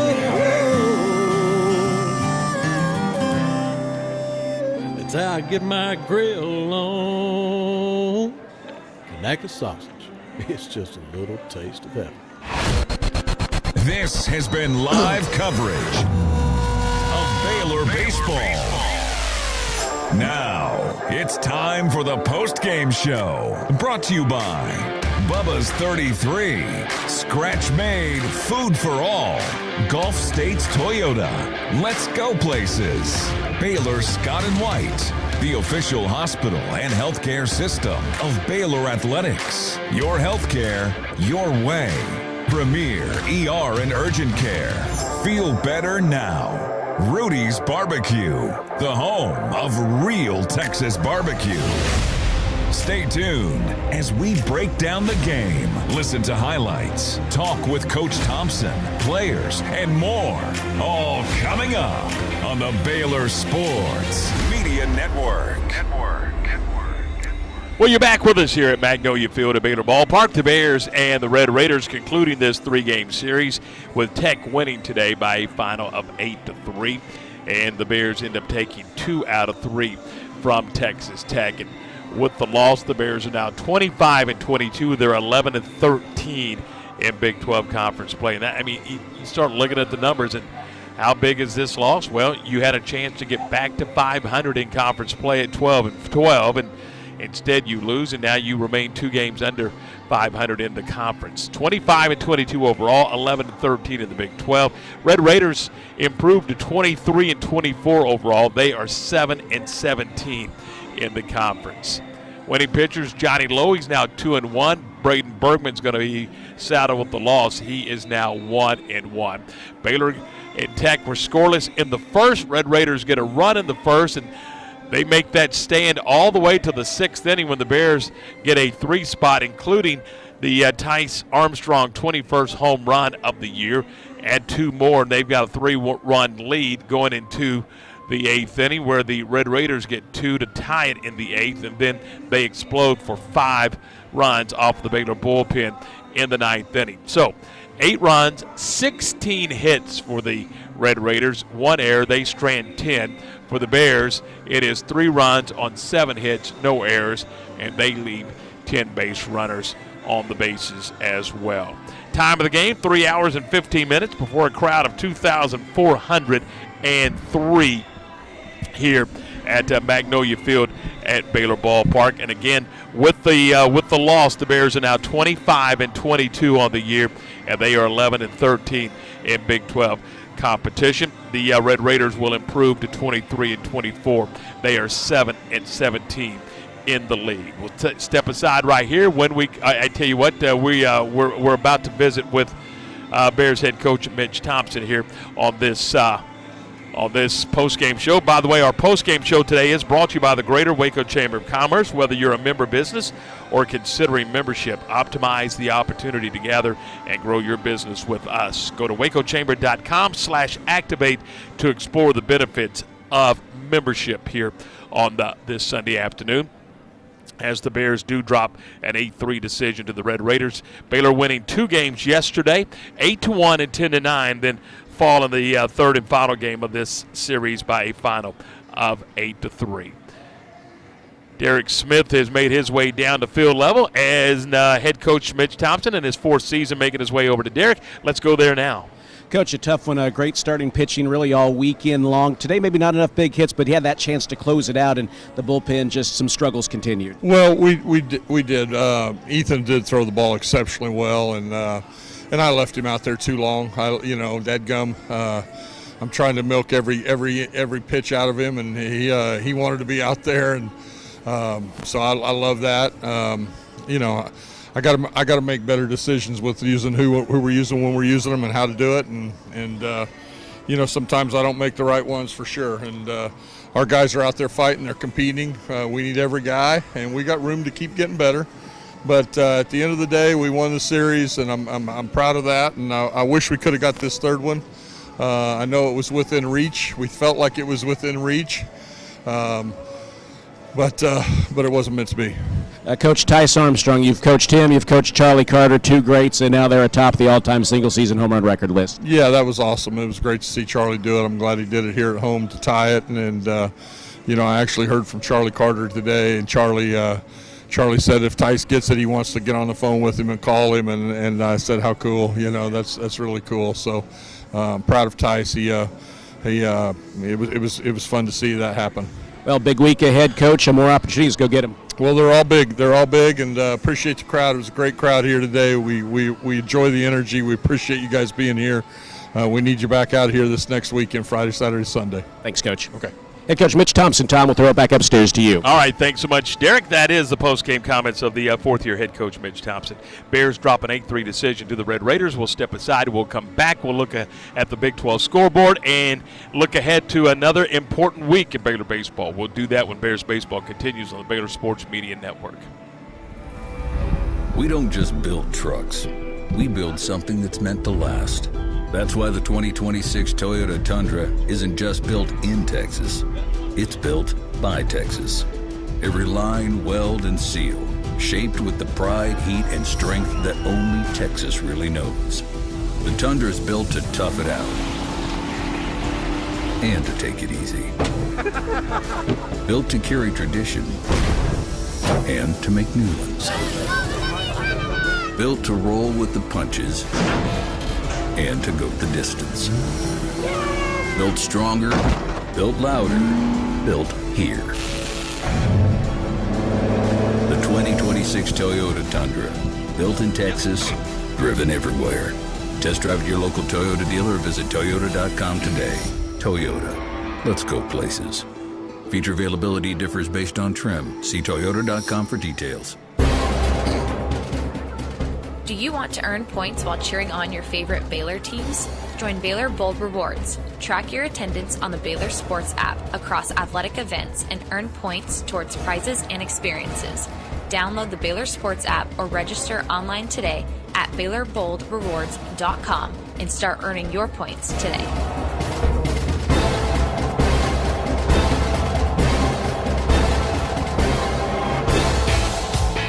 Baylor fans, ready to keep it cool this season?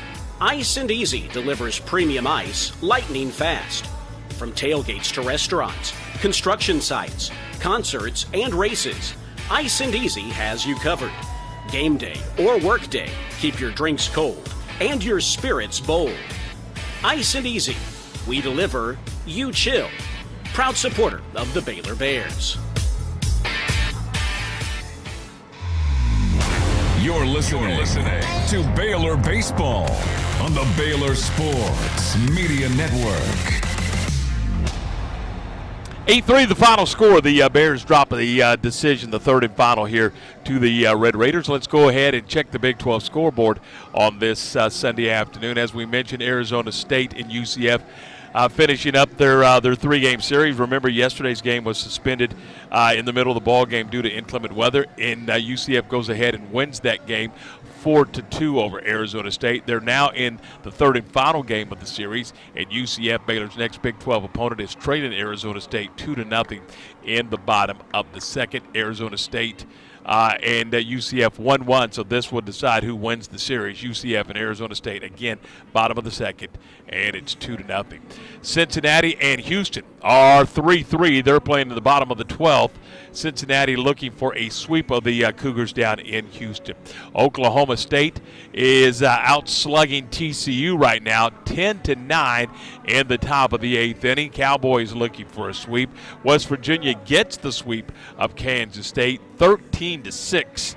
Right now, that's the final theirs. West Virginia wins all three against the Kansas State Wildcats. It is Kansas continuing to roll as they defeat Arizona today, 11-5. Sweep that series at Hoagland Ballpark in Lawrence, and now Kansas is 37-11, and they are 20-4 in the Big 12. And in my opinion, they are a top 8 seed in the NCAA tournament.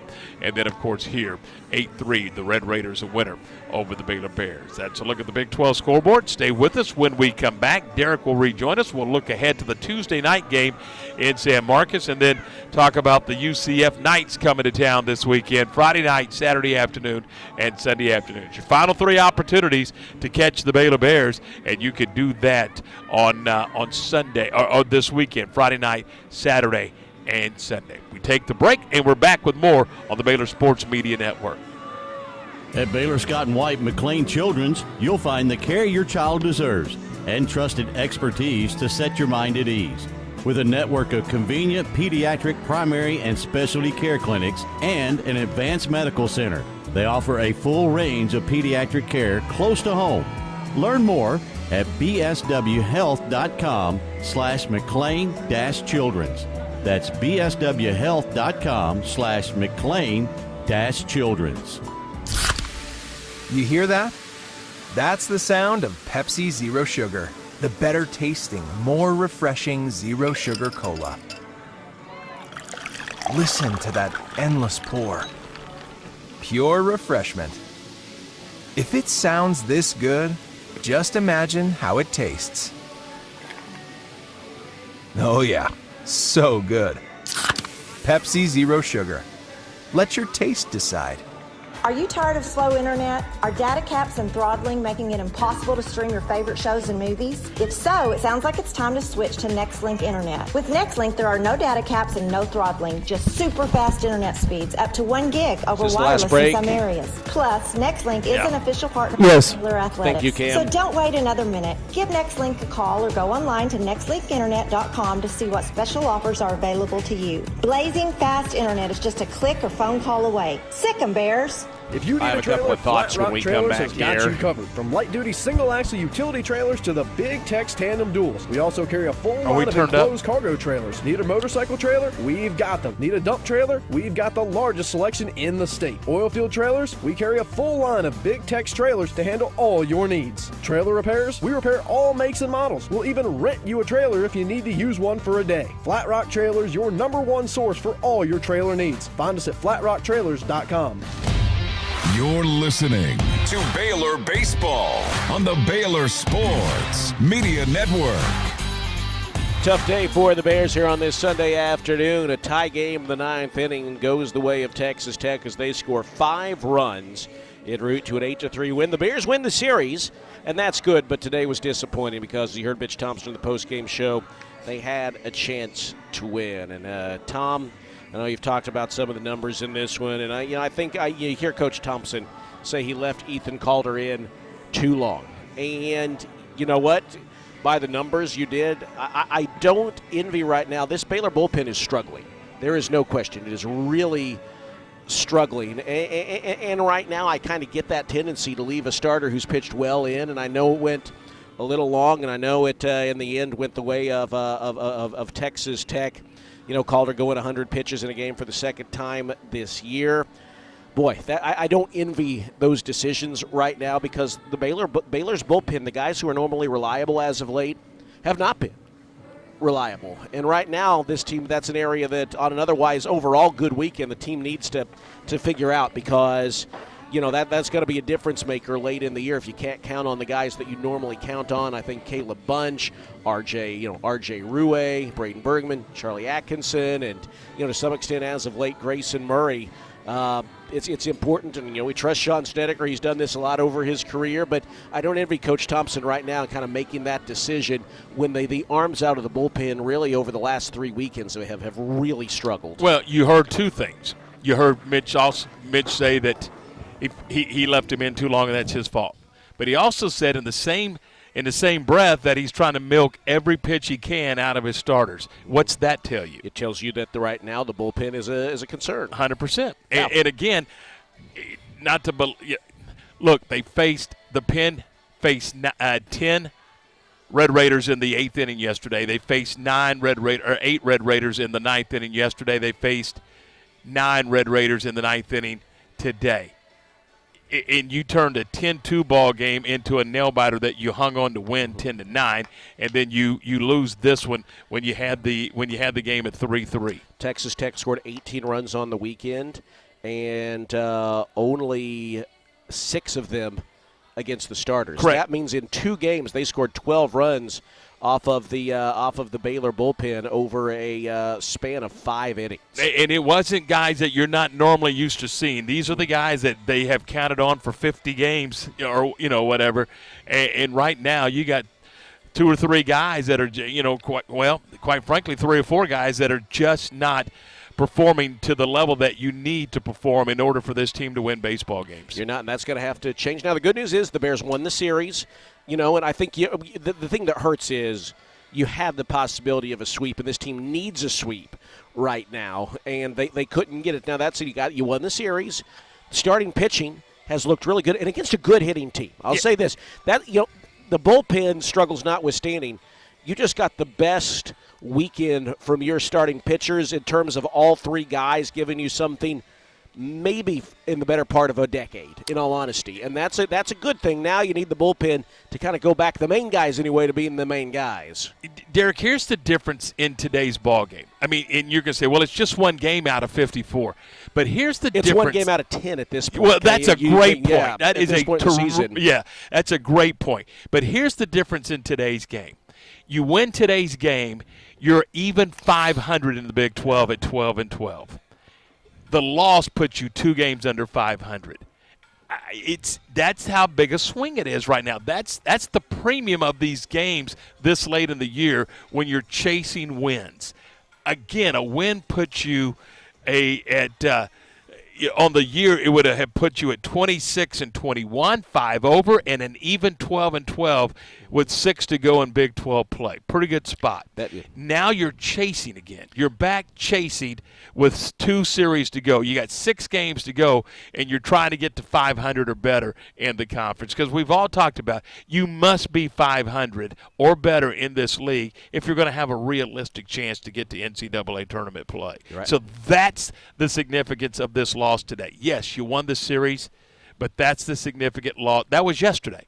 Today, the significance of this loss is basically a 2-game swing. It is. And now if the Bears win their last 2 series, that would only even the record. Correct. 500. Correct. And that would, I tell it, I would take that. At this I would point, take that 100%. Today, Yeah. I'm taking that. Absolutely. Yeah, absolutely. Because you got a really, really talented UCF team coming in, and then you're going on the road where you haven't been great in conference play, and you're playing a hot Utah team. Utah's coming off a big win over BYU this weekend. Ooh. So they're playing well. You're in their ballpark. So, yeah, if you can go get 2 in Utah and you can get 2 at home at UCF, if someone was to say 4-2 right now, I think we'd all sign up for it. And I'll say this too, Tom. We'll finish on an up note here. Yes. How about that? Because the Bears won the series after a Big 12 losing streak of 5 games. They won 2 in a row and won a series for the first time in 3 weeks. So you will take that. You see Tice Armstrong, who continued a tremendous tear. A week ago, just about this time, he sat at 14 home runs. He's now at 21. He and Charlie Carter, whose 1998 season was the previous only player to reach that mark, they're both now at 21. Really a humble, deserving guy. And Tice Armstrong now tied for the Baylor single-season record with Carter with 21 home runs. And boy, tell you what, let's see the starting pitching keep doing what it's doing, because it's been showing signs of improving. I think, you look at Lucas Davenport continues to look like a Friday guy. Zach Wallace continues to round into form as a Saturday guy. Mm-hmm. And Ethan Calder, he you know what you're going to get out of him generally, and today he was even a little better than you expected. So hopefully that's a sign of things to come, because if they can keep doing that, maybe you only need 9 innings out of your bullpen in a weekend as they try to figure it out, rather than I think what you'd been seeing beforehand of in some cases 12 to 15 innings per weekend. What we're seeing from Tice is it's a record-setting season for Tice Armstrong, and it's special. You don't see this every year. You don't see it every day, and to your point, it is fun to watch this. Starting pitching, again, outstanding. And really, I know Ethan gave up the 2-run homer there late in the ball game to tie it at 3 apiece. But look, when this game started, I wasn't sure Ethan Calder was going to make 3 innings. I agree. He was at 60 pitches in the second. Well, he was being hit hard too. Yeah, and he figured it out. He found it. And that's what a veteran guy does. He gets it done, and Ethan was able to get it done today. And the offense did enough. Your pitching gave you a chance to win. And unfortunately, you just weren't able to close the door. Well, an opportunity for the Bears to get back on the winning track on Tuesday in what is looking like a quad 2 game down in San Marcos against Texas State. That'll be a 6 o'clock first pitch, and we'll be on the air at 5:45, and then back here next weekend for the final 3 home games of the regular season as the Bears will welcome UCF. to Magnolia Field at Baylor Ballpark. Bears win the series. It's a disappointing finish, but they win the series 2-1 as Texas Tech salvages today. Again, the pitchers of record, Johnny Lowe, the win 2-1, Braden Bergman the loss. He falls to 1-1 on the season. Baylor now 25-22 overall, 11-13 in Big 12 play, heading into the final 2 weeks of the regular season. Well, that's the headline today, but let's not forget that Tice Armstrong also tied Charlie Carter, 21 home runs, the most in a single season in program history, and he has 7 more regular season games to set a new mark and try to continue that and set a new standard even beyond that. But that's all ahead. For now, the final today, Texas Tech 8, Baylor 3.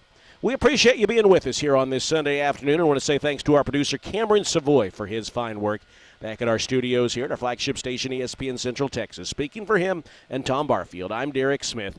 Appreciate you being with us. Enjoy the rest of your